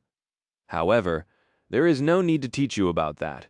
After all, your very existence is an act of defiance against the world. Every day you continue to live is a testament to your will." Jet smiled. "Continue to live, huh?" Then she leaned back and let out a quiet laugh. "You and I are quite a pair, aren't we?" Sunny raised an eyebrow. "I guess we are." She looked at him with a grin. "I mean, I am somewhat of a zombie, and you're technically a ghost. Isn't that amusing?" Sunny stared at her for a few moments with an unreadable expression. Eventually, he let out a cough. "I was thinking more in the line of me being the sovereign of death while you are the sole reaper. But yes, your description is certainly amusing." Jet nodded in satisfaction. "So, Sunny, what exactly are we going to do?" He lingered for a while, and then responded in a subdued tone. "That is something I'm going to find out soon. Before that, however, the Night Garden had to return to the Dream Realm." Chapter 2583. Living Ship at Dawn. Sunny was sitting on the shadow chair and watching the sun rise with a crystal glass of wine in his hand. It was quite difficult to get intoxicated as a Supreme, unless he wanted to. So the wine was nothing more than a symbolic gesture that Jet had insisted on. They had to celebrate the Skinwalker's demise, after all. Soul Reaper herself was reclining in a lounge chair of her own, with the striking vista of the Night Garden stretching below them. She glanced at the lilac radiance of dawn and sighed. "Life sure is strange sometimes." Sunny smiled faintly. "How would we know? We're dead." Jet laughed. "Fair." She remained silent for a while, then said with a hint of amusement in her laid-back tone, "But really? Yesterday, I was at war with a great terror. Today, the terror is gone, and the war is over, mind you. I am not complaining. Who would complain about peace? Anyone would agree, though, that it was all quite sudden." Sunny shrugged. "No need to worry, there's plenty of great terrors left to go around." He took a sip of wine, then looked at Jet with curiosity. "So what are you going to do next? And I don't mean it philosophically, rather. What exactly is going to happen in the next few days?" Jet did not consider his question for more than a moment. "It's all a big mess. Nobody has really decided what to do with the Eastern Quadrant yet, but honestly, that is of little consequence for us. The Night Garden was supposed to escort a naval convoy across the ocean. That has not changed. It will be our last voyage in the waking world for a long while, though, because the ship's reserves of essence are running low. We were meant to return to the Dream Realm after delivering the refugees to the Northern Quadrant, and that has not changed either." She lingered for a moment and then added neutrally, "So, we will return to the Storm Sea after about a week." Sunny raised an eyebrow. "Reserves of essence. And how exactly does the Night Garden replenish itself in the Dream Realm?" Jet smiled, looking at the magnificent landscape of the Titanic ship with a hint of affection. "There are two main ways," she pointed up. Have you not wondered why this ship has such tall masts, but no sails? The masts of the night garden were terrifyingly tall, extending numerous kilometers into the sky. The main mast, especially, was tall like a mountain. Horizontal beam attached to them was long and wide enough to serve as a street, but there was no human dwelling there, despite the limited space on the decks of the gargantuan vessel. There were no sails either. Sonny shrugged. The question did cross my mind. He was not ignorant of how the night garden functioned, of course. However, hearing it from the woman who had ruled the great citadel for more than a year was more valuable than theoretical knowledge or listening to hearsay. Jet exhaled slowly. The masts serve as lightning rods. They attract lightning, and the ship absorbs its power. So, to help it replenish its reserves, all we need to do is brave a storm, one of the mystical storms of the storm sea, best of all. Those are nothing short of apocalyptic in their scope and scale. But the night garden can barrel through one without much trouble. This ship is truly unyielding. She yawned. The second way is to feed it nightmare creatures. The more, the better. Sonny remained silent for a while, staring at her with an unreadable expression. And how exactly does it eat those nightmare creatures? Jet smiled. Well, it doesn't actually chew and devour them. The night garden might resemble a living thing, but it does not have a maw. Instead, the nightmare creatures get absorbed into the hull, and then digested by it, I guess. Her smile seemed a little ironic. The ship can absorb some essence that way, but the primary purpose of that particular method seems to be resource collection to allow the hull to repair itself. That is what the remaining members of the House of Night think, at least. Jet looked at Sonny and said in an even tone, "Oh, and it is not nightmare creatures that the hull of the night garden will absorb. In truth, it does not differentiate between living beings. Anything will do. So don't go around crawling on the outer hull. Not that I thought that you would." She smiled slightly and glanced away. In a way, it makes sense. The masts of the night garden are like branches and leaves, absorbing celestial energy, while its hull is like roots absorbing minerals and the like from the earth. Or the ocean, to be precise. In any case, the ship needs to replenish itself from time to time, and the storm sea is the perfect place for that to happen. Sonny remained silent for a while, and then asked in a tone that betrayed a hint of concerned apprehension, "And what happens if the night garden is not fed on time?" Jet chuckled. "In short, nothing really." She looked at the last vestiges of darkness hiding on the western horizon. The night garden was starved and largely dormant when the Nightwalker first discovered and claimed it. However, it was not dead, and neither was it starving. Although lightning and nightmare creatures are its main sources of sustenance, they aren't the only ones. The ship can also absorb starlight, ambient spirit essence, seaweed, and coral, the energy of the wind, the force of the waves, anything and everything, really. Its capacity to repair and refuel itself is almost inexhaustible. Jet grinned, which is quite fitting, considering that it was created by the demon of repose. She was the demon of rest and rejuvenation, after all. So her ship was able to endlessly repair and restore itself, it seems. Looking at Sonny, Jet then raised an eyebrow. "That demon, she does not sound as dreadful as the rest of her siblings, does she? I mean, what's so scary about rest and restoration?" Sonny gave her a long, concerned look. "That just sounds like the demon of repose will end up being the most harrowing of them all. Doesn't it?" Jet met his gaze, then pursed her lips and looked away. "I do hate to admit it, but you make a good point." Chapter 255-84, Demon's Arc. Once the sun rose, Sonny hid himself in Jet's shadow as she went about preparing the night garden for departure from the eastern quadrant. The demonic ship's stay here had ended up on an unexpected note, but people seemed to be elated to know that the war against the Skinwalker was over. They were beyond themselves, really. Humanity had suffered a long streak of debilitating losses here in the waking world over the past few decades, each one bringing it one step closer to complete annihilation. The devastation of America, the fall of Antarctica. People expected Australia to follow them in becoming a lost cause as well. But now it was unexpectedly saved. That astonishing reversal did not merely impact the eastern quadrant, but also gave people a hope that the downward spiral of Earth as a whole could come to an end. Of course, they knew by now that their homeworld was not going to exist for much longer. But that future was too distant and too daunting to truly fathom. So today, they were celebrating. Nobody really knew how the Skinwalker had fallen, because the authorities of the human domain had not issued a statement yet. Rumors and theories were, of course, abound, one more fantastical than the next. Sunny was curious to see how the public's reaction would change once everyone learned the truth of Mordred's ascension to the throne of supremacy. Would they be happy still? Or wary? Would they fear another civil war? Mordred's reputation was not the greatest, after all, due to what he had done to the House of Night. Many of the remaining members of the former great clan were here on the Night Garden and had become the pillars of the local community. They were not going to be happy to learn that the executioner of their clan was a supreme now, and people who held them in great esteem would not be happy either. In any case, the truth was not going to come until a few days later.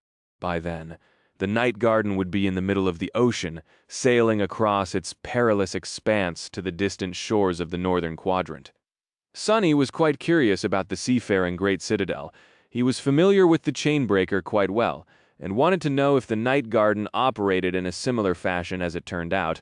Although there were some outward similarities, there was little in common between the two enchanted ships. The Chainbreaker was a creation of exquisite but ultimately mundane runic sorcery. It used the sole essence of the sacred tree that grew around its mast to empower the runic array, which kept the ship in the air and propelled it across the sky. The helmsmen connected to the array by entering the runic circle and infusing it with their own essence, then steered the vessel with 2 steering oars. There were some mystical qualities to the Chainbreaker and the materials used to craft it, but Sunny could at least understand the principles of everything that went into making the graceful vessel fly. He could not fathom how the Night Garden moved at all, though. There was a helmsman's runic circle as well, which was far more elaborate than the one on the Chainbreaker, but it was not connected to a runic array. In fact, there was no array to speak of anywhere on the ship. There were no sails either, and obviously the ancient ship was too heavy and gargantuan to be pushed forward by rowing. There was no discernible reason for it to move at all, and yet it did move as long as the master of the Night Garden willed it. The titanic ship would sail forward as if carried by invisible winds. It could reach truly frightening speed as well, and Sunny suspected that they had not discovered its full potential yet either. After all, the Night Garden had not been created to be steered by a mere saint. It gave a supreme the power to open gates between 2 spaces in the same realm, for example. So what would it have been capable of when the Demon of Repose herself controlled it? Where would it have been able to travel? How far would it have been able to go?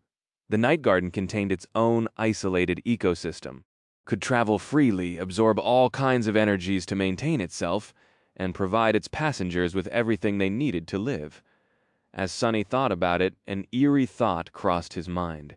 The thought that perhaps one day, long after all of existence was consumed by corruption, the titanic ship of the Demon of Repose would still continue to sail, drifting across the boundless dark expanse of the void.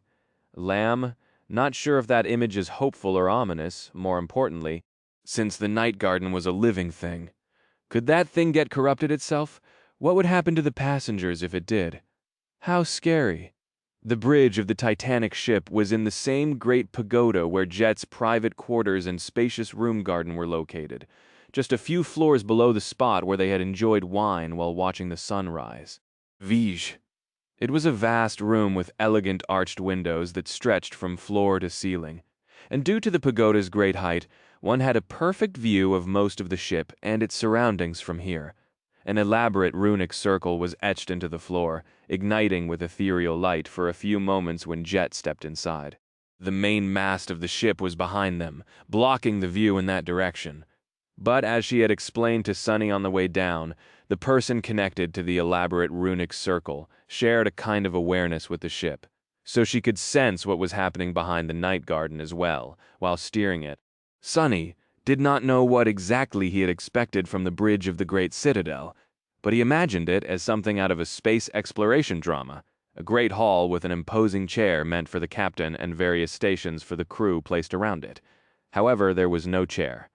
There were no stations either, which made sense in hindsight. After all, the Demon of Repose would not have needed the assistance of subordinates to steer her own ship.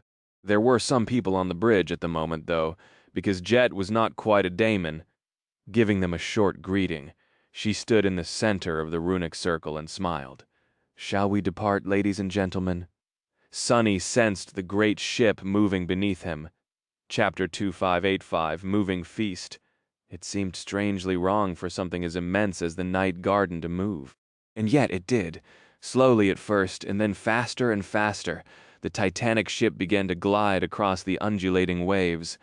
The oceanic waves themselves seemed impossibly small as they broke against its living hull, merging into a flat aquamarine plain, while stretching toward the distant horizon. It was as if an entire island suddenly decided to move on, complete with a city full of millions of people. The groves were moving, the meadows were moving, and the lakes were moving as well. Sunny knew that there was nothing odd about it. Logically, and yet his mind was failing to reconcile the inconceivable scale of it all with what was happening. This world. It truly knows how to make one feel small, does it not? And that was coming from someone who could turn into a 100-meter-tall colossus whenever he wished. A loud cheer reached the runic hall from the upper decks of the night garden, where people had poured onto the promenades along the edges of the titanic ship to watch it depart from the eastern quadrant. The atmosphere, despite the dangerous journey that awaited them, felt bright and festive. For some of them, this was just another journey. For some, those who had boarded the great citadel in the eastern quadrant as refugees, it was the first voyage. Their continent was liberated from the clutches of the skinwalker now, but their cities and homes were already gone, so the newcomers were eager to experience the seas and build a new home for themselves on the night garden. Sunny had only spent one morning on the titanic ship, but he could already tell that life here was one of starkly opposing extremes. The great citadel itself was idyllic and beautiful beyond belief, while the storms assaulting its impregnable hull and the nightmare creatures besetting it were furious and chillingly horrifying. Somehow, though, the dread of the dark and tumultuous seas only made the vibrant beauty of the night garden more comforting. Plus, it belonged to Soul Reaper Jet. She had come far from the days when people who knew of her, mostly awakened, treated her with distaste and aversion due to the ruthless cruelty of her murderous ways. Now, there was no person in the world who did not know the Soul Reaper, and her reputation, while not as loud as that of the other great champions of humanity, was stellar. People treated her with the respect and esteem reserved only for those who had earned it. Jet had always been a professional, and her profession was serving humanity. She had a spotless track record of being good at her job as well, so being under Soul Reaper's wing meant being safe. That was why refugees were happy to settle on the night garden and become a part of the community here. What is this feeling? Hiding in Jet's shadow and watching her steer the titanic citadel while giving her subordinates commands. Sunny felt his heart swell a little. He felt like a proud parent, proud child, proud student, or a comrade, perhaps. In any case, Sunny had to get down to business. He was reasonably sure that the sixth fragment of Weaver's lineage was hidden somewhere on the night garden, or at least somewhere where the night garden could help him reach. At the moment, Sunny was being suppressed by the war realm, so he could not search too actively. But that did not mean that he could not do anything. As the night garden slowly moved along the coast of Australia, Sunny extended his shadow sense in all directions, or at least tried to. The hull of the ancient vessel was interfering with his perception, so he could not cast a wide net. He could still explore the ancient vessel bit by bit, though finding paths where the living wood did not block his senses. The night garden had countless decks and cavernous holds, with bustling activity of a thriving city. It was also full of strange and wondrous things, so finding one well-hidden anomaly here was going to be much harder than finding a needle in a haystack. Sunny could sense the entirety of a haystack in a split second, find the needle, and count each individual strand of hay on top of that. Actually, he already had a needle, Weaver's needle, so he would not need to do something so senseless to begin with. However, finding the fragment of Weaver's lineage was going to take a lot of effort and meticulous work. Sadly, an annoying distraction kept invading his senses, when he tried to focus. At first, there was the sound of wings. Then there was the sound of small talons click-clacking on the wooden floor. Then, someone aimed a persistent stare at him. "It's all right, I'm hidden in Jet's shadow. No one can see me." But then, someone jumped onto the shadow, walked this way and that across its surface, and even pecked at it with a sharp beak a few times, letting out a quiet sigh. Sonny focused on his immediate surroundings. A black bird was standing on top of him, looking down with unreadable round eyes. Its inky feathers glistened in the morning light. Crow pecked Jet's shadow one more time, then spread its wings and cawed loudly. "Sonny, Sonny!" Sonny gritted his teeth, metaphorically speaking, and produced a quiet whisper. "Get off me, stupid bird, go away." Crow stared at him some more, then waved its wings a couple of times. Bird, Sonny sighed. "Yes, you are a bird. I don't even know how you noticed me, but please stop blowing my cover and go annoy Jet instead."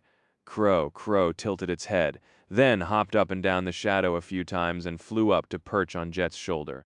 Giving Sonny a smug look from his perch, it then cawed again. Bird! Jet! Sonny suppressed a groan. Something was telling him that concentrating on the search was not going to be easy. Chapter 2586, Crow's Nest. "Let me tell you, Crow, those demons all had a thing for unnecessarily huge structures. Why are all their citadels so stupidly huge? No, really, what were they compensating for?"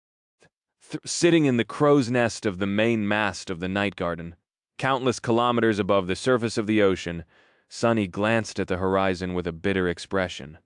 Actually, no one was crazy enough to get this high, especially because the masts of the Titanic ship were designed to attract lightning, so he could enjoy some privacy here, which he did after spending a long time fruitlessly searching the endless expanse of the gargantuan ship for traces of Weaver.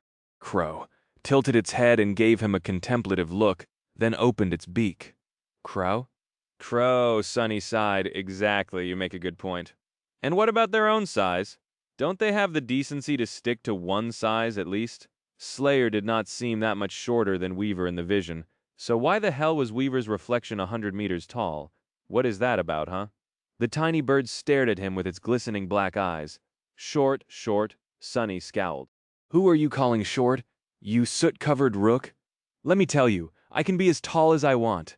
I'm just choosing to be this size. 100 meters is nothing." Crow gave him a pitying look and cawed, as if proving the point. "Soot! Sonny scoffed and glanced away. The coast of Australia, which used to be visible beyond the starboard of the night garden, was now almost behind them. And on the water below, a naval convoy of dozens of immense battleships was slowly moving into formation behind the great citadel's wide bow.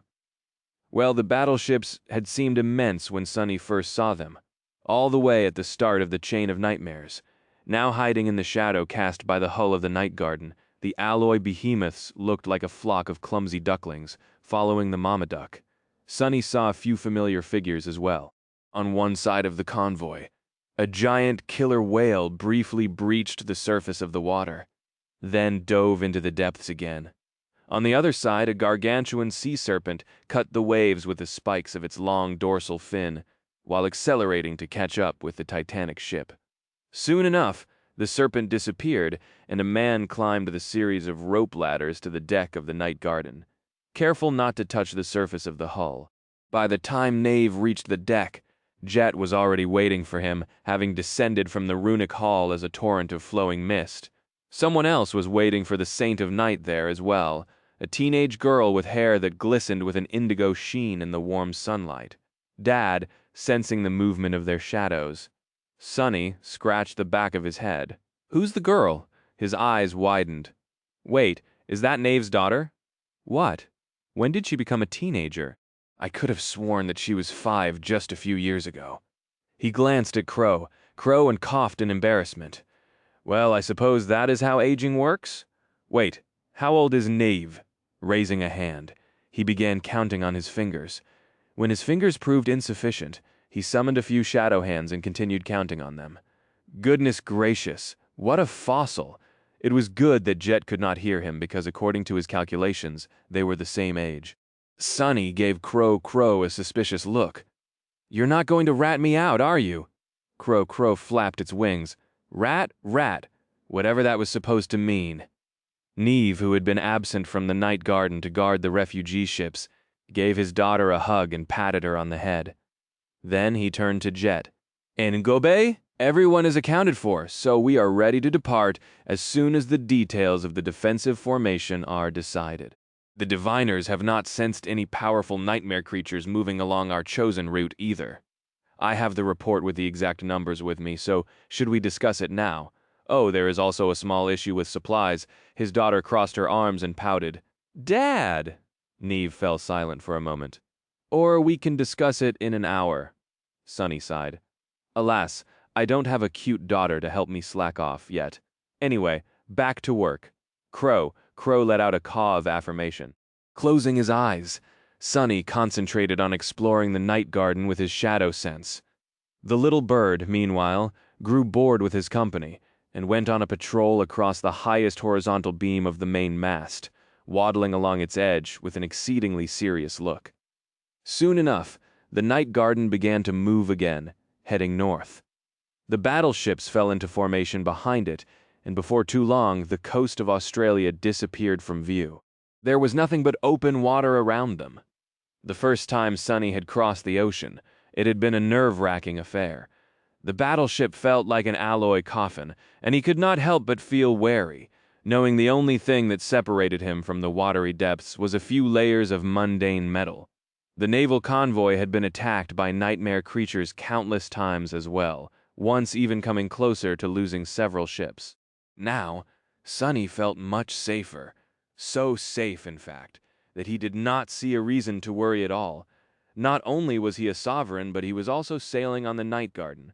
The Titanic ship was not exactly invincible, but there was nothing in the Indian Ocean that could seriously harm it, let alone sink it.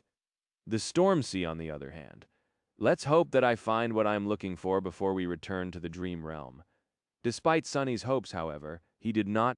No matter how meticulously he explored the night garden, there was no trace of anything left behind by Weaver.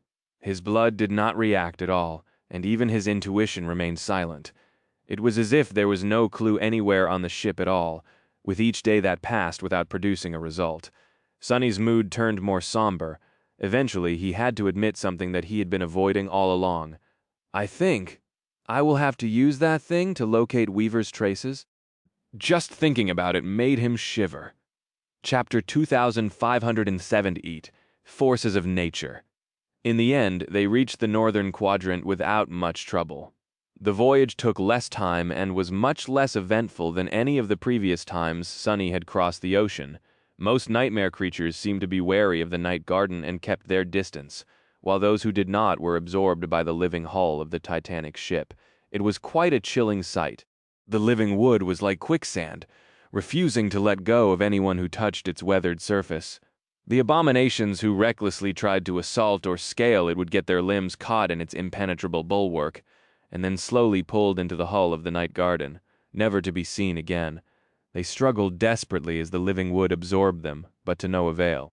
A few managed to escape by tearing off their trapped limbs, but most only became caught more thoroughly because of their frantic struggles. Whatever scratches they managed to leave on the surface of the Titanic ship soon vanished without a trace, with all evidence of its existence gone. So, the horrors of the depths had a good reason to be wary of the night garden, or perhaps they were wary of Sonny himself, sensing the vast darkness hiding in his shadow. Any case, there were not as many attacks on the convoy as Sonny had anticipated. Which was not to say there was no danger at all. The battleships following the night garden were still vulnerable, and there was also the threat of aerial attacks. The great citadel did not only carry millions of mundane people, though. It also carried countless awakened warriors, most of them seasoned veterans of the evacuation army. Jet and the saints of the House of Night were there to keep the situation under control as well. So every assault on the convoy was repelled with relative ease. Some of the confrontations with the doomed nightmare creatures were more memorable than the others. Though, I'll be damned. Shifting his focus away from the search for the traces of Weaver, Sonny glanced ahead with a concerned expression. Out there in front of the night garden, the ocean had turned entirely black. The stain of oily black water stretched in all directions, far and wide, darkening the distant horizon. Tall waves crashed into the bow of the huge ship violently, reaching toward it like the blackened fingers of an unknown monster. It was the black water, a mysterious and malevolent phenomenon that haunted both the storm sea and the oceans of Earth. Nobody knew what the currents of the black water were, really. Some considered it to be a kind of abomination. Some thought it to be the remains of an ancient terror who had been torn into thousands of pieces. Some even believed that it was the blood of an unholy titan spilled by the gods at the dawn of time. Regardless of what it was, however, seeing the water turn black often meant death for those who entrusted their lives to the sea. But not this time. Sonny could vaguely sense something about the night garden change when it entered the black waters as if coming awake. Then, the titanic ship crushed the violent waves and continued sailing forward, cutting the ominous darkness with its bow. Sometime later, the ocean cleared. What? It was not that the convoy had crossed the area tainted by the black water and escaped into clear waters. Rather, the oily darkness infecting the waves simply vanished. The night garden had absorbed the black water just like it would any other abomination or source of sustenance. Forgetting about his search for a few seconds, Sonny stared at the pure aquamarine expanse of the ocean with an incredulous expression. I never thought I'd see the day when that thing perishes. Never once. His first encounter with the black water had transpired on the way to Antarctica, just before the chain of nightmares consumed the southern quadrant. Back then, it seemed utterly indestructible, in an entirely different category than the things that could be destroyed, even like a force of nature. But now, the night garden had torn apart and absorbed that force of nature, erasing it from the surface of the world. Come to think of it, forces of nature are not what they used to be. People naturally treated natural disasters as the epitome of inescapable calamity and unfathomable power. But Sonny was a being who could weather any mundane storm, remain standing during the most destructive earthquake, and topple erupting volcanoes. Now, he was indifferent to floods and couldn't care less about droughts, let alone something as trivial as wildfires. He himself could cause a calamity much more frightening than anything nature could muster. So it should have come as no surprise that the night garden absorbed the black water, this current of the black water at least. Somewhere in the storm sea, there were 1,000 more. I still have a score to settle with the dark sea, too. Eventually, the naval convoy led by the wandering Great Citadel reached the coast of the northern quadrant. The titanic ship spent several days near a port fortress, watching over the refugees disembarking from the battleships and loaded up on supplies. Renarb. Considering how impossibly tall the hull of the night garden was, it took quite a lot of effort and several complicated systems of lifts and pulleys to raise the cargo containers all the way up to the deck. Once all of that was done, the radiant rift of the Dream Gate opened in front of the giant ship, calling it back home into the nebulous expanse of the storm sea. Sonny, who was at his limit, felt glad to escape the unwelcoming pressure of the waking world and return to the dream realm. Strangely enough, it felt as if the night garden was relieved to abandon the barren expanse of the war realm as well. Pushed by invisible winds, the huge ship sailed into the white inferno of the Dream Gate and disappeared from the undulating surface of the ocean, leaving Earth behind. Chapter 2588, Twilight Sea. Sonny was anticipating witnessing the endless expanse of the storm sea. He had been to more deadly corners of the dream realm than most people, possibly even than any person, but he had only ever been to the misty coast south of Bastion, never venturing into the nebulous waters themselves. Apart from the idle curiosity of a retired explorer, Sonny also felt a subtle connection to the storm sea. These were the remains of the world that Daron the Serpent King had ruled once after all. The shadows of Daron and Windflower now rested in his soul, while the Twilight Sea they had failed to save had been consumed by the Dream Realm. Earth would soon share the same fate, so Sonny felt a kind of curiosity that was both poignant and morbid when thinking about the storm sea. Regardless of what he had expected, though, his first impression of the nebulous ocean was a complete disappointment. That was because Sunny could not see anything at all. Everything around the night garden was shrouded in thick mist, plunging the world into a beautiful but ominous twilight. Even when he climbed to the peak of the tallest mast of the massive ship, he still failed to catch a glimpse of the sky. The night garden ceased all movement after passing through the dream gate, which had already vanished and left it alone in the boundless expanse of the misty sea. There's nothing much to do. We can't sail until the mist passes. Well, technically nothing is stopping us. It is just too dangerous. While the night garden settled to wait for the weather to improve, Jet retreated to her quarters to rest. Sunny emerged from her shadow, deciding to take a break too. His search had not produced any results, so continuing in the same manner seemed meaningless. He had to gather courage before proceeding to the next plan, though. What kind of dangers are we talking about? Jet gave him an amused look, the kind I have no words to describe and no desire to imagine. She crossed her legs, looking at the ceiling with a laid-back expression. Don't worry, though. The night garden had been drifting in these waters for thousands of years before being claimed by us humans, and for half a century since, nothing managed to take it down in all that time. Sunny smiled faintly. Who says that I am worried? Among the long list of my worries, the horrors of the storm sea are all the way near the bottom. He found himself a chair and sat down. Jet chuckled.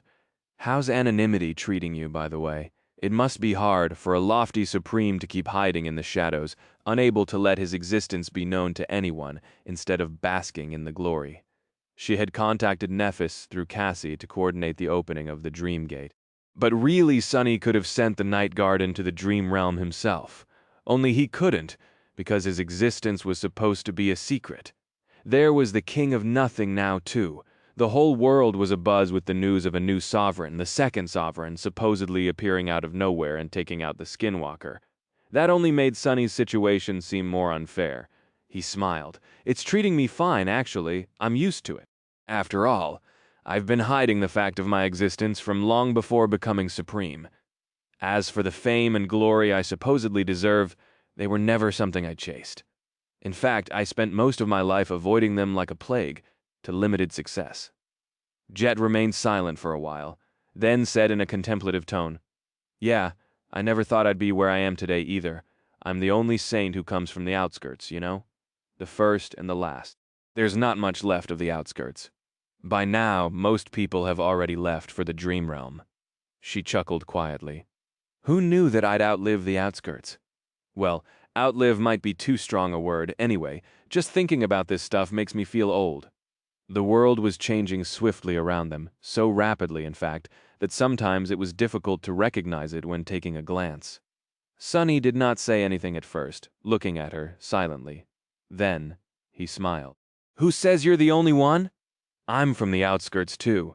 The first supreme to have come from the outskirts, but hopefully not the last. Jet glanced at him in surprise. You're from the outskirts? She studied him for a while, then let out a sigh. Damn. And you're younger than me, too? No. Now I simply must conquer the fourth nightmare, otherwise it will be embarrassing. Sunny grinned and leaned back. Jet kept staring at him, a smile slowly finding its way onto her lips. I'm glad, though. I guess we outskirt rats have done well for ourselves after all. Oh, it also explains why there's no record of you in any government database. I think I drove several intelligence executives into an early retirement while trying to uncover the identity of the Lord of Shadows. I owe them an apology, I guess. Bez Nunsunny let out a short laugh then, his expression slowly turned concerned. Speaking of that, I need to gather some intelligence as well. Jet raised an eyebrow. I get it that your search is not going well. Sunny shook his head slowly. No. And since we are pressed for time, I think I'm going to have to do something drastic. He hesitated for a few seconds, then gave her a dark look. So, I need you to watch over me for a bit. Oh, and if it looks like I'm unraveling, knock me out. Jet's blue eyes widened a little. What? How am I supposed to knock out a supreme? One who has 7 bodies, no less. Sunny grinned. Well, you are Soul Reaper, Jet. I'm sure you'll figure something out." With that, he summoned a memory. The familiar cool weight of Weaver's mask settled onto his face a few moments later. It was time to do something that he had been scared of doing for a long, long while, to look upon the world and see it the same way Weaver had. Chapter 258-9 unraveled. A long time ago, the vile thieving bird stole one of Weaver's eyes. And, to replace it, Weaver wove a new enchantment into their fearsome mask. Where is my eye? When the enchantment was activated, the great tapestry of fate revealed itself to the person wearing the mask, either the original one or one of the two memories of it. Weaver had bestowed upon the high priests of the nightmare spell. The original mask was long gone, having perished with the demon of fate. But at least one of the memory pair remained, and had been found by Sonny in the stone cell under the ruined cathedral of the Dark City, which meant that he could glimpse the vast infinity of fate as well. The problem was that mortals were not meant to behold it. The oracles of the nameless realm from which the Nine hailed from lost their sight as a result of catching a glimpse of the great tapestry. But really, they got off easy. The first time Sonny had activated, "Where is my eye?" he almost perished on the spot. The only reason he survived was that the unfathomable enchantment of the divine memory exhausted his puny awakened essence in a heartbeat and fell into slumber once again. Still, that single heartbeat was seared into Sonny's mind, having scarred him more than any other torment he had ever suffered. In his personal ranking of the most painful experiences of his life, using "Where is my eye?" was still proudly occupying the top position. Was way worse than being beheaded, having his soul torn apart, and enduring the transformations caused by assimilating Weaver's lineage. Sonny had barely survived beholding the vastness of fate as an awakened, and nothing changed when he was ascended either. In Antarctica, he had used "Where is my eye?" to kill the terror of LO-49, Dusk, Sibyl of the Fallen Grace. The eerie corrupted terror had not quite perished after witnessing the great tapestry of fate, but she was stunned long enough for Sonny to finish the job. He was a supreme titan now, and possessed mind weave on top of that. So Sonny had a reason to believe that he would be able to survive activating "Where is my eye?" this time. However, he was also sure that it was not going to be pleasant. It was not going to be pleasant at all. Not only that, but attempting to behold fate was also a path of no return for him. After all, his essence was nearly inexhaustible now. So, even if things went wrong, he would not be saved from whatever price he had to pay by running out of it.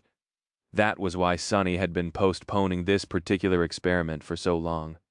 He took a deep breath, gathering his courage. The memory of the harrowing agony of trying to fathom fate, having no choice but to try to encompass its boundless infinity with his mortal mind, made him shiver. "What exactly are you trying to do?" Jet's laid-back smile was gone, replaced by a cold focus. Sonny lingered for a short while, then said evenly, "Nothing too serious." With that, he gritted his teeth and activated "Where is my eye?"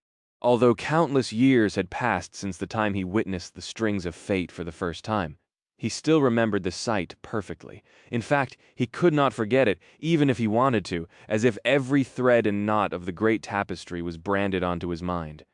Even now, he could imagine it vividly, the endless radiant eternity of twisting threads. Those threads transfixed everything in existence, connecting every living being and every object, every thought and every concept, every dream and every nightmare, stretching infinitely into every direction, as well as into the past, the present, and the future. The frightening enchantment of Weaver's mask not only allowed him to see the tapestry of fate, though, but also forced the understanding of it onto him. The knowledge of everything, everywhere, all at once. No wonder he had almost died because of it. The pain back then had been indescribable. Blood had streamed out of his nose, eyes, and mouth, and a silent scream had died on his lips. Even when he tried to escape into the shadows, the suffering did not subside, however. That probably prevented his eyes from turning into smoldering embers and his head from exploding. This time it was almost manageable. Not quite, but almost. Terrible pain descended upon Sonny, making him feel like his mind was incandescent, with searing heat, boiling, and on the verge of erupting like a fuming volcano. He could not help but shiver and let out a tortured groan, wanting to close his eyes, but unable to move to look away from the wondrous, harrowing sight in front of him, above him, all around him. What? What? His pupils widened, igniting with a golden glow.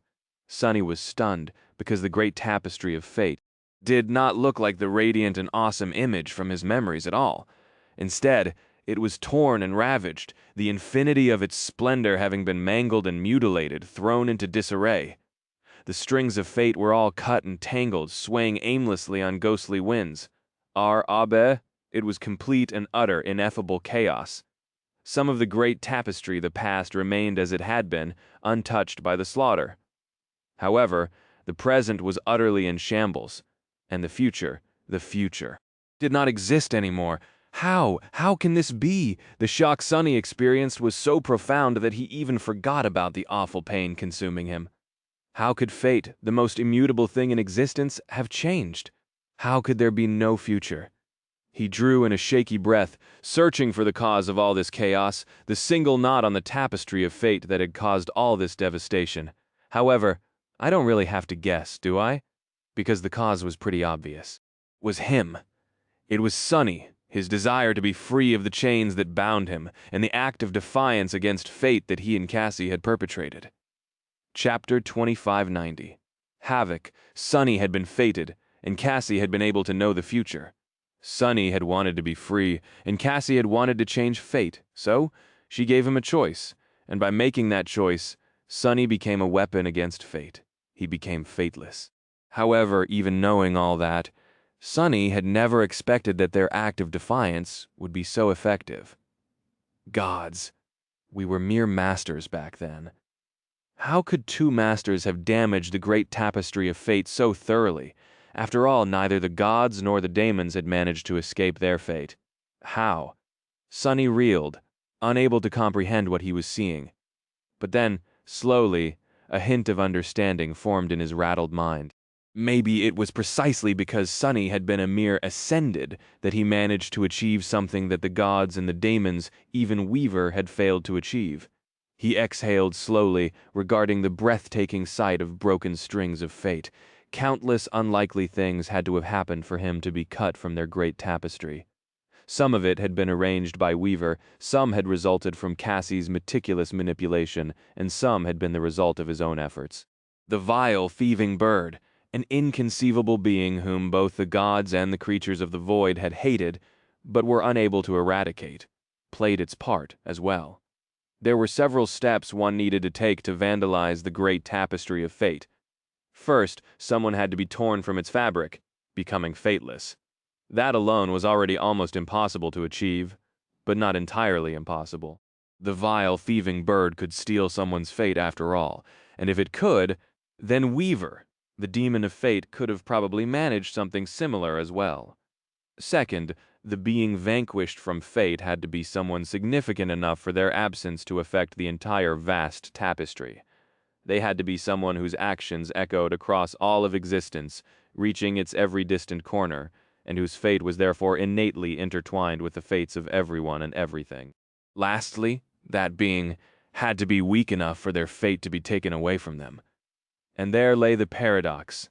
A weak being would not be significant enough for the absence to disrupt all of fate, and the fate of a powerful being could not be stolen. So, destroying fate was impossible, or rather, it had been impossible before. Sonny was not powerful enough to affect all of existence.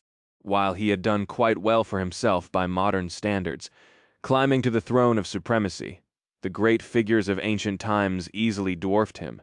Compared to the gods and the daemons, he was not even an ant. He was like a speck of dust, for now at least. Sonny had not been significant enough.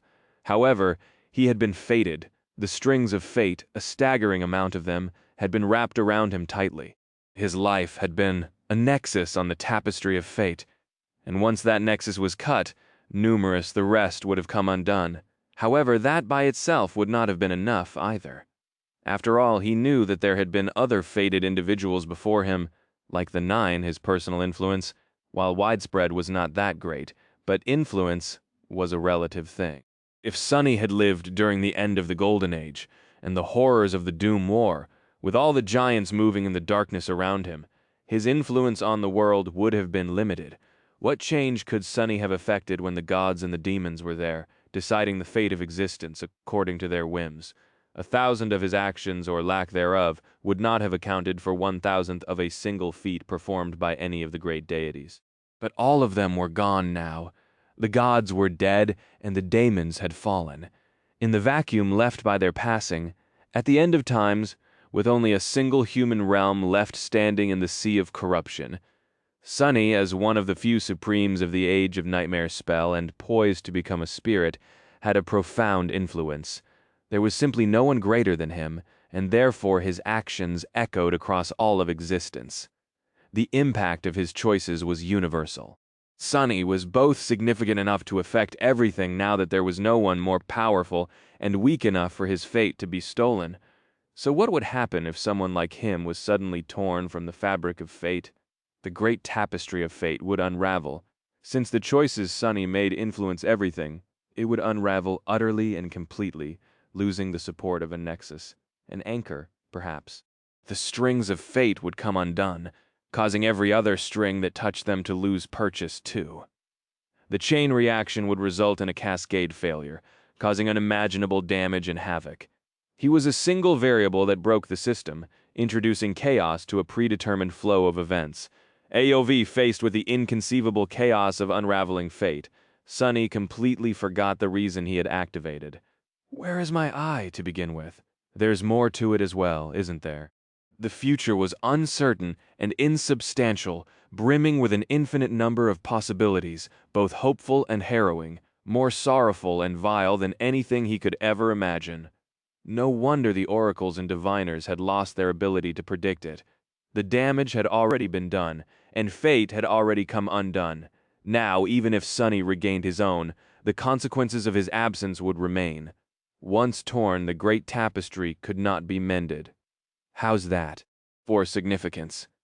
Sunny and Cassie had managed to do something that no one had accomplished before.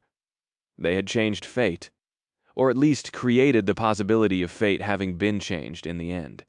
That did not seem like something that two mortals could have done without help. Weaver, was that a part of their plan as well? Faced with the infinity of the torn strings of fate, Sunny could not help but suspect that the demon of fate had a hand in their unraveling. Sunny and Cassie had achieved something both harrowing and incredible. But even if their effort was uniquely astonishing in all of history, that did not mean that theirs was the only contribution. What they accomplished was only possible because of what those before them had achieved. Still, Sunny groaned, slowly coming undone under the pressure of beholding fate himself. None of it would mean anything unless they actually managed to create a benign future, now that any future had become a possibility. And for that he had to concentrate on the task at hand. Focus. Chapter 2591. Touching Fate. It was hard to concentrate when facing literally everything ever all at once torn and in a state of utter havoc. And yet, Sunny tried. He had already achieved something astonishing by enduring the terrible visage of fate without being reduced to a mindless husk. But now he needed to do something even more unimaginable. He had to actually fathom fate in its endless complexity. Of course, that was impossible. Even strengthened by Mindweave, Sunny was not at all capable of doing something like that. No one was, really. Even Weaver, the demon of fate, could not grasp all of its strings. Although they seemed to have gotten pretty close to it, Sunny had to do the opposite. Instead of trying to comprehend all of fate, he had to learn how to limit himself to only perceiving a small fraction of it. That, at least, was something he could potentially manage. In a sense, what Sunny was trying to achieve was the opposite of what he had been trying to do all these years, ever since becoming a sleeper. Sunny had been teaching himself how to expand the scope of his mind, first to perceive the world from 2 points of view at the same time, then from 7, and finally from thousands of them. Ironically enough, now that he had finally achieved the latter thanks to Mindweave, he had to narrow the scope of his mind instead, so that was what Sunny endeavored to do. It wasn't easy, especially because he had to contend against the crushing pressure and the breathtaking torment of beholding the great tapestry of fate. In that state, simply forming cohesive thoughts was a challenge, let alone guiding them in a desired direction. However, Sonny was actually helped by the fact that he had just returned from the waking world. After enduring its suppression for an extended period of time, he felt at ease and liberated in the frightening expanse of the dream realm. The relief he felt equalized the pressure he was subjected to somewhat, and the task of resisting the latter felt familiar. All this effort just to bury my head in the sand like an ostrich. Whatever the hell an ostrich was. Slowly, gradually, Sonny felt himself growing blind to the vastness of fate.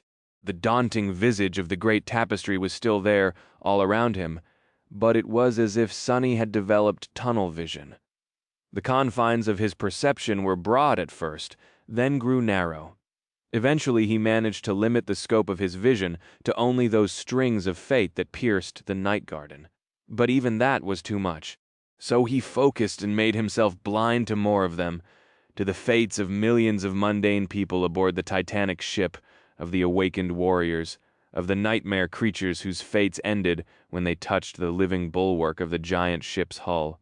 Anything and everything that had become a part of the night garden recently. Only then did Sonny manage to let out a relieved sigh. There were still countless strings of fate around him, most of them tangled and torn, but at least their number was not inconceivable anymore. More than that, Sonny felt like he gained a measure of control over the Where Is My Eye enchantment. Before, it had both shown him the strings of fate and forced the knowledge of them upon him, but now he could perceive them without knowing them, could behold a fraction of the great tapestry of fate without drowning in it. It was as if an invisible wall was standing between him and the overwhelming knowledge, or rather, a door, one that he could most likely open at will. He just had to find a way to do it. Sonny remained motionless for a while, thinking. There were many strings of fate around him, piercing all of existence and stretching into infinity. Some of them were dim, while some seemed to shine like rays of brilliant starlight. He was searching for a particular glow, though. Nobio. He was searching for the string of fate made out of pure golden light, like the one that had led him to the ebony tower in Weaver's severed arm all those years ago. Soon enough, he found it. It wasn't very difficult, because the radiant golden string was right in front of him. There were others like it as well, after all.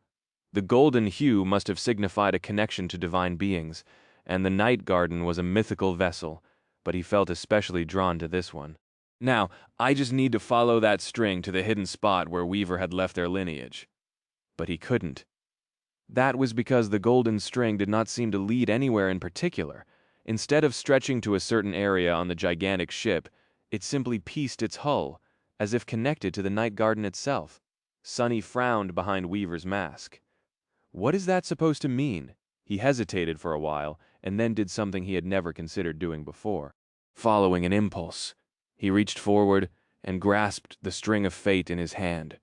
To Sonny's relief, his fingers did not turn to ash, and neither were they severed. Most amazingly of all, they did not simply pass through the thread of golden light. They grasped it tightly, as if touching a physical object. He could feel the very fabric of fate under his fingertips, which tingled faintly. It was only then that Sonny finally understood the nature of the changes that consuming Weaver's lineage had caused to his mind, body, and soul. He used to think that the peculiar quirks of the Weaves were meant to make him adept at Weaver's unique sorcery. Blood Weave had given him the ability to see the strings of essence. Bone Weave had allowed him to touch them. Flesh Weave had made it so he was not cut by them. Mind Weave had allowed him to fathom the endless intricacies of spell weaves. However, at that moment, he realized that it was all no more than a side effect, that it was merely a prelude. The true purpose of these alterations was this. It was the ability to interact with the strings of fate, damnation. As Sonny's fingertips slid across the surface of the golden thread, he shuddered, because through touch, he saw a glimpse of the fate contained within it. Suddenly, his mind went elsewhere. Chapter 292. Hunger of Life. Sonny saw a vast wasteland resting under a blue sky. At its heart, a young sapling struggled as it fought against the crushing pressure of soil, dreaming of light. Soon, it broke free of its dark, nurturing cradle and bathed in the radiance. absorbing the warmth of the sun and being caressed by the winds. Eventually, the young sapling grew into a mighty tree, towering above the surrounding desert. Its roots spread far and wide, reaching deep into the earth. Its branches stretched toward the clouds, swaying as they wished to touch them. The tree bore wondrous fruit, and attracted by their scent, creatures came from far away to taste them. Gods and spirits, beasts and titans, and humans too, dressed in furs and carrying tools made of flint to satiate their hunger and fill the emptiness in their hearts. Time passed, and the wasteland was no more. Instead, a great forest covered its desolate expanse, full of vibrancy and life. Countless beings populated its verdant depths, living at peace with each other. There was no hunger and no strife, no discord or violence among those who dwelled in the garden of bliss, only harmony. The tree had grown tremendously tall, its roots dug deep into the earth, reaching the soothing darkness of the shadow realm. Its branches stretched high into the sky, basking in the light of heaven. The entire forest was born of it and was part of it. The roots of all trees there were intertwined, forming a single great being, and all was fine, until the cold winds came slowly. Gradually, an eerie coldness encroached upon the forest from the west. First came the cold, then came the snow, and once the snow began falling, it never stopped. Soon, great mounds of it obscured everything in sight. The sky became hidden, and a relentless blizzard raged across the world, encasing everything in ice. The leaves of the verdant trees froze and shattered, their bark blackened and cracked, and golden fruits did not grow on their branches anymore. The dwellers of the forest endured for as long as they could, but eventually, pursued by the relentless cold and hunger, they fled their homes and burrows, hoping to find salvation from the cold in distant lands, abandoning the blissful garden. Eventually, the forest became frozen and empty. The great tree at its heart was still alive, encased in ice, but powerless to break it. All it could do was dream of light, of warmth, of being young and strong once more. That was when a beautiful daemon appeared, her eyes as blue as the warm summer sky. The vicious cold was banished by her will. The icy carapace that encased the world melted.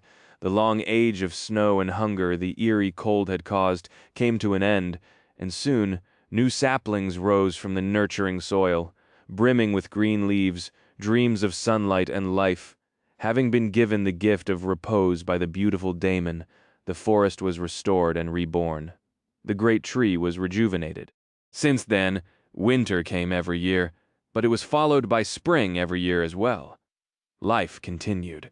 That was the vision Sonny saw, but he saw a different vision at the same time as well. At first it was largely the same, but then its essence subtly changed. The great forest still sprawled under the warm sky. Countless beings still dwelled in its verdant depths, and they still knew no hunger or strife, only peace. But there was no harmony in that peace. Instead, there was only stagnation and horror. The numerous trees grew uncontrollably, cannibalizing each other's roots and killing their siblings in a desperate competition for a spot under the sun. The ground was covered in myriad layers of dead branches, brown leaves, and fallen fruit, all of that endless mass rotting in the sweltering heat of the eternal forest. The beasts and the humans, who knew neither hunger nor strife, propagated endlessly, but their minds grew weaker and more feeble with each generation, with no need to fight for anything. They had no need to strive and develop, and as a result, both their minds and their bodies gradually degraded. Eventually, their numbers grew so vast that even the boundless resources of the great forest could not sustain them anymore. So, in their endless hunger, they turned to endlessly devouring each other, their blood and bones becoming inexhaustible fertilizer for the growing trees. Their lives and deaths nourishing the roots of the great tree and satisfying its own boundless, frightening, insatiable hunger. Fueled by it, the great tree continued to grow and grow and grow, grow endlessly and hunger endlessly forever. Until a stunning daemon appeared, her eyes as blue as the cold winter ice. A vicious cold was summoned by her will. It encroached upon the primordial forest from the west, followed by a raging blizzard. Once the snow began falling, It did not stop until the whole world was covered in it, suffocating the forest and encasing the great tree in a prison of ice. With no warmth to find anywhere and no fruit to gather, the forest dwellers fled its barren expanse and scattered across the realms. The garden of hunger stood empty, devoid of life. Only the great tree remained, covered in ice and suffering from hunger. The stunning daemon then climbed its branches and spoke to it. After a while the snow melted, and the ice melted as well. New saplings sprouted from the ground, and verdant life returned to the rejuvenated land. The forest grew anew, but ever since then, winter would always come, putting an end to summer, and thus the world would get a chance to rest from its hunger. From the boundless hunger of life to grow and expand. Sonny swayed, failing to digest the jumbled mess of images that had assaulted his mind. He let out a pained groan, raising one hand to grasp his aching head. "How up here, then?" He moved his fingers further along the thread of golden light. When he did, a new vision revealed itself to him, the vision of the great tree suffering from a dreadful curse. Chapter 293, Smallest Branch. Sonny saw the vibrant forest once again, this time long after the demon of repose had created the cycle of seasons. The great tree, the avatar of Heart God, was different as well.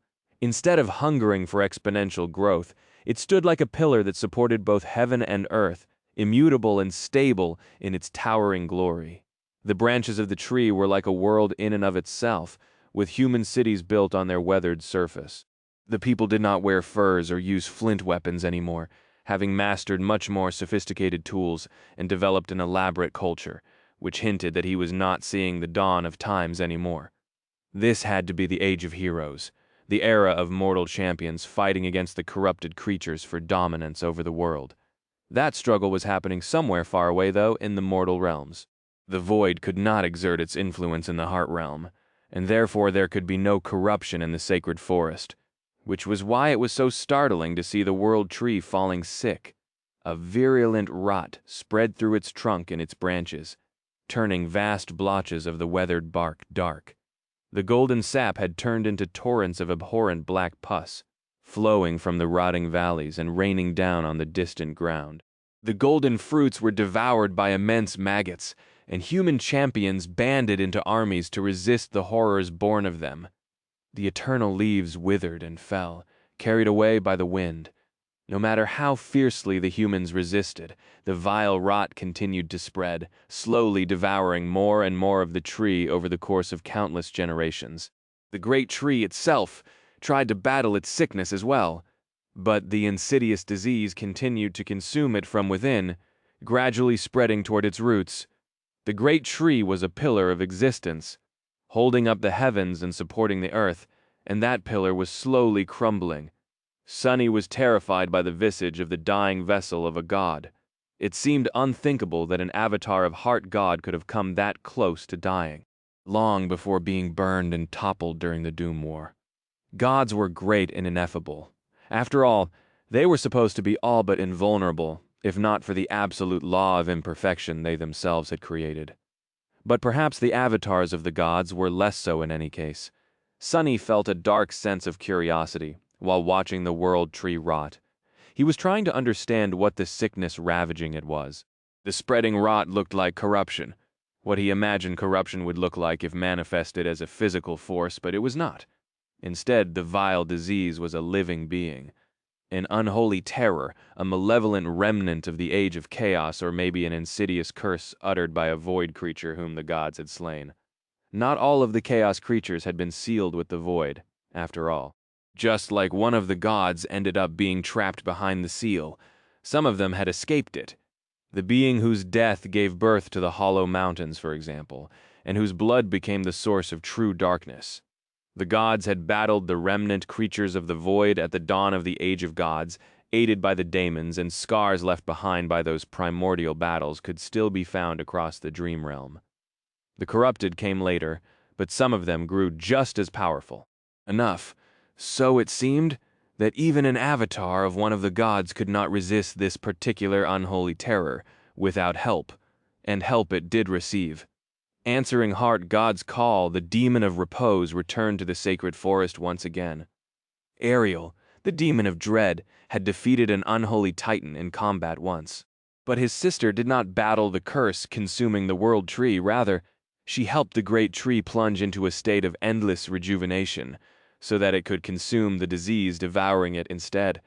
The world tree rotted and grew anew, its leaves fell and new ones sprouted from emerging buds. The dead bark crumbled into dust, then was replaced by fresh growth. The diseased branches broke and fell, causing the world to quake when they impacted the earth. But new branches appeared in their place, over and over and over again, without end, rotting, dying, and being reborn again, until the disease was no more. The unholy terror had perished, and the world tree regained its vitality. The cities of humans who had made home in its branches, however, were decimated. Most of them were destroyed, and those that remained became overgrown by leaves and bark, with not a soul in sight. The arrival of the demon of repose was a boon for the great tree, but it was an indescribable disaster to those who had lived in the shade of its leaves, a calamity that could not be escaped, predicted, or reasoned with. There was a reason, after all, why daemons were feared above all other deities of ancient times. Once the disease consuming the world tree was no more, the demon of repose left. However, it took payment for helping heart gods save their avatar. That payment was a young branch of the great tree, and from that branch she fashioned a magnificent ship, a living ship that was more than a kilometer across from port to starboard, and countless times its width and length. One that was like a city in and of itself, with dozens of decks, gorgeous palaces, tall pagodas built on its surface, and great mysteries hiding in its boundless holds, a ship with wild groves, rushing streams, and deep lakes. Mu, the demon of repose, named her ship the Night Garden and made it her home. The world tree was long destroyed, and the demon of repose was dead. However, the Night Garden still remained, the last living sapling of once great forest. Chapter 294. Timely Intervention. Enthralled by the breathtaking visions of the ancient past, Sonny slid his fingers further down the thread of golden light. Now he understood why he had seen the birth of the world tree and the spread of the heart god's sacred forest first. It was because the Night Garden had been made from the branch of the great tree, and was therefore a part of it, the last part of it even. So its fate was part of the world tree's fate, or had been once at least. Marveling at that fact, Sonny opened himself to the truth of what events the Night Garden had experienced. It was difficult. Delving into the meaning of the string of fate was not like reading a book. A gargantuan torrent of information was pouring into Sonny's strained mind, and he could only absorb a few drops of that crushing flood here and there. He did not immediately see another detailed vision of the past, like the first two. Instead, what he saw were glimpses of various scenes, all jumbled and mixed together. The Night Garden sailing on a misty sea, the Night Garden battling a storm so fierce that entire realms could have been washed away by it. The Night Garden moving across the great black void between the stars and being moored on a titanic pier of a beautiful, awe-inspiring city built among the stars. That last glimpse seemed especially significant somehow. Even consumed by the strain of staring at fate, Sonny could not help but feel a hint of bewildered amusement. Is Night Garden a spaceship, then? He spent a split second, which felt like an eternity, considering that fact. And then, wham! Sonny fell from the chair and slammed his head against the floor. Pulled away from his bewitched state, he belatedly retracted his hand and deactivated. Where is my eye? The world felt strange. The world felt too small, claustrophobic, and two-dimensional. Time was most bizarre, somehow separated into three distinct states. The past, the present, and the future. The inexplicable division seemed nonsensical. Ouch. Laying on the floor, Sonny sensed the shadow of Jet move above him. He realized that she had struck him, overturning his chair and throwing him to the floor. Glute! Why did you hit me, Jet? Let out a bewildered laugh. Gods. Have you seen yourself? Sonny did not, in fact, see himself. What? Actually, he could not see anything at all. Jet fell heavily on her sofa. For your information, there was smoke rising from beneath your mask, and the smell? She made a retching sound. Well, I guess that's one more accomplishment under my belt. Making a dead woman retch was no easy feat. Belatedly, Sonny realized that he was drenched in sweat and could smell burned flesh. Dismissing Weaver's mask, he raised an arm, touched his face tentatively, and winced. His mind was still reeling from beholding the great tapestry of fate, so he felt dazed. That was a misleading word to describe his peculiar state, but he could not find a better one. Sonny was so dazed, in fact, that he did not even register the physical pain he was experiencing, but the area around his eyes was definitely burned. His eyes were burned as well. Luckily, they were still there, just scorched and unable to see anything. "It seems that I've gone blind," he sighed. How bothersome. With that, Sonny rose, brushed his clothes with a shaking hand, picked up his chair, and sat back down. Being blind was indeed a hassle, but he could function just fine with just shadow sense. More than that, his eyes had only received mild damage. It was only mild thanks to a timely whack from Jet, and with his regenerative abilities, he would be fine in a few days. Things could have been worse if he kept. Where's my eye active for a bit longer, though? "Wow, you look frightening." Jet shook her head. Sonny tilted his own a little, which almost caused him to lose balance and fall back to the floor. "Frightening." She nodded. "It's like you have embers in your eyes. You're mostly black, with glowing orange cracks. What the hell did you do?" Sonny remained silent for a while, then spoke in a subdued tone. "Well, I guess it was a divination of sorts. In fact, being able to touch the strings of fate and catch glimpses of their meaning was eerily similar to Cassie's dormant ability. Sonny was willing to bet that if the great tapestry of fate was still intact, he would have been able to receive visions of the future as well. Huh. Does that make me an oracle too?" He shivered. "A very extreme shape of divination. I was trying to determine where the thing I'm looking for is." Jet seemed to have raised an eyebrow.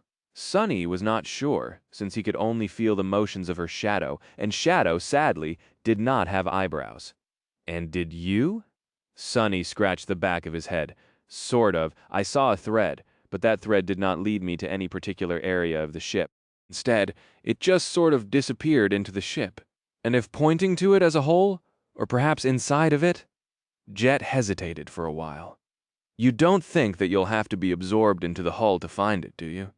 Sonny slowly shook his head. "That was my first thought as well, but actually, I have a different idea." He considered it again, then thought back to the visions he had seen. "Yeah, it is worth trying. The night garden was a living thing. Not in the same sense as humans or animals were, but still one nonetheless. It had been made from a branch of the world tree, and enchanted by the demon of repose to endlessly rejuvenate and restore itself. It was alive, but neither conscious nor sentient. But if it was indeed alive, then did it dream of anything? And could Sonny see what the Titanic ship was dreaming of? Naturally he could, after all. Sonny had a horse who could bring him into someone's dream. Chapter 2595. Hidden Giants. A storm raged outside. The sky was hidden behind a great dark veil of angry clouds. Hurricane winds were ravaging the world, and the boundless sea rose up against the tyranny of heaven. The undulating expanse of fierce waves stretched endlessly in all directions, each of them towering like a rolling mountain. The night garden sailed through the storm, indomitable and dauntless, illuminated by the colorful glow of countless lanterns. It was the only island of warmth and light in the world of cold darkness, apart from the branching bolts of lightning that descended from the roaring sky like silver arrows. That was as if meant to punish the sea for its defiance. Instead of striking the sea, however, they were drawn to the masts of the night garden, making it seem as if the ancient vessel was surrounded by a radiant mantle of electric arcs as it battled the storm. Each colossal wave was like the wall of a great fortress, dwarfing the world with its imposing height. The bow of the Titanic ship, however, towered above them. It cut and crushed them like an unstoppable siege ram, moving forward at a steady pace. The violence of each impact was terrifying. The roaring thunderclaps were deafening. The flashes of lightning were blinding. Well, at least Sonny assumed they were. His eyes had not recovered yet, and he fled from the physical pain by abandoning his corporeal form to hide in Jet's shadow. She was in the runic hall of the main pagoda at the moment, deftly steering the ship in its voyage through the calamitous storm, the night garden had some defenses against the fury of the elements. There seemed to be an invisible barrier protecting the main deck of the Titanic ship, making the winds less powerful as they assaulted it, and preventing the torrential rain from causing a flood, to the point that many people gathered outside hiding beneath colorful oil paper umbrellas to enjoy the view of the storm. However, that did not mean that the night garden was invulnerable. It could still be damaged, or even capsized, unless controlled by a steady hand. The bow of the ship had to be aimed at the waves, and it had to maintain a sufficient speed. Myriad things had to be considered as well to keep the passengers safe. Jet seemed to be handling the task just fine, aided by several surviving elders of the House of Night who acted as her advisors. The night garden was basking in the fury of the storm, replenishing its reserves of essence.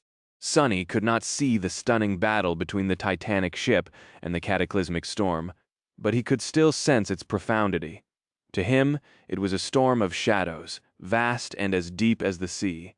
They flowed and roiled chaotically, due to the unceasing barrage of lightning bolts, and the passing of the Titanic ship. Observing the fury of the elements from the safety of Jet's shadow was strangely soothing. After a while, the noise of the storm receded into the background of his mind, and Sonny was left alone with his thoughts. He had a lot to think about.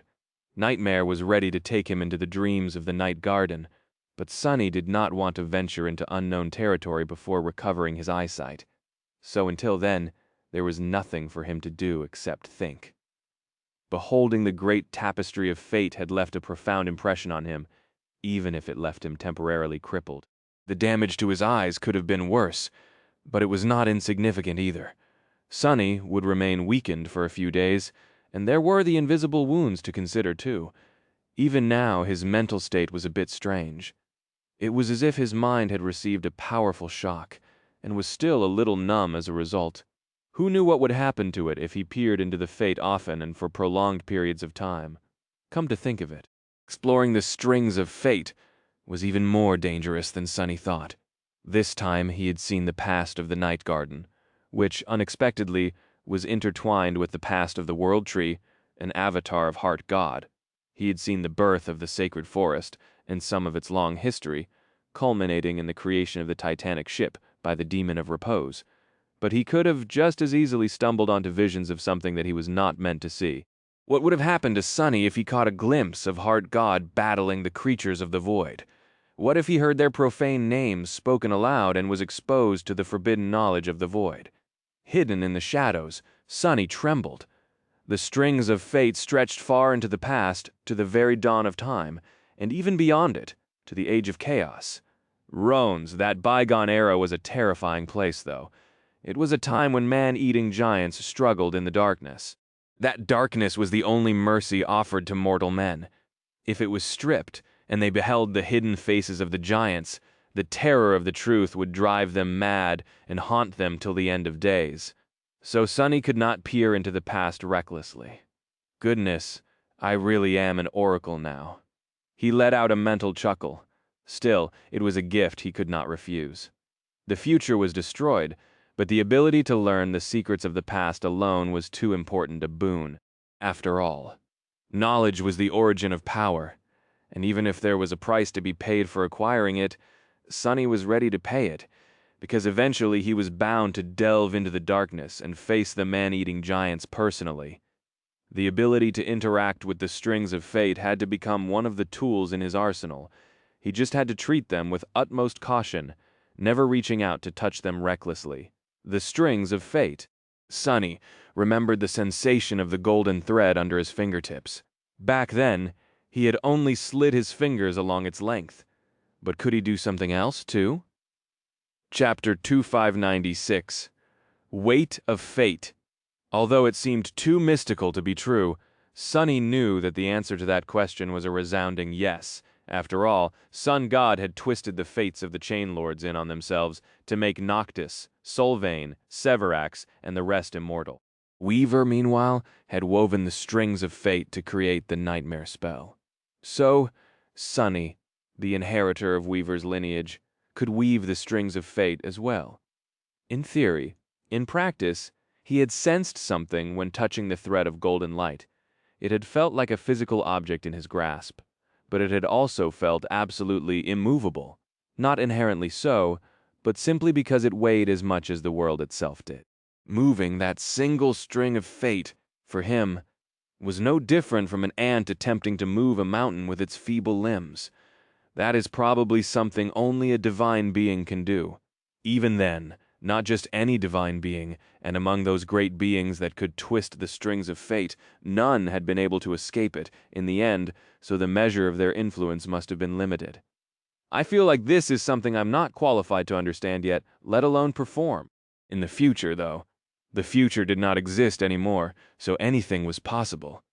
Satisfied with that conclusion, he thought back to the very fact that the great tapestry of fate was torn and savaged. It felt too peculiar to fathom, knowing that he was the person, or the weapon at least, who had fundamentally altered one of the inherent pillars of existence. Among all of his accomplishments, that one stood out as the most distinguished by far. So much so that nothing else could even compare. Granted, the vile, thieving bird deserved most of the credit, possibly followed by Weaver. Cassie and Sunny had done their part, and what they had done was nearly impossible, but it did not feel entirely, or even largely, like an achievement of their own, so Sunny was not going to let it go to his head. Still, while the question of who had unraveled the tapestry of fate remained, the implications of its unraveling were apparent. The future, which had been determined all along, flowing toward a predestined end, even if the details of how the world arrived at that end could shift, was undecided and malleable now. Leaving the astonishing nature of that tectonic shift aside, it seemed like a positive change, but really it was not necessarily so. After all, there were countless possible futures now. Some of them could be more beneficial than what had been fated to transpire, but some were undoubtedly far more horrible. There was simply no way to tell, since Sunny did not know what shape the original future had been meant to take, and there was no way to learn what final shape it would settle into anymore. For better or worse, they would only find out what the future held when it was upon them. They would only know if their intervention was a blessing or a bitter curse, when there was no way to change it. The future was just uncertain and free, containing myriad possibilities. So, it was up to Sunny and his companions to make sure that the future that ended up being realized was more hopeful than dreadful. That heavy responsibility suited him fine, even if they failed in the end, and the world was consumed by the nightmare that the forgotten god was dreaming. He would at least know that they had strived for and failed to achieve a better ending themselves, not guided like puppets that performed a complicated play as their limbs were pulled by the strings of fate. The tapestry of fate may repair itself eventually, restoring a semblance of order, but it would never be the same. Letting out a mental sigh, Sunny turned his thoughts to the visions he had seen. Repose? It was a startling thing to learn, that the demon of repose was responsible for creating the very concept of changing seasons, and had either caused or ended an ice age that threatened to consume all of existence, or perhaps both. It was also deeply fascinating to have witnessed the ancient past of the Heart Realm, especially considering that Sunny was currently waging a war for dominance over its charred remains.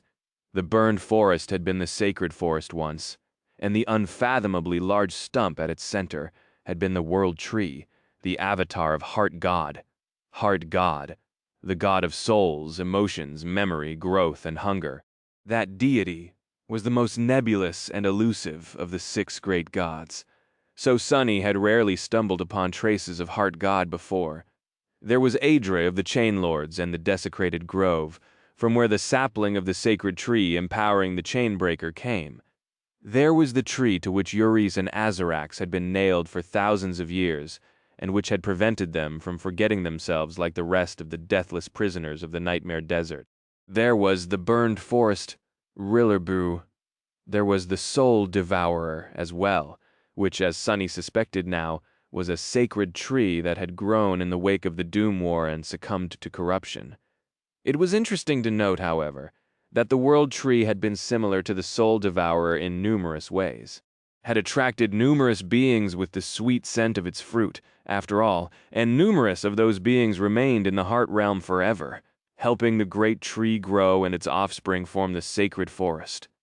just like Sunny, Nephis, and Cassie had almost remained on the ashen barrow to guard the soul devourer and help it spread its seeds forever. The vision Sunny saw possessed a strange duality to it, so he could not tell if the avatar of Heart God had been benevolent and nurturing or harrowing. Maybe it was both. The gods were beings born long before the concepts of good and evil after all, and therefore existed outside of the confines of mundane morality. So, they were both and neither. The world tree and the sacred forest seemed to have found a state of balance eventually, though, after experiencing the long and frightening ice age with the help of the demon of repose, only to burn in the end. Suddenly, Sunny remembered the descriptions of two memories he had received a long time ago, the memory of ice and the memory of fire. They had been charms that increased his resistance to cold and heat, respectively, which he lost after being banished from the nightmare spell. The description of the first had read, "Even when the sun returned, they shivered and remembered the never-ending winter," while the description of the latter hinted at a different calamity. And then there was nothing but flame. The descriptions were peculiar and fragmented, like two pieces of a larger whole. Sunny had even thought that if he could find the whole set of resistance charms, he would be able to learn the entire story. Now, he suspected that this story told the tale of the inhabitants of the sacred forest, the primordial humans and the creatures who had dwelled in the Heart Realm, and who probably built the barrows on the northern edges of the forgotten shore. The god of memory was gone, and these people were long gone as well. Now the only thing that remembered them was the nightmare spell. How fitting, chapter 2597, Inner Sea. A few days later, the storm subsided, revealing the starlit sky. The vast expanse of rolling water glistened with a silver radiance, reflecting the shimmering stars. Wisps of mist flowed above the water like clouds, making it seem as if the night garden was suspended between two nebulous heavens. Sunny was starting to feel better by then, abandoning the peaceful embrace of Jet's shadow. He ventured to explore the ship, not because he expected to find something important, but simply out of curiosity.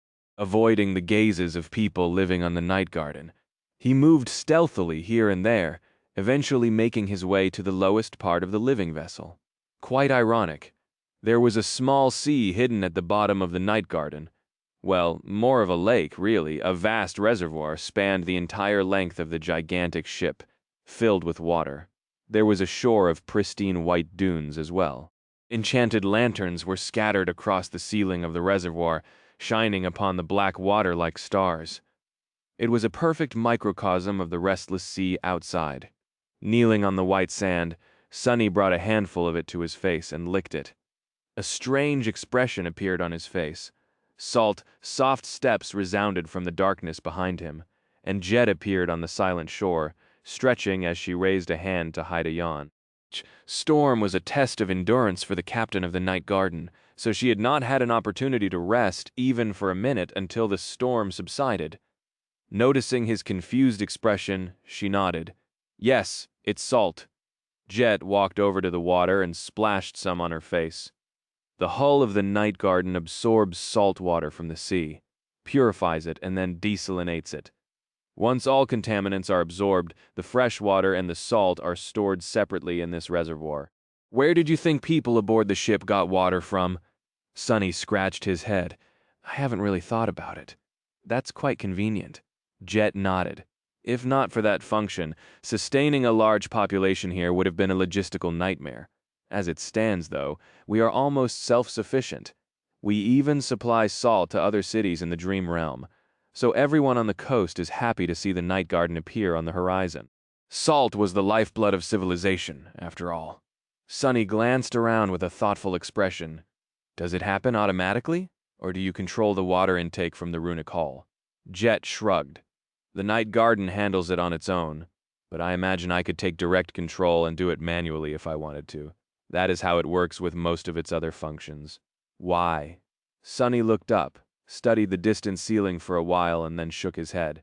"Nothing really. It's just that this reservoir is far from being filled to the brim. So, I was thinking that it looks like a ballast tank." Jet studied him for a few seconds. "Like in a submarine?" He nodded. "Exactly. I'm willing to bet that if you increased water intake and flooded this reservoir, the night garden would be able to dive into the depths. That is how it works, right? It only has to become heavier than the water it displaces to achieve negative buoyancy. Sonny paused for a moment, then added, I am also willing to bet that the same barrier that protects the main deck from the wind and the rain can hold the water at bay, creating a bubble of breathable air around the ship.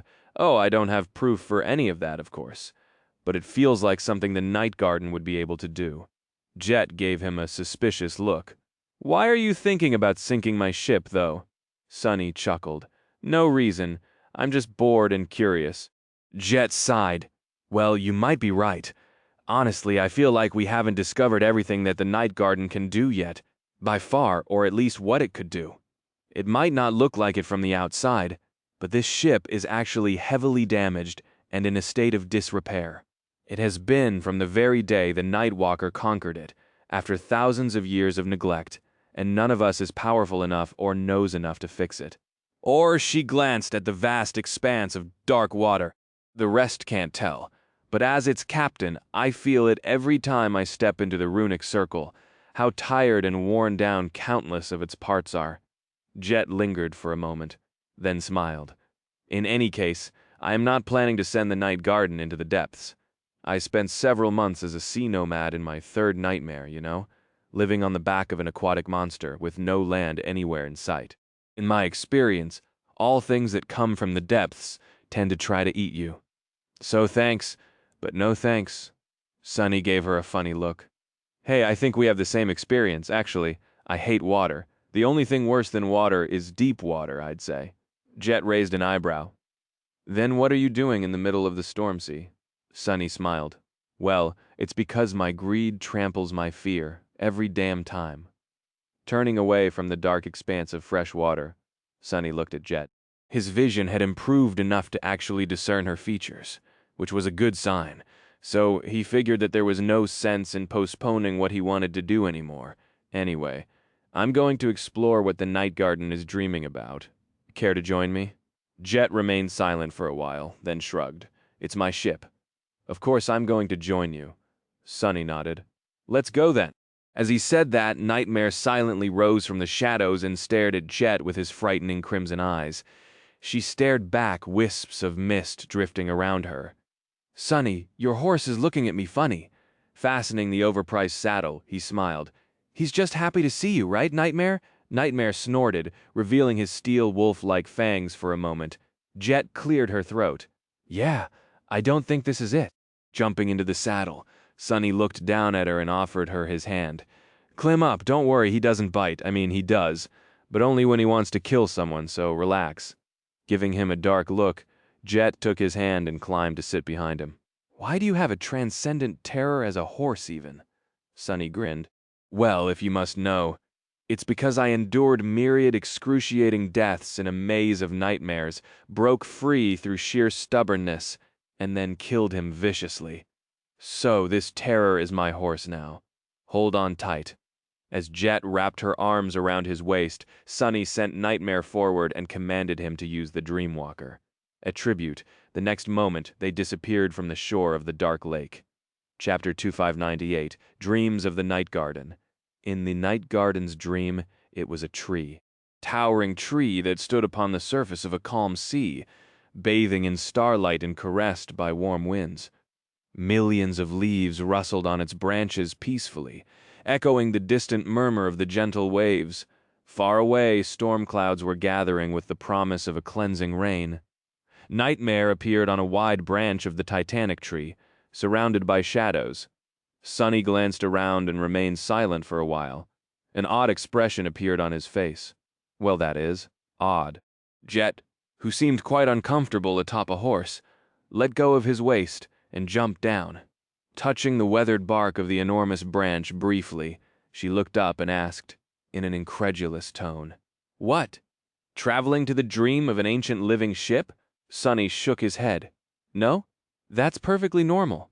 He paused for a few moments, casting his shadow sense far and wide, then sighed. It's just that when I follow Nightmare into someone's dream, it is usually, a nightmare. Relaxing a little.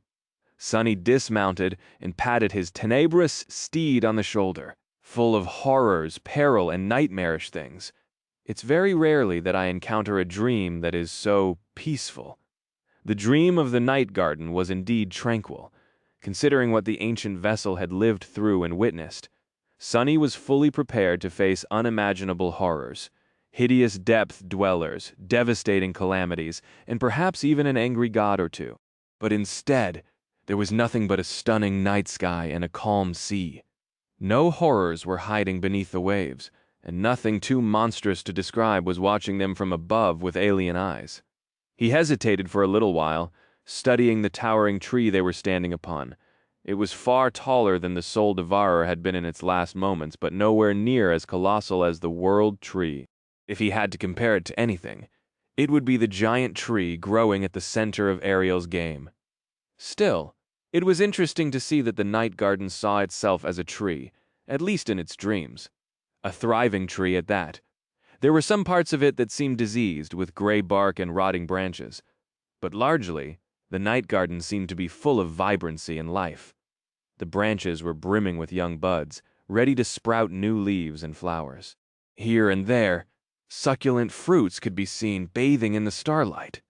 Jet glanced around as well, her gaze eventually landing on the largest and most delicious-looking fruit, which hung not too far away from them. It had a bluish sheen to it, emanating a cold air and surrounded by ethereal wisps of smoke. Her expression changed subtly. Sonny hesitated for a few moments. "You're not planning on eating it, are you? These are not real fruit. They're simply a dream." So, they won't satiate you as much as Sonny wanted to believe that eating a mystical dream fruit would grant him some kind of power. He knew that it was wishful thinking. This was a mundane dream after all, even if a mystical being was dreaming it, not a nightmare created by the spell. So even if he had received the soul weave by eating a fruit in a nightmare, eating one in this dream would not benefit him in any way. And since the night garden was dreaming peacefully, there was nothing here for nightmare, the shadow to battle and subjugate here either. There seemed to be nothing for him to earn in the dream of the night garden. Jet remained silent for a while, then slowly shook her head. "No, it's just that." She hesitated for a bit, then pointed to the stunning fruit. "I think that's me." Sonny blinked a couple of times. "Pardon?" Jet nodded. "Yes, I think that this fruit is meant to represent me." Sonny's expression only grew more incredulous. Is she comparing herself to a beautiful, succulent fruit? What is happening? Jet scoffed. "I don't know what you're thinking about, but please stop. Instead, think about what the night garden sees itself as." She raised her hand, gesturing to the branches of the great tree that surrounded them. "For us, it is a mysterious vessel that shelters us, and which we control. But as far as the night garden seems to be concerned, it is a tree. What does that make us, its passengers? Then, she smiled faintly. I believe it thinks about us as parts of itself, which it must protect and nurture. Well, I suppose the night garden can't actually think so. Saying that it feels that way about us would probably be more correct." Jet pointed to the rustling leaves. "Each leaf represents a person living on the night garden, while some of us, those who are of higher ranks, are represented by the flowers and the fruit." Sonny glanced around, bewilderment apparent on his face, then looked at the biggest, most beautiful, and most delicious-looking fruit. "So, what you're saying is that the night garden likes you the most." Jet coughed, then offered him a nonchalant shrug. "Naturally, because I'm the captain, or perhaps it was simply because the night garden had a soft spot for her. Sonny would not be surprised if it did. Soul Reaper was quite a likable person, after all." He could attest to that fact himself.